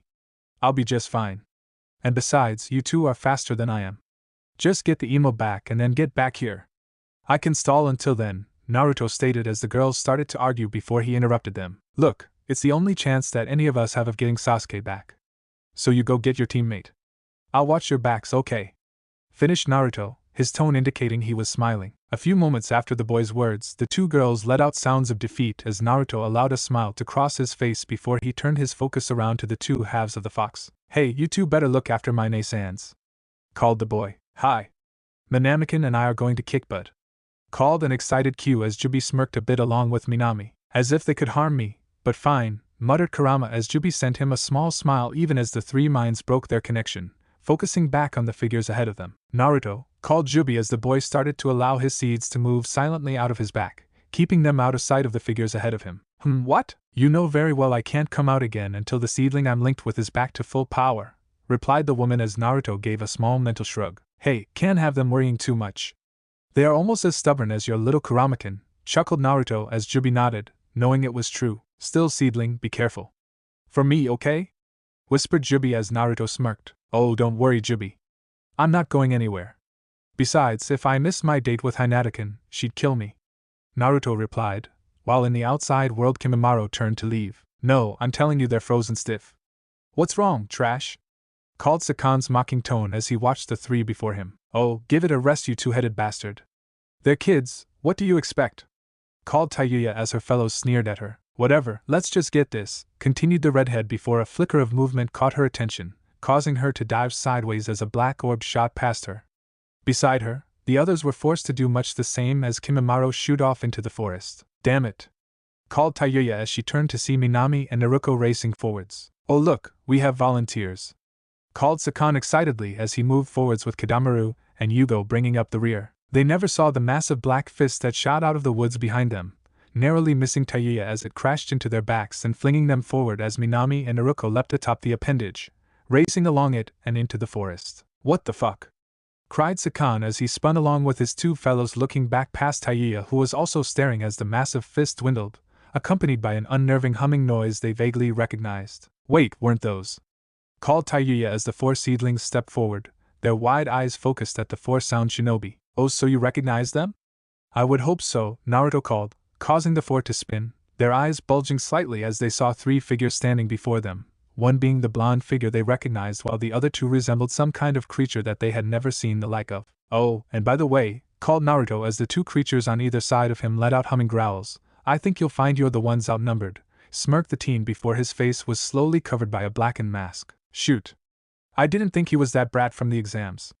Called Tayuya as she turned to see that the seedlings had surrounded them. Shit, this isn't good. These things are crazy. The girl thought as beside her, the other three let out small snorts at the seedlings and Naruto. What, you were actually watching that crap? We had mission, you idiot. It wasn't a sightseeing event. Called Kidamaru as he spun a few golden blades into his hands, focused on the nearest seedling with his face spitting into a wide grin before he flung the projectiles forwards. No, you idiot. They are shapeshifters. Cried Tayuya as her team shot forwards, each aiming for a different seedling with no idea what they were in for. The first to reach their target was Jirobo, who swung a heavy fist into the face of the first seedling and sending it skidding back across the ground a few feet. Not so tough, Jirobo began until the seedling he had hit shook itself before springing forwards, both of its fists expanding as they flew forwards. Wah!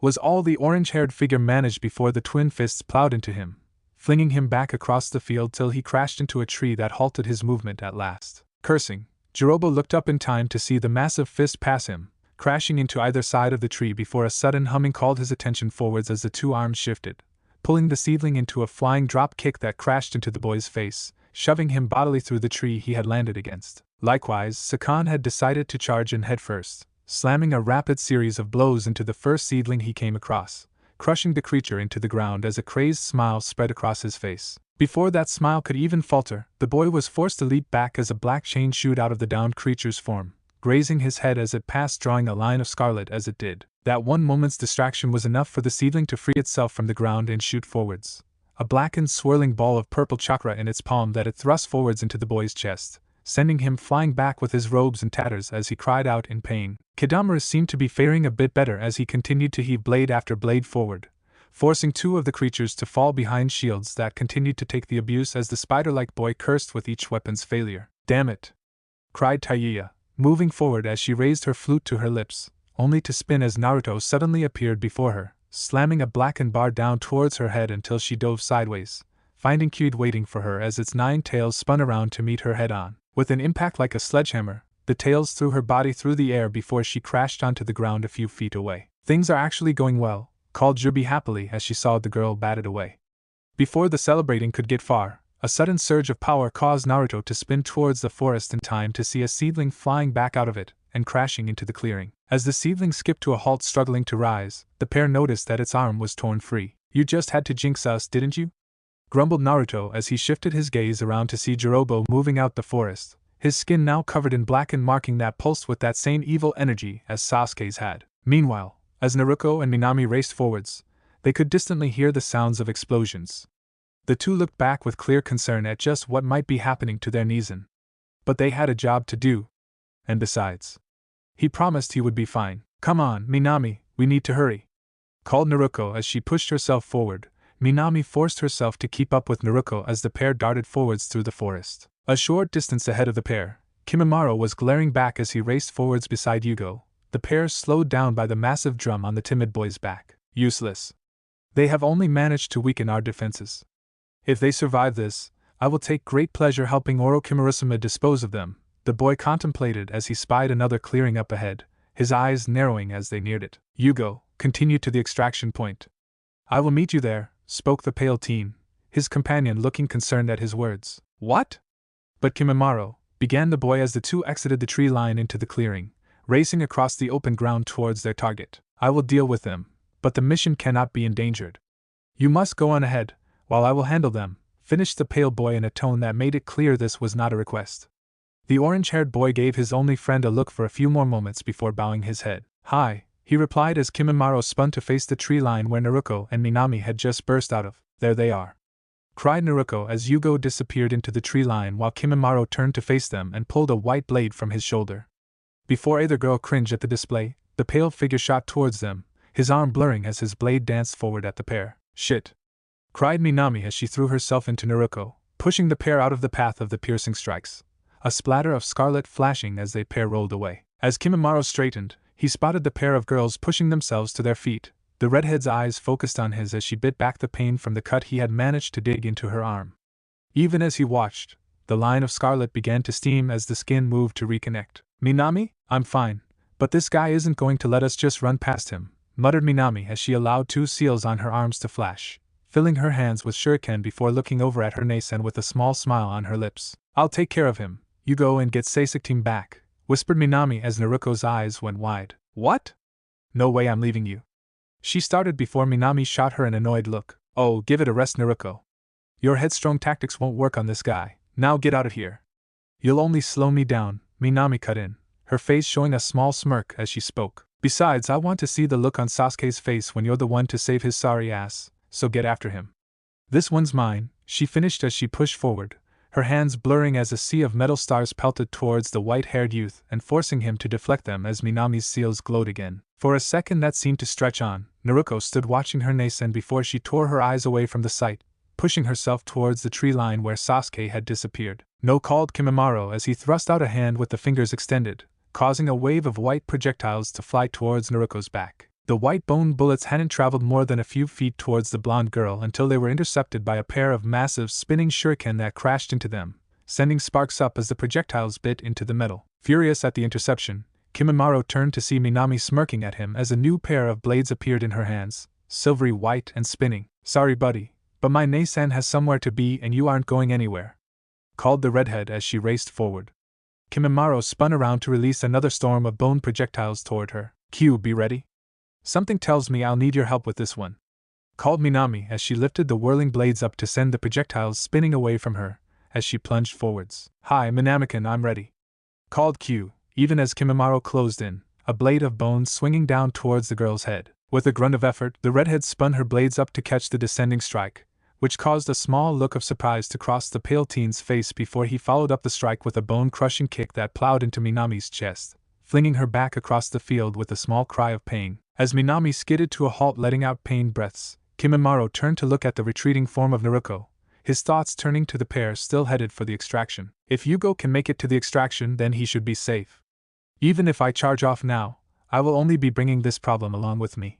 Better to finish her here, and then I'll regroup with him. Besides, Yugo is hardly helpless. The teen's thoughts were brought to a halt as a cracking noise drew his eyes down to his blade that had two massive gouges in it that sent out spider-like cracks throughout the length. This drew a small look of interest from the teen as he looked up to see Minami rising to her feet, her twin four-pointed blades spinning again, this time starting to glow with a faint red light that caused her kimono and hair to glow with an early red light. At any rate, this one seems worth my time, the boy continued before dropping the broken blade, pulling out another, as he allowed his seal to draw a series of black lines across his form before pushing off towards his opponent. As the clearing erupted into sounds of combat across the forest, Yugo was pushing himself out of the clearing and into the edge of the valley, his eyes scanning back and forth as he noted two massive statues not far from him. No, I'm too far west," the boy muttered moments before the forest ahead of him erupted as Naruto shot out ahead, looking across the small bit of land that stood on the edge of the forest before plunging down into the valley. "There you are, now give back Sasuke!" cried the girl as she stepped forward, her yellow hair blowing out behind her as she cracked her knuckles, glaring across at the now whimpering boy whose head was bowed so as to not meet the angered blonde's gaze. The sight was enough for Naruto to falter slightly, one golden eyebrow rising up in confusion as she watched the pathetic-looking form before her. Kurama, you can sense emotions, right? Is he faking?" asked the girl as inside her head Kurama paused before huffing out in apparent irritation. "Nope, he's just a timid little rabbit. Just get rid of him and be done with it. Figures Q and Kazan would get the good fights," grumbled the fox as Naruto strode forward with a shrug towards the boy who had set the barrel down and was now muttering something while slowly sinking to the grassy cliffside. Well, okay. I'm taking Sasuke then." "You just have your little mental breakdown or whatever," called Naruto as she moved to head around the orange-haired youth, who was still muttering something on the ground. As she was passing beside the boy, a few stray words drifted up to her sounding something like scared and help. Huh. Weird, but whatever. Once I have Sasuke I can get back to help Minami and Naruto, the blonde thought moments before her senses screamed at her to move. As she threw herself back, a gray fist crashed into the ground before her, sending bits of dust and earth up as a hacking gurgle of a laugh began to burble out from the spot she had just left. Naruto skidded to a halt, her head spinning towards the source of the attack while inside her mind she was ranting. "Kurama, what the hell is wrong with you? You said he was a timid rabbit. Sensing emotions is supposed to be your thing?" "Naruto, shut up. Something's changed. He's giving off the same feeling as that reedy brat now. He's dangerous," called Kurama as Naruto snorted. "No shit. What gave you that idea?" She shot back as she focused forward to see the boy, his face now half consumed in a gray substance as his left eye, now bulging yellow, focused on her with a maddening smile. "Oh, I missed. Hee hee hee. Come on now, don't run. I just want to tear you limb from limb," cried the figure as it hefted a massive distorted gray arm up, its dagger-like claws curling back in a fist, while he continued to giggle madly to himself. "He's pumping out natural chakra. Naruto, get ready," called Kurama as Naruto sank back into her stance, one arm handing down as a swirling ball of blue chakra began to form in it. "Don't worry about me, Kurama, I'm taking this guy out fast," called Naruto as she shot forward with a fully formed Rasengan thrust out ahead of her at the orange-haired boy, who continued to produce another insane giggle as he swung his arm up and around to meet the oncoming attack head-on. The gray monstrous fist met the swirling ball with a sound like crashing steel as Naruto's feet dug into the ground, the impact driving her into the soft soil, while the grinning figure's smile spread even further as his face continued to be covered by the slowly increasing gray matter. "Yes, I size. The boy cried as Naruto spied a sudden pillar of gray flesh shoot out of the back of his arm before slamming forwards again. Naruto had only a moment as she dropped the Rasengan, kicking off from the ground as she did, allowing the now increased force of the fist to carry it into an earth-shattering blow that devastated the ground she had been standing upon. As she leapt over the figure, she summoned another swirling ball in her free hand before bringing it down into the figure's back with a horrible grinding noise. "Rasengan," called the girl as the swirling blue orb forced the figure down into the ground accompanied by a horrible animalistic cry of pain that only ended as the blue orb failed and Naruto leapt back, keeping one of her eyes focused on the figure before her as she looked down at her right hand, seeing traces of damage from its impact with the figure. "Damn it, what the heck is he?" muttered the girl as the maddening giggling began again. The figure before her was pulling himself free of the ground, his face now completely consumed in the darkening skin.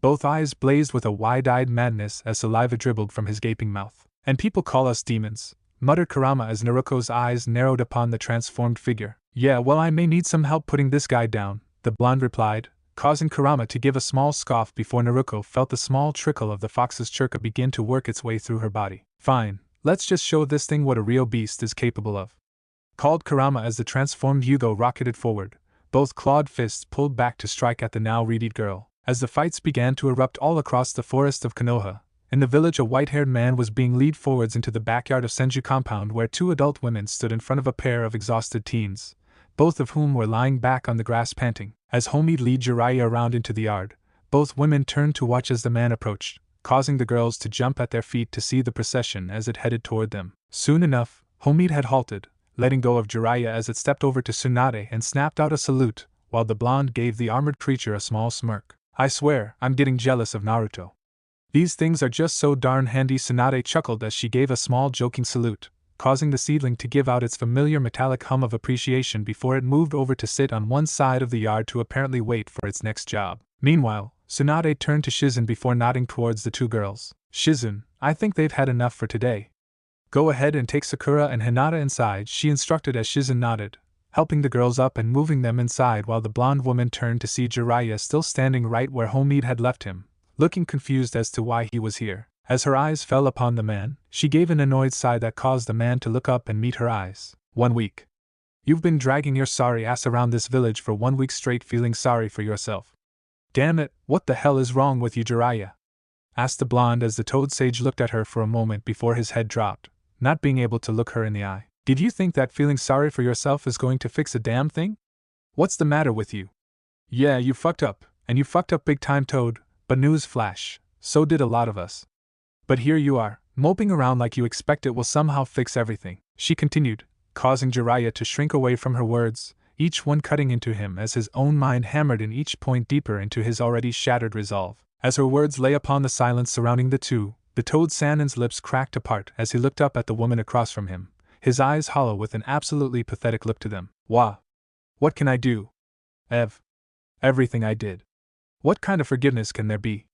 Asked the man as he slowly sank to his knees, looking at his hands which were shaking as though just holding himself together was taking all of his strength. Then there was a smacking sound as Jiraiya felt himself flung sideways across the ground, rolling a few times against the grassy yard, coming to a stop a few feet from where he had started. As his now aching head looked up, he saw Tsunade walking towards him, one hand still clenched in a fist she had used to throw him across the yard, her eyes set as she marched over to the man's side. Don't give me that, have you tried? Hell, Minato was just as much to blame as you, but you know what he's done, huh? Asked the woman as Jiraiya pushed himself into a sitting position, still not meeting the blonde's eyes. Everything, that's what. He's been doing everything he can think of to try and make it up to Naruto and everyone else. Heck, it wasn't easy for any of us to try and face what we had done, and here you are saying you don't know what to do. Continued Tsunade as Jiraiya's head dropped again. Well? She asked, waiting for the man at her feet to reply with something more than the occasional shake of his body. After what seemed like forever, he finally replied. Boo, but where do I start? The man asked in a choked voice as Tsunade allowed her fist to untighten, raising it to her head and lightly rubbing at it as she looked down at the man. Damn it, you are so thick-headed. You start by asking to be forgiven. That's where we all started. Heck, even Kushina had to start there, muttered Tsunade as her mind conjured the time Kushina had come crying to her door a few days into Naruto's training, asking if she had seen him. Flashback. A teary-eyed Kushina had enlisted Tsunade to help her search for Naruto. From what Tsunade could make out, they had been preparing to go and do some training when Jiraiya had started talking about Kushina's promise to help the girls with their sealing. Apparently, the idea of being looked over again after just getting a chance to get actual training had been too much for the boy, and Naruto had fled before Kushina could explain to him that she wasn't going to leave him. Even though she had raced after him only moments after he had departed, she hadn't been able to find him, and with a stab of guilt realized that she didn't really even know where to start looking. With nothing else, she had headed to the Senju compound looking for Shizen, but only finding Tsunade. So at the moment the pair was moving through one training field after another, looking for any trace of the boy. The agitated mother looked around with apparent panic on her face. Kushina, calm down. We'll find him, and then we'll explain it. Everything's going to be okay, called Tsunade as the two leapt from tree to tree. Kushina for her part simply turned her head towards the blonde and gave her a worried look as they continued forward. After a few more fields, the two had come to a halt as Kushina looked out over an open field, spotting Naruto sitting with his knees pulled up to his chest looking over a small pond that dominated most of the area before him. Naruto, Kushina breathed out, moving forwards as Tsunade hung back, deciding to leave this matter to the pair before she announced her presence. As Kushina made her way slowly across the open grass, Naruto seemed to stiffen as if coming back awake and suddenly turning around to spot the redhead's approach, causing her to halt in her steps. A gentle breeze blew her red hair out in a small arc behind her as she tried to speak. Sochi, whispered Kushina as Naruto turned away from her, his voice coming out in a measured tone that made it clear he was fighting to keep emotion out of it. It's okay, Kazan. You can train them. He started to say before his voice broke and he started to shake slightly, causing Kushina's eyes to brim with tears at the sight. With a few steps, Kushina had reached the blonde before falling to her knees and wrapping her arms around his form, her own voice coming out in a broken whisper as she pulled him close to her. No, Sochi, I'm not leaving you. I'm so sorry, Narita-kun. Please. Please forgive me for being a horrible cousin. I promise. I'll never leave you again. I won't leave you ever again. I promise. Kushina managed as small tears continued to fall from her eyes. But what about? Naruto had begun until Kushina shook her head, splashing a few tears across the boy's golden hair as she did. The girls can wait. You've already waited too long, my little maelstrom. I promise. Please. I'll never leave you again, Kushina sobbed.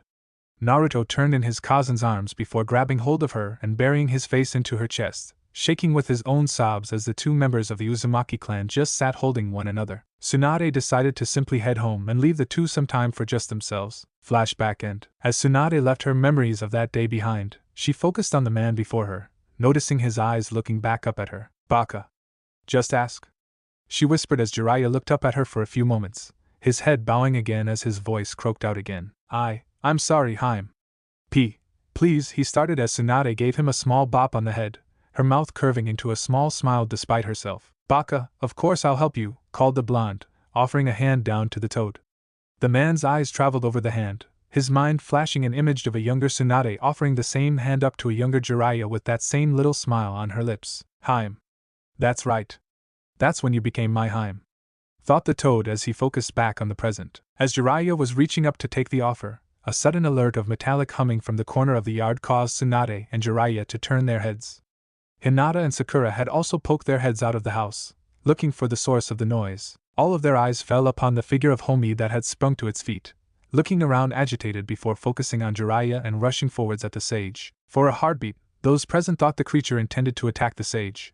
But as the seedling reached the man, its hands flew through a series of crude and simple hand signs before letting out an alarmed metallic hum and shooting off into the air, streaking off in a northward direction faster than any of them thought possible and leaving the confused group behind blinking after it. What the heck was that? Called Sakura as she and Hinata stepped towards the pair of sages with Shizen following behind as Tsunade shrugged. No idea, she replied before Jiraiya stood, suddenly looking around at the group with his eyes alert and full of what they could only describe as panic. Tsunade, Shizen, we need to move now. I'll get a message to Minato and have him send a team north, but we need to get going now. The sage shouted as those present blinked at him for a moment. Jiraiya-sama, what? Started Hinata before Jiraiya looked over at her for a heartbeat before coming to a conclusion. We will need as many medics as we can get, so you and Haruno should come as well, the sage continued as he began to go through hand signs. Those around him continued to look towards him in bewilderment, while a toad appeared from a cloud of smoke. Jiraiya, what's going on? Called Tsunade as Jiraiya turned to meet her eyes with his own. Those were basic Umbu signs. Team 7 is under attack to the north. Called Jiraiya as he turned to sprint off after the seedling. The others remained paused until Hinata's eyes went wide before she shot off after the man, followed by the rest as the toad vanished to report to Minato. As the Konoha group shot off in pursuit of the flying seedling, on the battlefield to the north another seedling was flying through the air, only not under its own power. With a humming cry, a seedling went skipping past Naruto, courtesy of the now seal-covered Jirobo who was smirking at the injured seedling. Is that all you've got, trash? Called the orange-haired boy before a wave of black sand smashed into his face, slamming him back as Sikaka landed in front of the cursed seal-covered boy with his tail swishing out behind as his right arm formed a cloud of sand around him. The mismatched pair golden and purple eyes narrowed as they looked at the orange-haired youth who was getting back on his feet. Another one, huh? Well, try this.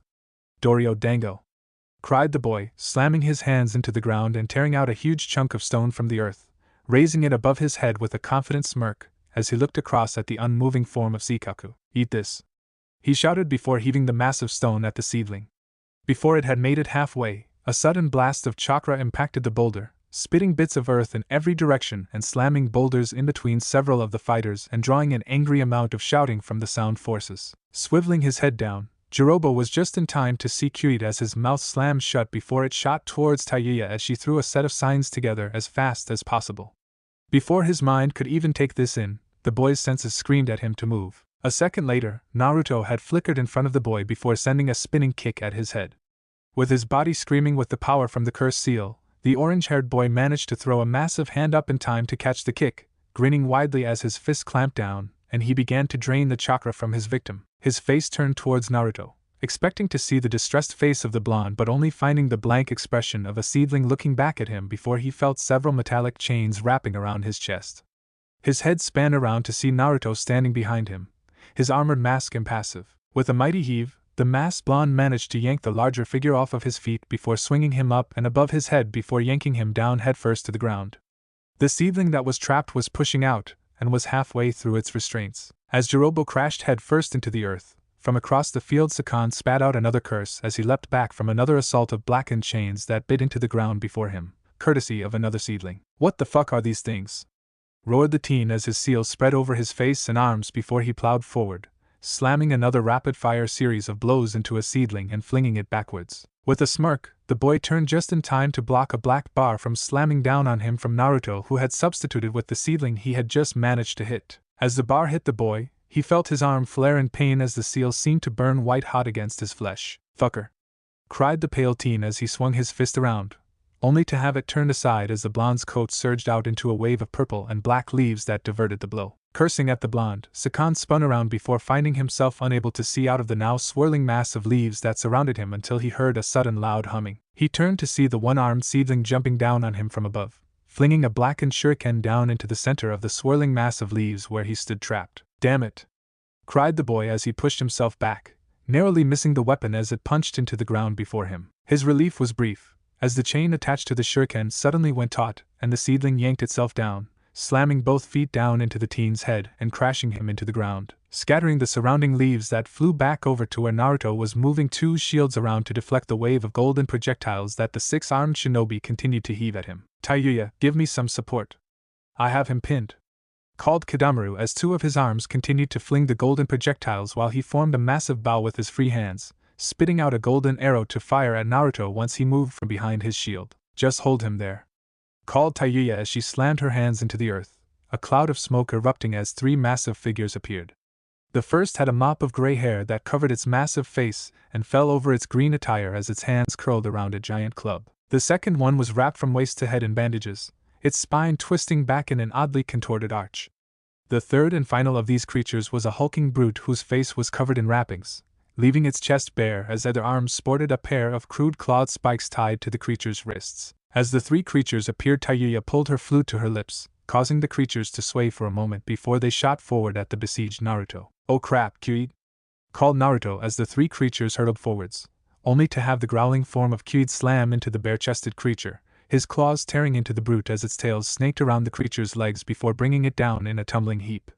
With a muffled roar, the two remaining creatures turned. The one heavily wrapped in bandages swung a leg down as its companion swung its club, intent on crushing both their third member and the seedling in one massive blow.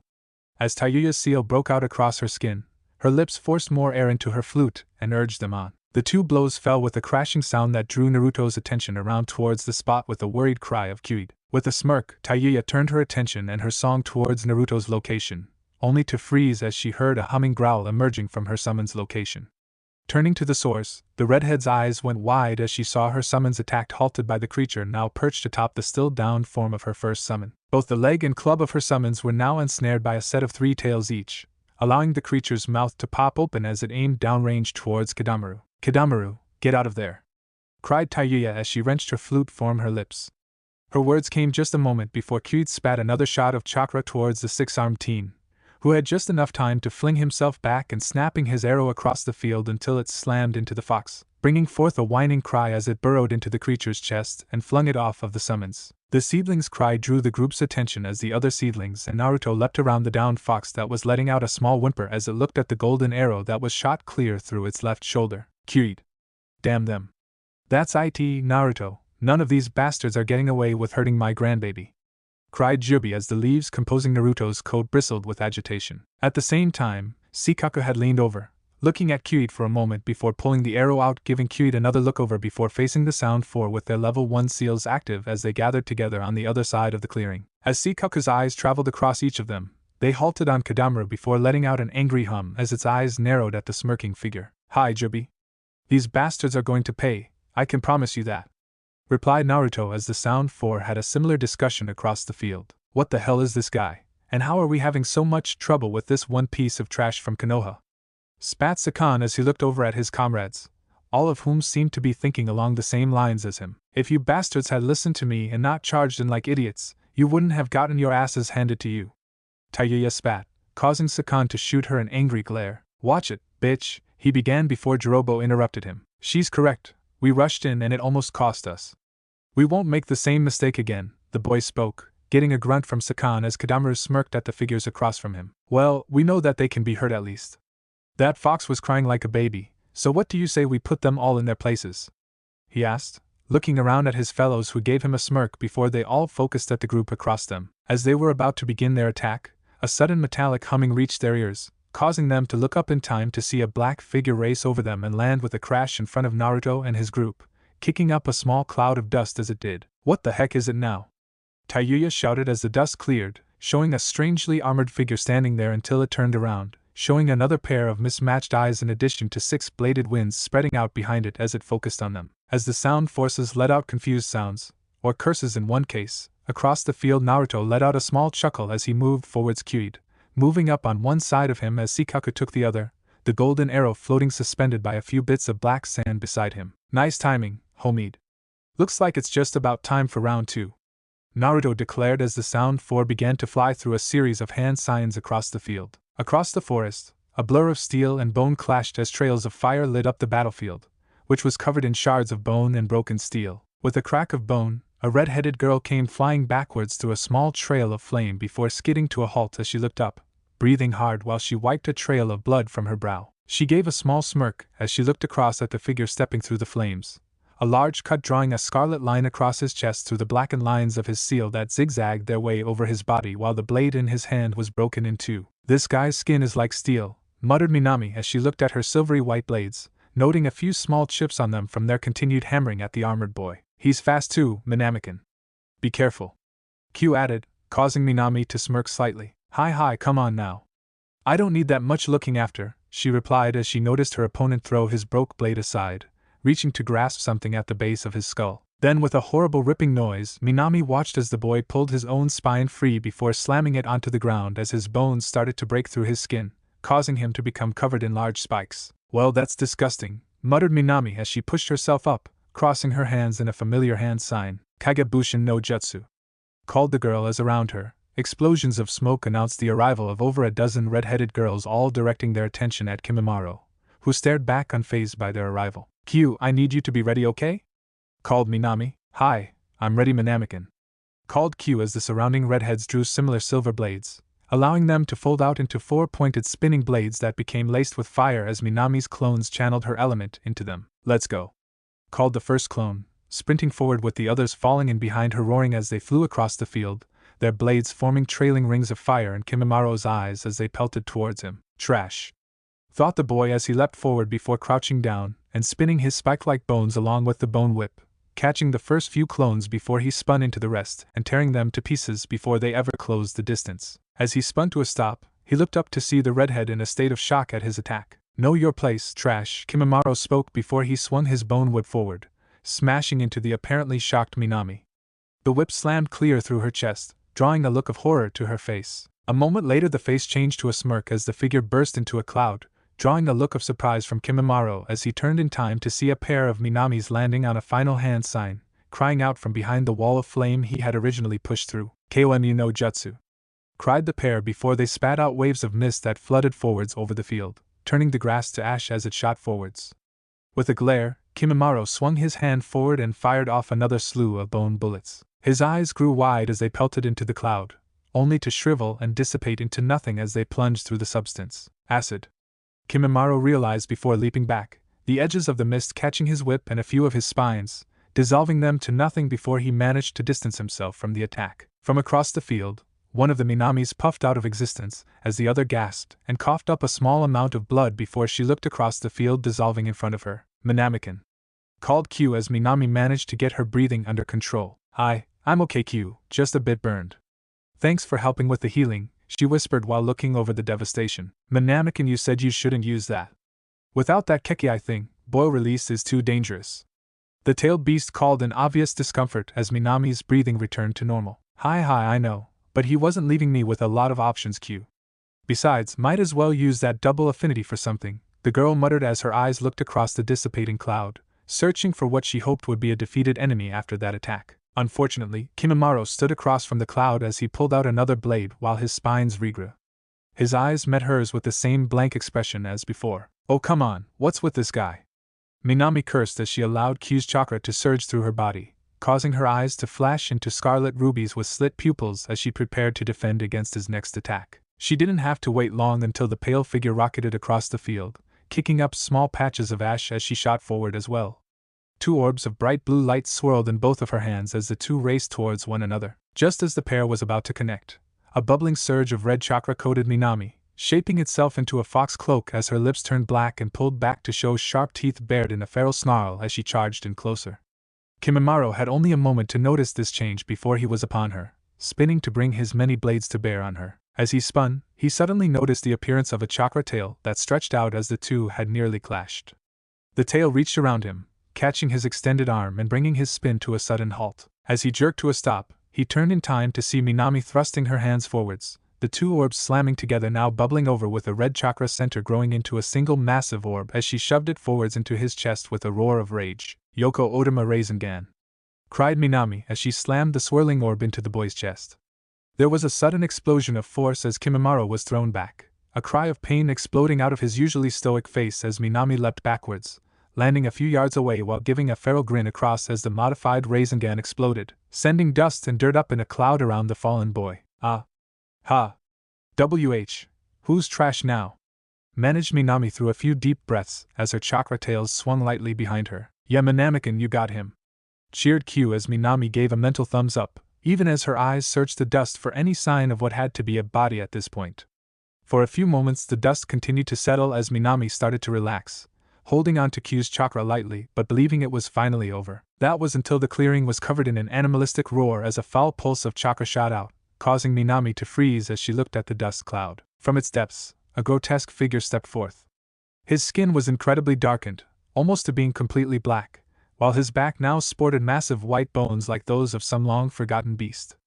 As a spiked tail slashed at the ground, his now glowing yellow eyes, which sat in the middle of solid black pools, glared at her in anger. Enough.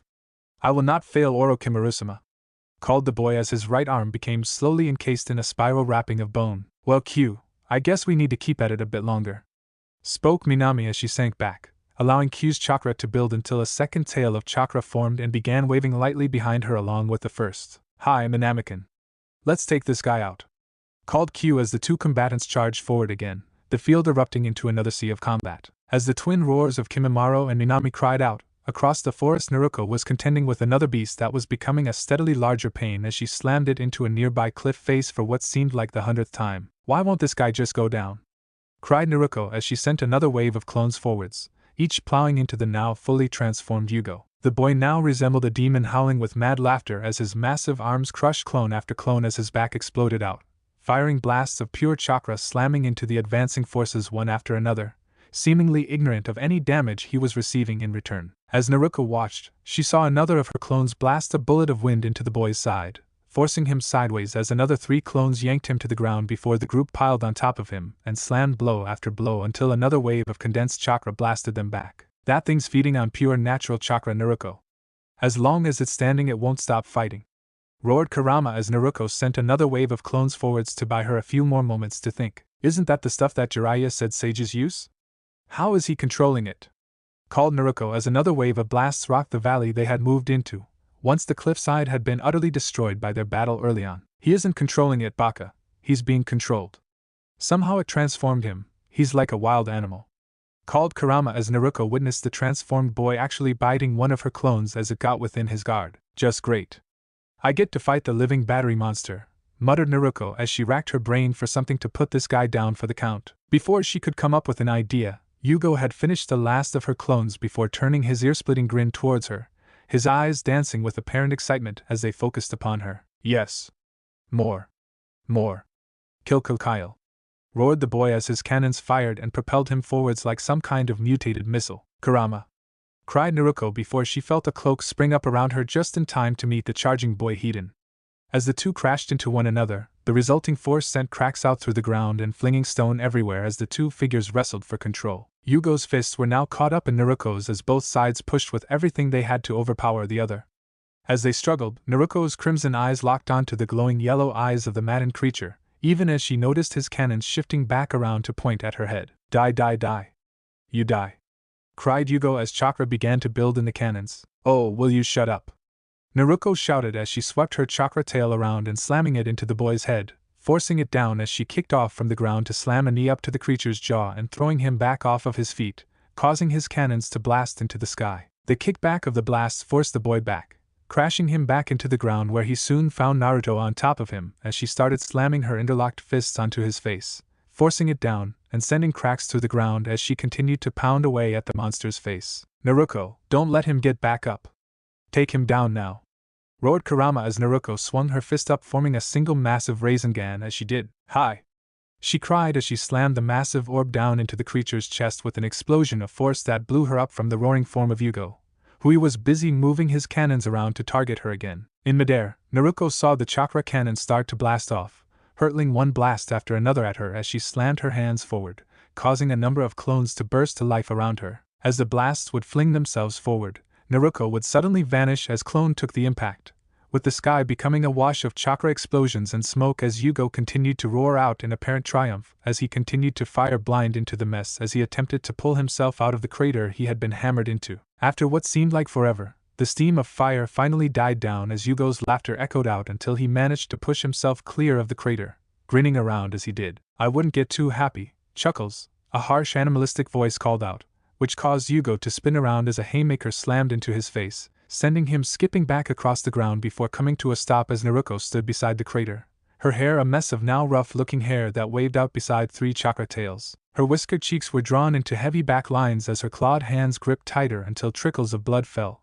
mixing in with the chakra around her. Naruko, you have a minute before you lose control, finish this, roared Kurama as the girl disappeared in a blur of movement, appearing a second later before slamming a kick up into the boy's chin and flinging him up, only to be caught by her 3 tails and slammed back down into the ground, followed by a glowing red Rasengan that slammed into the boy's chest and drawing a cry of pain from his throat. Yugo swung an arm around, slamming both fist and piston together into the side of the girl's head and sending her crashing into a wall of the valley, only to have the same spot explode a moment later as she reappeared, slamming a fist back into the boy's face. Damn you, just stay down, roared Naruko as she reached up, a pulsing black clump of chakra forming between her tails that she slammed down into the boy, sending a wave of chakra in every direction and briefly lighting up the valley like a noonday sun. Rock and stone flew in tandem with the roar of the blast crashing down all around the valley as Naruko staggered to her feet. Kurama's chakra shrank away from her as she looked down at the now devastated form of Yugo, who was slowly returning to his human form with his body in a mangled mess. With a small effort, Naruko stumbled away from the boy's form, her breath coming in small gasps as she looked out over the devastated valley. Well, we go him, chuckled Naruko as Kurama gave a small snort. As if the container of the mighty Kurama could do any less, boasted the fox as Naruko smirked at his words. Well, almighty Kurama, mind giving me a little help?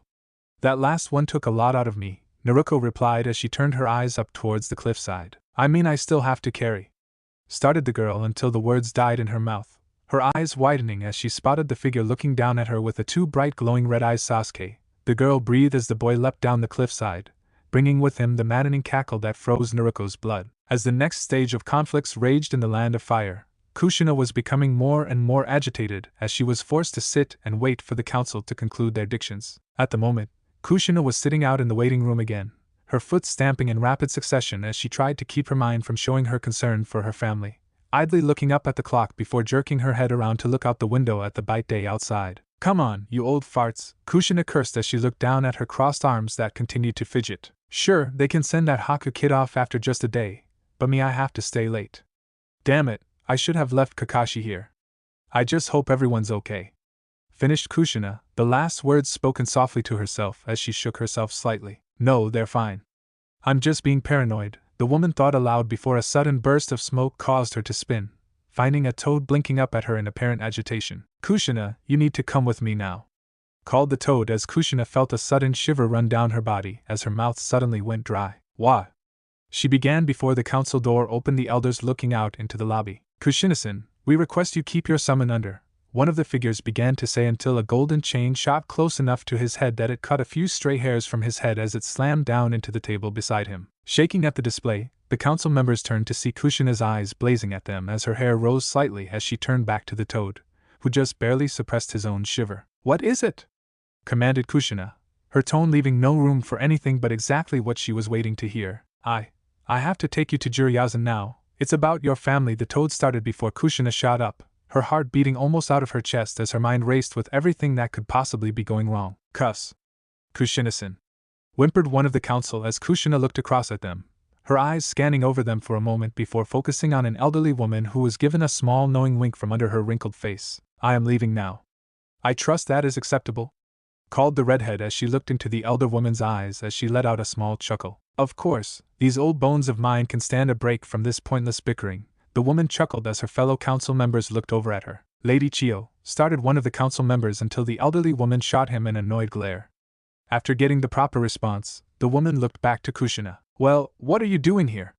"Get going," called Chio as Kushina nodded, disappearing in a cloud of smoke a moment later and leaving a slightly smirking Chio behind while the council members began to bicker again. "Well, Uzumaki, I guess that makes us even for looking after our Jinchuriki.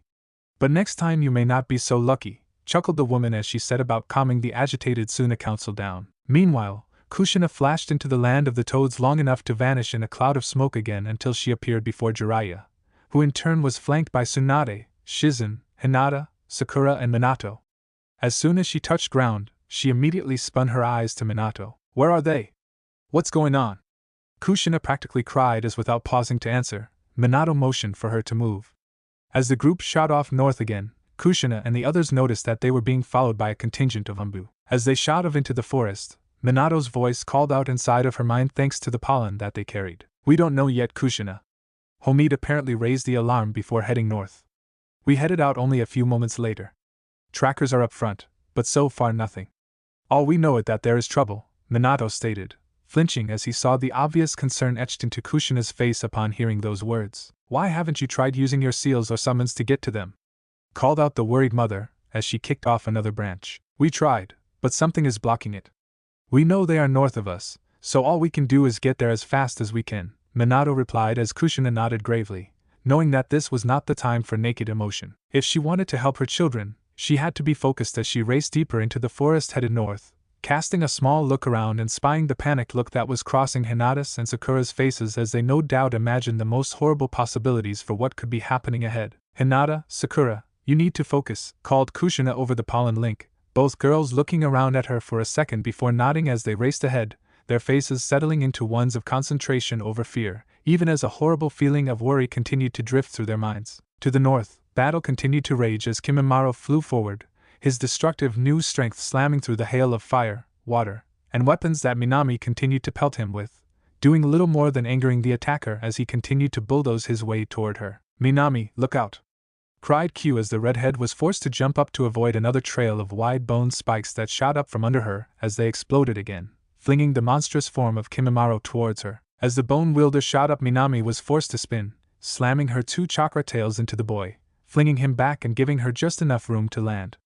Her breath came in heaves as she looked across at her opponent. This is insane," breathed the girl as inside of her Q was forced to agree as the bone figure rose, ripping out his spine out once again as he turned to face her. I really hope it doesn't end like this," muttered Minami as she watched the enemy ready for his next assault. "Minami, what about Boil? It worked before, didn't it?"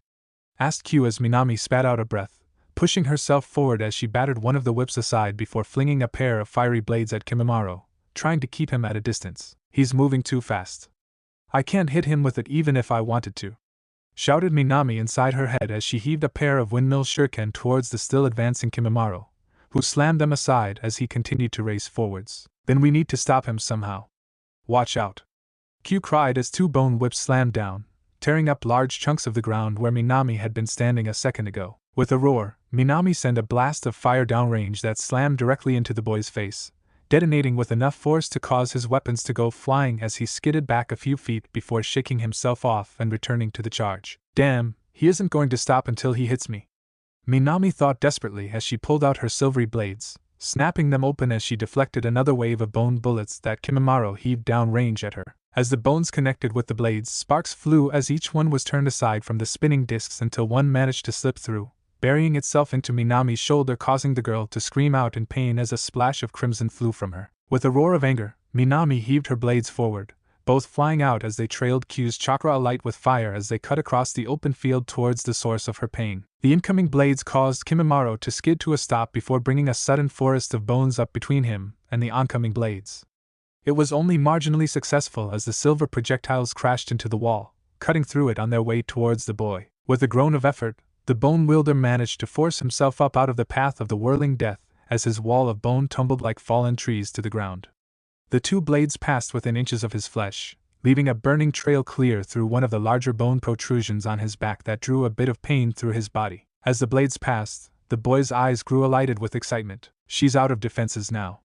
Without those weapons, I can tear her to pieces, cried the boy as he landed before kicking off toward the girl who was struggling to form hand signs with the damaged arm. Q, get ready, called Minami as she watched her last weapons fly forwards before whirling past their target. Minami, look out, screamed Q moments before Kimimaro was upon them, his arm thrust forward, covered in a wide spiral of bone forming a makeshift drill. Even as Q's words cried out, it was already too late as the bone wielder found his mark. The armored appendage slammed into the girl before exploding out of her back in a shower of crimson. The impact was enough to splatter both of them with a crimson coating. Kimimaro looked up to see the girl's face twisted into a look of horrifying pain, even as small trails of blood seeped out from between her lips. Any last words, trash? Asked Kimimaro as he pulled out a simple bone blade to finish the deed, his yellow eyes glinting as they looked up into the redhead's ruby-colored ones. With a groan of effort, Minami drew in a quick breath before turning to look at her opponent, a small smirk playing across her lips. Ha! Hi, she managed before her wounded arm swung around, slamming into the bone spiral and sending cracks through it, and she clutched at it tightly. Koemi no Jutsu, cried the girl as the bone wielder's eyes grew wide, his mouth open in a roar of anger and pain as he tried to escape the cloud of acid now pouring out directly into his face. With a jerking motion, Minami found herself flying backwards, her body feeling oddly light as it slammed into the ground and skipping a few times before coming to a rest so that she could vaguely see the form of Kimimaro thrashing back and forth. Roars and shrieks of pain escaped the boy from the fog of acid that was biting into him, while she felt a fresh wave of pain before looking down to see the hole that ran clear through her hip. Ah. Ha. Nizen's gonna. Ah, kill me. I didn't listen to him about being stabbed. Minami managed to smile to herself as Q let out a worried whine, pumping his chakra into the wounded area, doing what he could to reseal the wound. Minamibaka. Why'd you do that? Cried Q as he tried to focus his chakra into healing the areas of her body that had been the most damaged by that last attack. Hey, you were the one who said we need to stop him, Minami muttered as she watched the cloud dissipate as her eyes began to become heavy. Baka, whined Q worriedly as he continued his work. Hey, at least we got him, Minami replied as she scanned the area, a small smirk on her lips. Before Q could protest further, both of them suddenly froze as a horrifying noise reached their ears. As the cloud of acid finally fell away, they saw a figure so twisted in appearance that if she had the strength for it, Minami was sure she would be vomiting at the very sight of such a thing. Kimimaro stood shrieking in agony a few feet away, the mist pulling back to show the right side of his body almost completely devoid of flesh all the way to his now mutilated face, from which one remaining eyes blazed with homicidal fury. With a shiver of pure fear, Minami saw that the bone of his left arm had melted back to his very ribcage, which now slammed shut, looking like he had forced his bones to continue to act as a shield to keep the acid from reaching his vital organs. Half mad with pain, the horrifying figure lurched forward, its remaining arm pointed towards the downed girl as a glob of spit dripped from the corner of his mouth.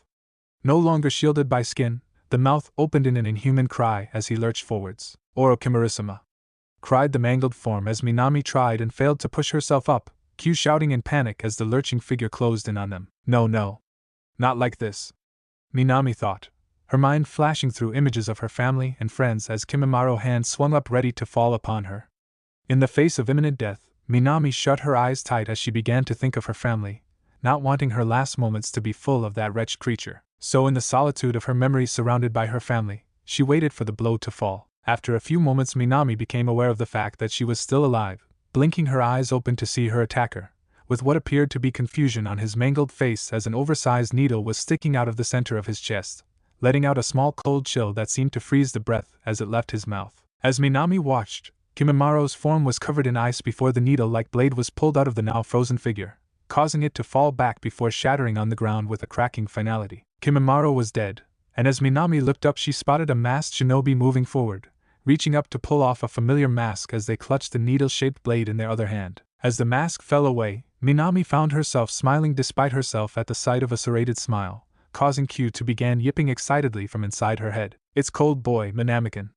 Cold Boy saved us," called the excited fox as Haku dropped to a knee, looking from the broken fragments of Kimimaro to Minami. "Hope you don't mind me stepping in." "I owed him one," spoke Haku as he rolled the girl gently over onto her back and set about looking over her wounds. For her part, Minami managed a small smile even through her pain and exhaustion. "Nah. You'll just have to make it up to me when we get to Konoha." Minami smiled as Haku flashed one of his own before getting to work bandaging up her battered form. "Hi, now lie still," instructed the boy as he began his work, his mind privately thanking Zabuza-sama for helping solve this situation. "When in doubt, kill something." "Haha.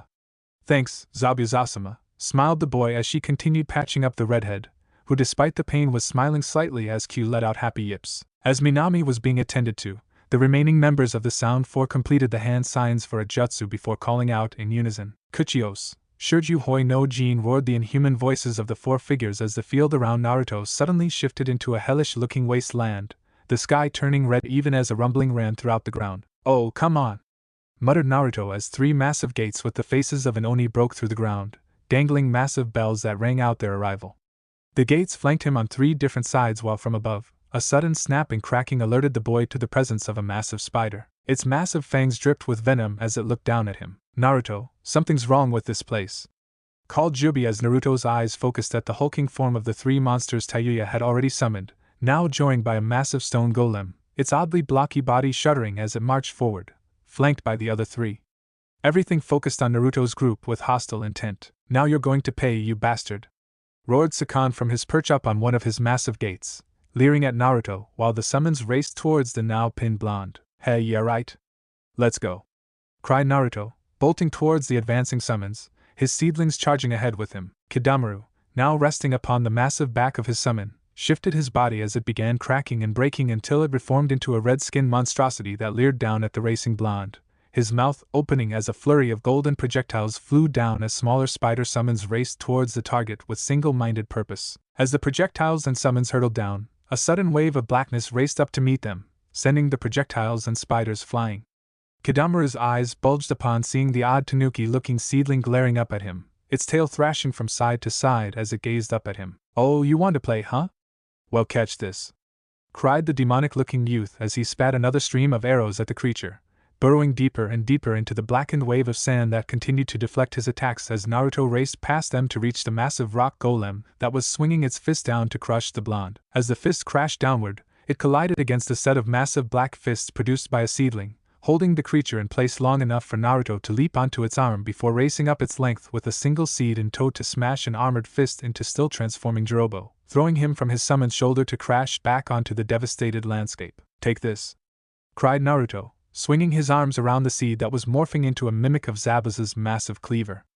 Naruto caught the fake Kubikuru Bocho in mid-swing, bringing the blade around to crash into the golem's face and sending bits of rock flying as its head exploded in a shower of stone. "Kill him!"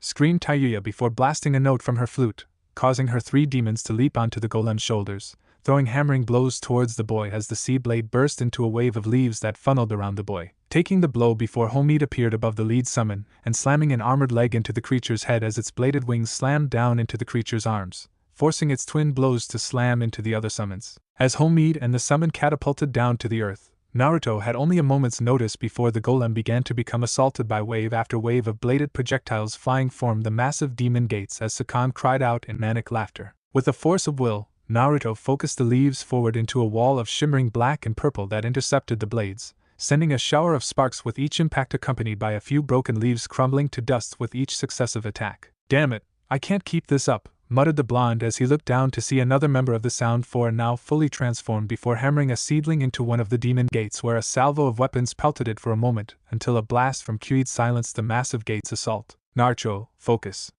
cried Jubi as Naruto spun a second too late to see Sakan spring forwards, his body turning bright red and appearing to break before the blonde's eyes. With a surge of will, Naruto forced his wall of protection forward, hurling itself as a spear only to pass between the now separated forms of Sakan and Yukon, each transformed into red-skinned demons sporting blackened armored limbs. The duo plunged forward in a devastating series of blows that sent Naruto flinging back off of the massive rock summon that was beginning to reform. "Come on, let's finish this already," called Yukon impatiently as Sakan smirked at him before the two pursued the falling boy as flecks of blackened armor fell away from his body. As the pair raced to get to the ground before Naruto, they had to suddenly leap back as Kyuubi began sending blast after blast their way, gouging huge craters into the stone creature. "Stupid fox.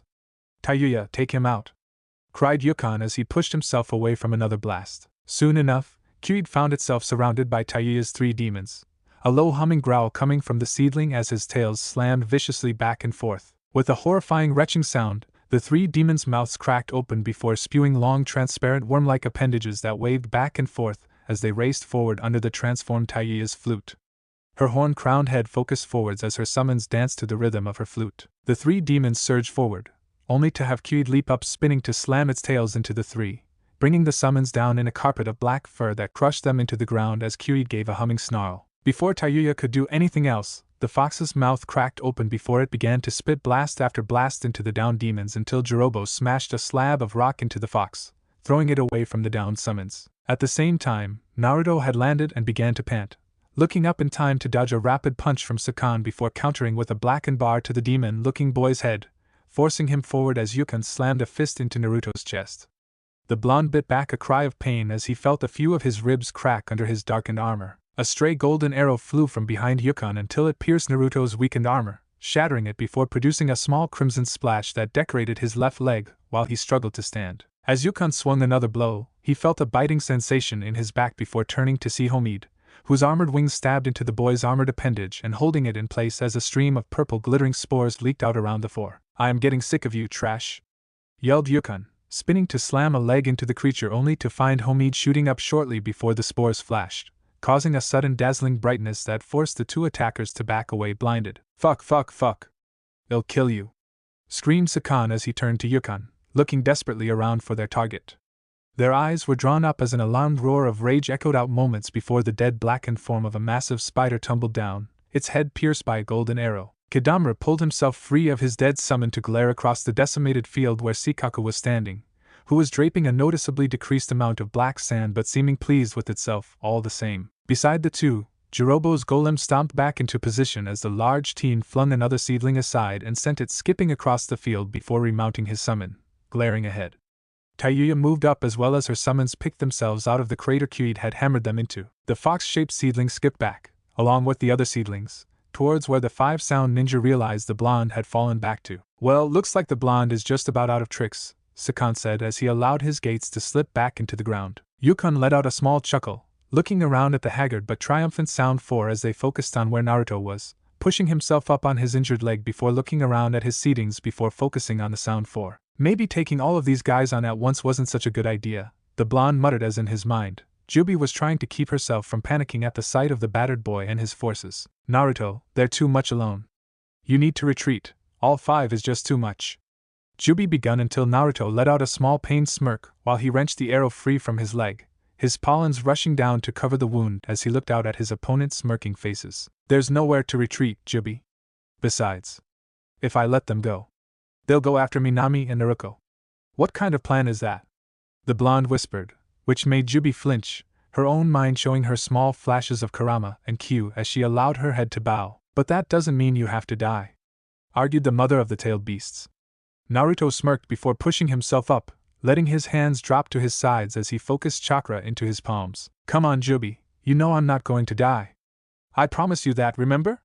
And we still have a trick up our sleeve," Naruto replied as Jubi let a small smile cross her lips, despite the situation they found themselves in. "Of course not. You haven't changed the world yet," called Jubi between teary eyes as Naruto brought his hands together, causing chakra to build up in a pulsing purple light that began to shine as the technique began to take shape. "You haven't seen all your kids yet either, remember?" replied the boy as he stretched his hands apart, the swirling purple energy lengthening into a needle-like rod while most of the seedlings around him collapsed into their seed form, flying forward to cover him in armor. Kyuubi remained as he moved behind the boy, his 9 tails slamming into the ground as he braced against the blonde's back. A humming growl escaped the fox-shaped seedling's mouth as the technique continued to pulse and grow. Across the field, the Sound 4 paused as they saw the distant glow of whatever the boy was producing. Sakan and Yukon stepped forward, their fanged mouths turned up into mirroring sneers. So the little brat still has a card to play? Pathetic, the twins chuckled before throwing a quick series of hand signs together, recalling the massive demon gates from the ground below. The gates stood between the Soundnin and the blonde as the massive stone golem moved around the walls, trudging towards Naruto. I don't like this. This kid's techniques are a lot more dangerous than any ordinary piece of trashes, called Tayuya as she sent her demons to accompany Jirobo's golem around the wall, her eyes looking around as the largest member of their group gave a small shrug before looking down at his arms that were bruised and bleeding from his blows against the ceiling. Tayuya is right. Something is wrong with those things. Every time I tried to absorb their chakra, this happened, Jirobo spoke, raising his disfigured arms for those present to see. Whatever, those bastards killed my summon. Doesn't matter what tricks they have left, they're still gonna die. Called Kidamaru as he raced around the cover of the demon gates to get a clear shoot at Naruto, shooting another round of arrows from his mouth. No, you idiot! Cried Tayuya, only to be backhanded by Sakan, who sneered down at her, his eyes blazing with barely restrained anger. Shut up, whore! I've had enough of your uselessness. You couldn't even handle that bloody fox without us. The demon boy snarled as the girl glared back at him. At the same time, Kidamaru and the massive golem had gotten within range of the blonde. The spider-armed boy fired another set of arrows, which were deflected as Homid raced forwards with a snap of its bladed wings. Behind the armored seedling, Naruto completed the first stage of his technique. Between his hands was what appeared to be a shimmering needle that pulsed faintly, casting a purple glow around Naruto's form. As he raised the bolt up, it slowly changed its shape, swelling out and flattening until what Naruto held much like an ornate spearhead that continued to send small pulses of light out as he lowered it to the blackened rod forming out of his free hand. With a small quiet snap, the two came together as the shaft continued to stretch out until finally slipping free so that the now completed spear gently fell to Naruto's side, held limply in one hand as he focused at the charring form of the rock golem. Humph! Naruto responded as the massive creature slapped Homid in the air, an angry metallic hum coming out as it righted itself to charge back down. Now, Naruto! Cried Jubi as the boy slammed his foot forwards, planting himself firmly as the glowing spear held in his hand arched back. Its glowing tip pointed towards the smiling demon gates. Jubi no Haruna, whispered Naruto as he leaned forward, his body pulling his arm along as the spear was released and flew straight ahead. As the shaft left the boy's hand, the end of the rod exploded into a blast of chakra as the rod burned itself away to propel the spearhead forwards like a rocket straight towards the Soundnin, while Naruto was thrown back into Kyuid from the force of the blast. As the rocketing spear met the rock golem, the chakra in the creature seemed to scream as it blasted free from the summon, leaving the rock to crumble in the wake of the blast while the spear tore its way across the ground toward the gate. Kidamaru had only begun to recognize the danger as the spear drew in closer than he could move out of the way. A second later the spear shot through him, his seals screaming in pain as the chakra in his body forced itself out, tearing great chunks of his armored flesh away while his mind went mad with the pain for what felt like an eternity before his heart vaporized in the ensuing shock wave of chakra. The gates behind him fared no better as the bullet shot through them like paper before shattering into jagged shards that were pulled along in the wake of the spear as it shot cleanly through the other side.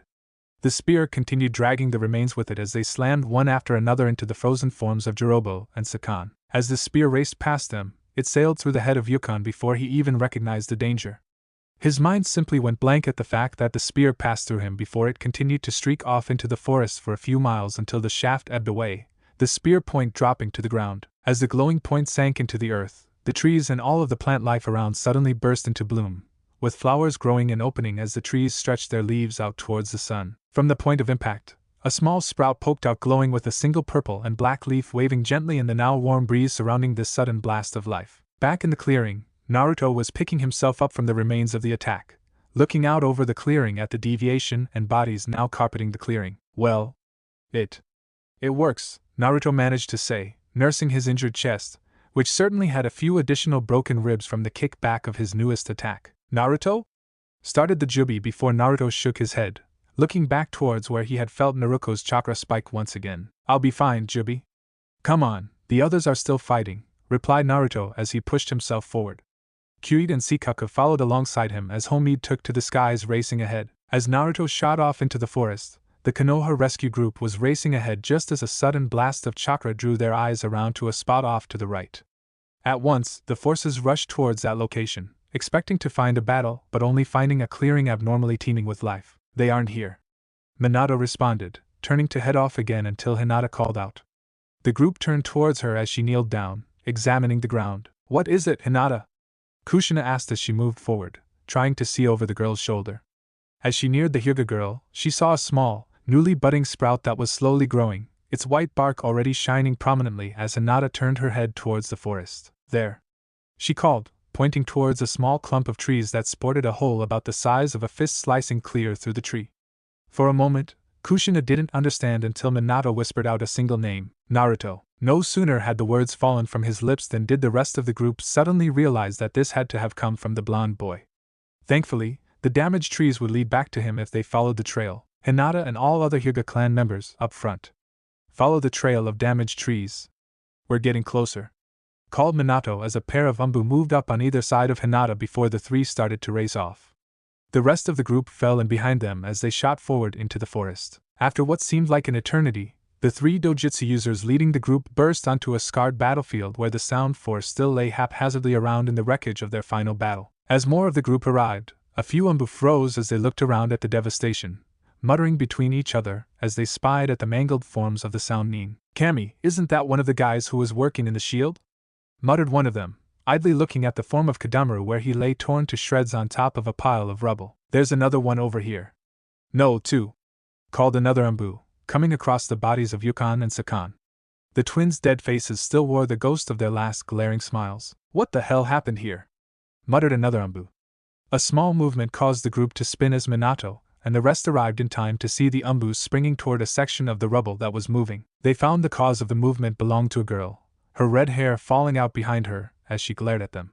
She cringed when she tried to get up, causing everyone present to notice her legs trapped beneath a massive chunk of rock. Fuck, cursed Tayuya as she looked up at the surrounding Umbu. Hinata stepped forward, her eyes blazing as she dropped to the girl's side. Where is Naruto? Hinata demanded, recognizing the leftover chakra from the fight well enough to know the girl had fighting the blonde recently. As the redhead remained silent, Hinata grabbing onto the girl's shirt and pulled her up from the stray rubble before bringing her eyes close to the redhead's. Where is he? Yelled Hinata. Tayuya managed a weak smile, spitting a small bit of blood onto the girl's face before chuckling slightly. Fuck you, bitch. Why should I say anything? She managed as she glared into the Hyuga's eyes, causing Hinata's head to drop slightly as a faint pulse of chakra burst from her, causing Tayuya to shiver as she noticed two horns slowly growing out of the girl's hairline. Tell me where Naruto-kun is and I'll heal you. If you don't, whispered Hinata in a very soft voice, raising her now blackened eyes up to stare into Tayuya's as she continued to speak, then I'll finish what he started. Tayuya may have been a warrior, sometimes even a raging monster when the time called for it, but one thing she wasn't ready for was more pain.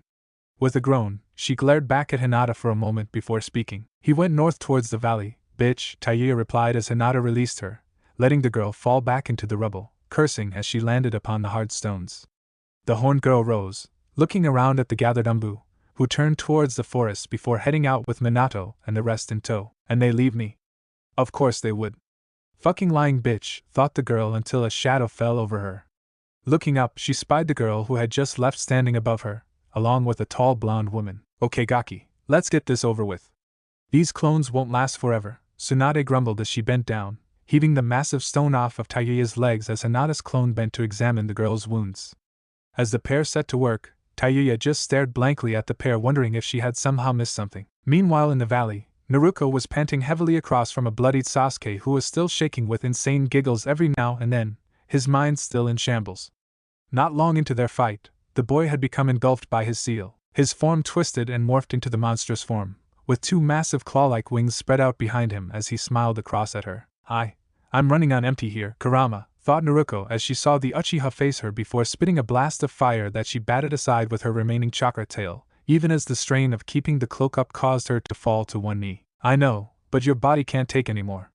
Just standing is taking everything you have, roared Kurama as Naruto continued to gasp and pant, causing the Uchiha to let out another round of cackling laughter. What's wrong, Naruto? Are you tired? Are you scared? Tell me.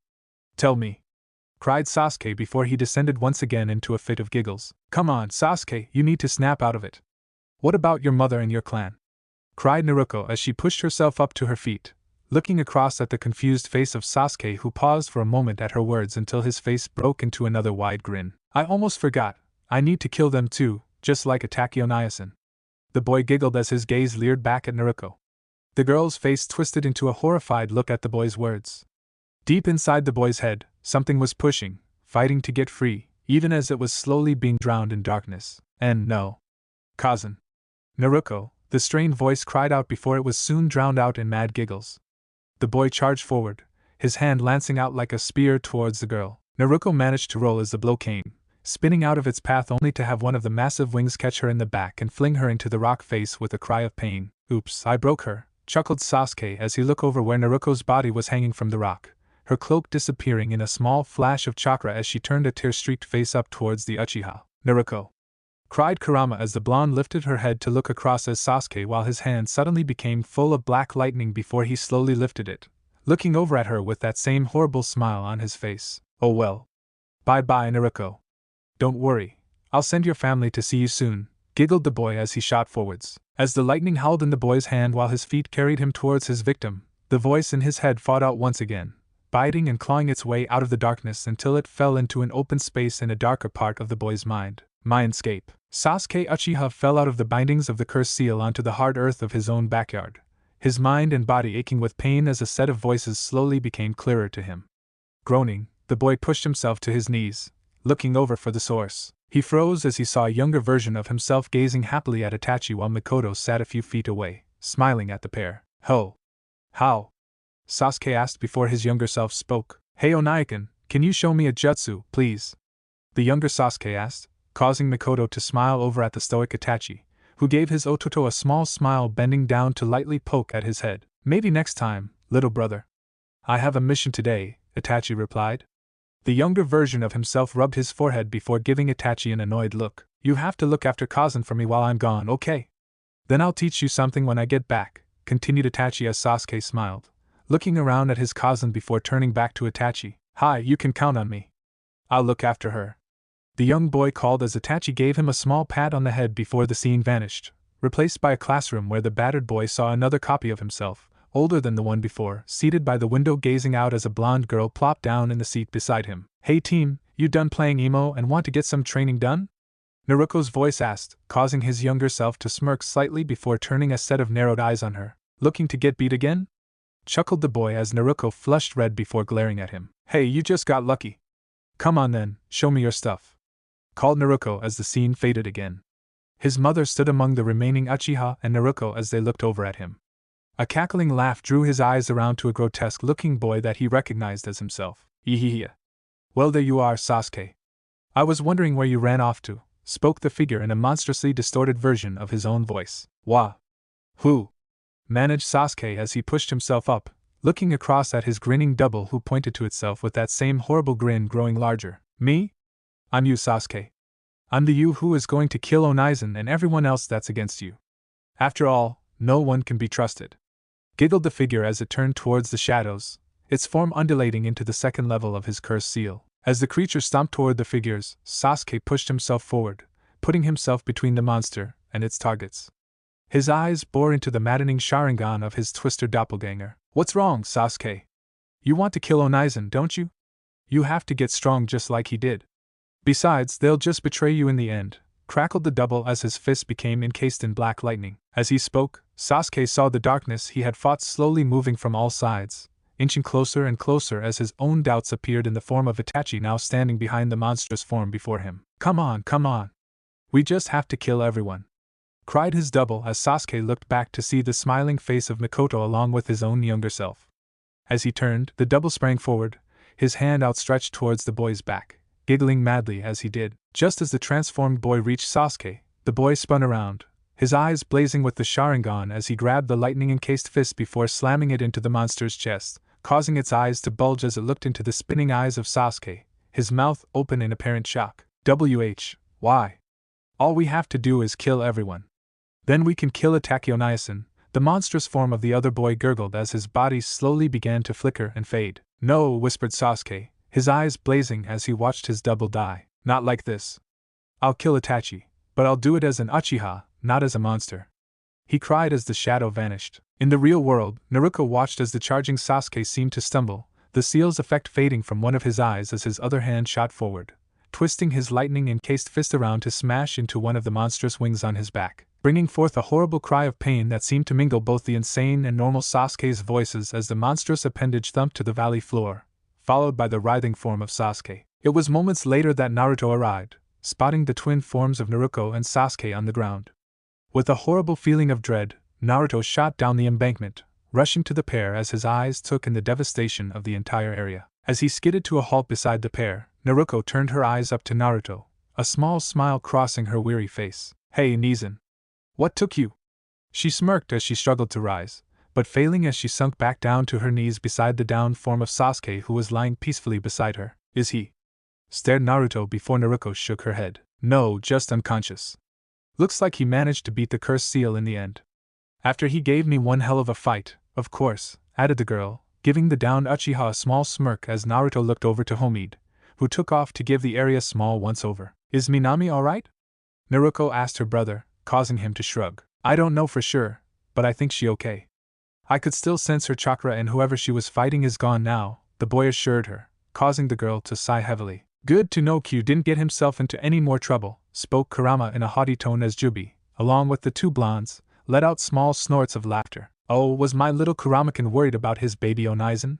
called Jubi in a happy voice as Kurama let out an annoyed huff at the woman's tone. "Well, I guess we Naruto begun," as Homide suddenly shot back down, humming in apparent agitation as Naruto spun his eyes up to see the edge of the valley now teeming with activity. Option 1. The overcast sky threw the now barren valley into a shadow den, as small swatches of light pushed their way through the clouds and casting momentary shadows across the figures that were emerging. The new arrivals gathered around the small group in the center, where 3 figures stood panting and battered from their recent battle while 2 others were unable to even stand. With a small growling hum, Kyui turned his head around to look back at Naruto as the boy's eyes scanned over the injured forms of Naruto and Sasuke, both beaten within an inch of their lives and in no shape to do more than bleed at this point. "Well, this is just great," Naruto chuckled.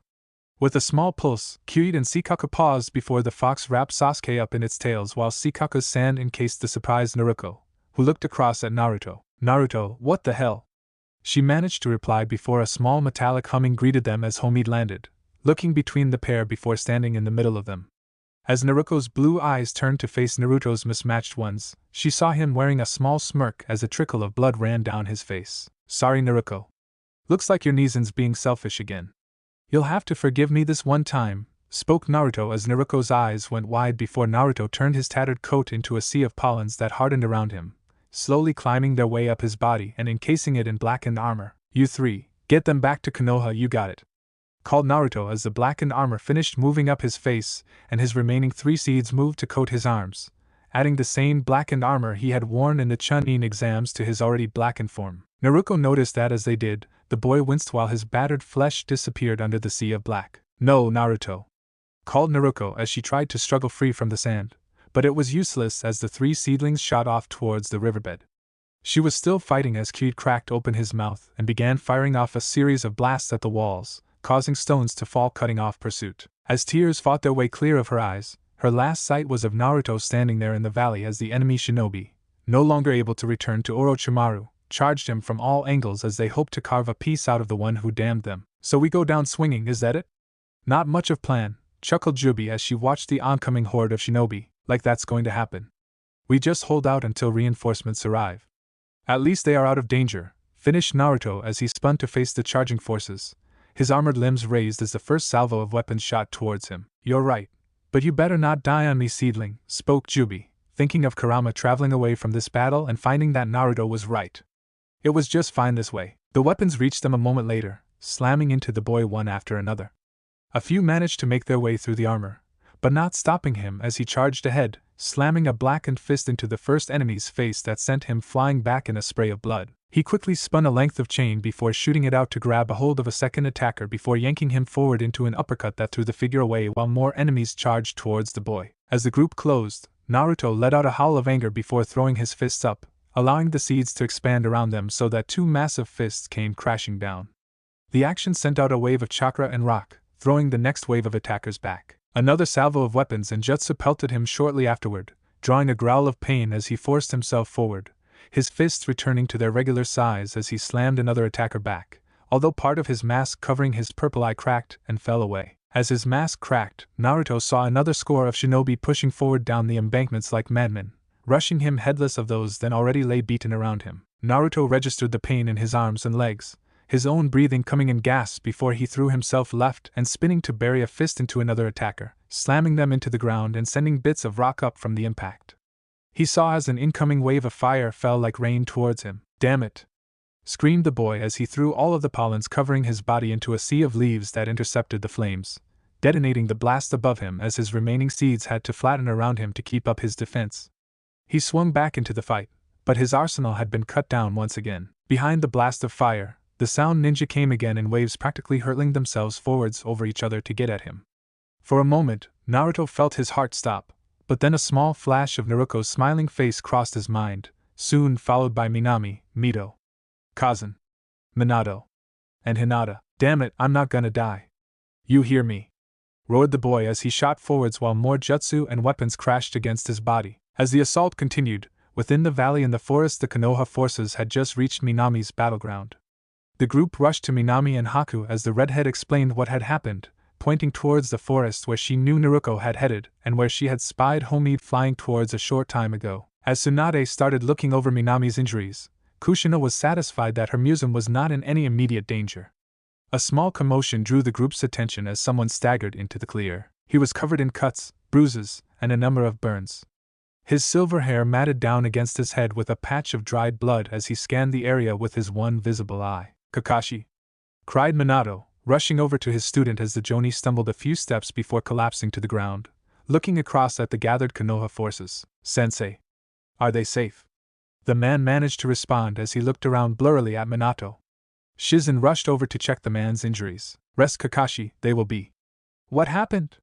asked Minato as Shizen started her work, as a few of the Umbus spread out to pick up Naruto's trail. "Kabuto attacked with a team. Took Sasuke. We pursued. Kabuto separated me," started Kakashi as Minato nodded, listening to the man. "What happened to you?" asked Minato as Shizen continued to patch several bleeding gashes on the shinobi as he gave a weak smile under his mask. "I got Kabuto," replied Kakashi as he fell unconscious, his hand dropping a pair of cracked glasses onto the ground at Shizen's feet as she continued to work. "He'll be okay if we get him back soon." "Minato, go," called Shizen as Sakura fell in beside her, moving to assist the older woman while Minato prepared the rest of the group to move out. As they were about to move, another commotion caused them to turn towards the forest in time to see Kyuid and Zikaku burst out before blinking at the gathered forces. Naruto caught sight of the assembled group and called out to them with panic heavily laced in her tone. "Tauzan! Kazan! Naruto! Hurry!"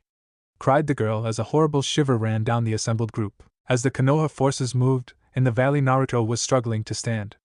His body was racked with injuries as his breath continued to come in short gasps.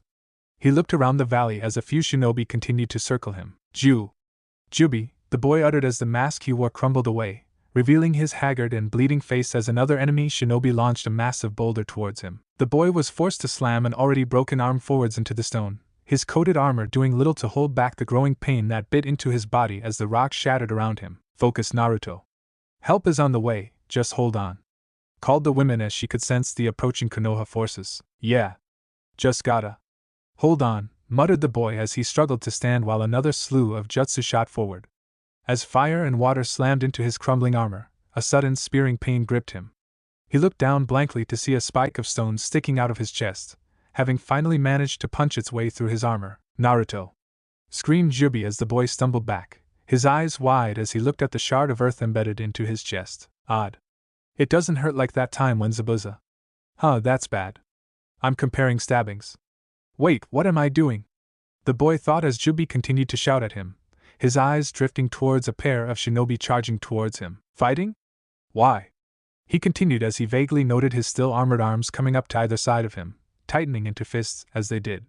Flashes of his family once more assaulted his memory, his childish voice calling out proudly that he would protect all of them. As those images flashed by, the pain flooded back, along with a sudden burning anger as what little chakra he had left forced a spike out of his chest before filling in the wound with pollen before he gave a defiant smirk at the approaching Sounding. "Oh yeah?" smirked the boy as he pushed forward, his face set as he slammed his blackened fist into the pair and slamming them to the ground as his legs finally giving out, and he toppled to his knees, looking at the remaining forces that were rushing forwards. "Come on, body. Why won't you move?" the blonde thought as his vision began to fade, his last memory being a sudden cry that rang out through the valley. "Naruto!" cried a chorus of voices as the boy dropped to the ground. The remaining sound forces turned, horrified to see a group of Konoha shinobi rushing towards them, scattering them to the winds in a sea of fire, chains and golden flashes that decimated the few fighters still standing. As the last of the sound's numbers were dealt with, Kushina fell down beside Naruto's battered form as his armor slowly faded, the seeds falling beside him without enough chakra to even return to their seals upon the boy. "Tsunade!" cried Kushina as she saw Naruto's heavy bleeding from the massive gashes along his body. At the woman's cry, Tsunade was there kneeling down, pushing her chakra forwards only for it to push back, causing her eyes to grow wide with terror. "Oh Kami, no," whispered the woman, trying again only to find her chakra being pushed back from the boy's body again. "Damn it, Jubi!" cried the woman as Kushina's eyes went horribly wide in fear. I'm sorry. I'm sorry," came the woman's sobbing tone. As the facts slammed into place, Kushina began to sob out. Hinata landed close by, with Kyuid falling in behind her whimpering as they approached the blonde. "What's wrong? Why aren't you healing him?" called Hinata, pushing forward only to find her chakra being pushed back as well. Kushina continued to sob as Minato rushed over, his body freezing at the sight of his broken Sochi on the valley floor. "Hi! His chakra. We can't," whimpered Tsunade, falling back from the boy as she turned her sobbing eyes at Minato as he felt his legs giving out. As he fell beside his wife, he cradled her in his arms as she struggled to keep the wound on Naruto's chest closed, although everyone there knew it was pointless at this point. Kyuid suddenly let out a small humming whine as it began to glow, its 9 tails pushing forwards before gently resting above Kushina's hands, causing her to start and look around as the fox-shaped seedling began to glow. "Kyuid?" questioned Jubi through her sobs as those present watched it continue to glow before a sudden flash of light illuminated the valley in a blinding countenance. As the light faded, the group looked down to see Naruto's form still battered and broken, but the hole in his chest was sealed shut, a mix of purple and black markings mixed with the flesh that seemed to have stitched itself back together. For a heartbeat, no one moved as Tsunade bent down, checking over the boy before her sobbing grew slightly louder as she turned to Kushina, her tears now falling over a small smile. He's stable," she managed to respond, causing Kushina and Minato to hold their Sochi's body as he lay unconscious. Jiraiya instructed the Umbu to get ready to move. Through the remaining pollens, Jubi's sobs of relief continued to mix with those of everyone else. "But how? Kyuid?" Kushina asked, looking around and noticing that the fox was nowhere to be seen. Minato began to turn as well until he felt a small movement. The yellow flash turned to see his white cloak shifting oddly near Naruto's head. Several others looked around after noticed the movement as well. Minato reached over, pulling his cloak up to reveal the last thing that any of them had expected to see. Nesting happily against Naruto's golden hair was a miniature Kyuid, no bigger than Akamaru, letting out a tired little humming purr before it let out a little annoyed yip as it looked at Minato before squirming closer to Naruto's hair. Those present watched dumbstruck at what to think of the creature's appearance. Thanks a ton for watching, Shinobi Squad. I hope you had as much fun as I did putting this epic what if together. Make sure to smash that like button, subscribe, and hit the bell icon so you never miss a single twist in the story. Drop your thoughts, theories, or even wild ideas in the comments. I read every single one. And hey, if you're craving more awesome Naruto content, go check out the other videos on the channel. I've got plenty of heat waiting for you. Until next time, stay sharp, stay awesome, and remember, even a shadow clone needs love. Peace out, Shinobi.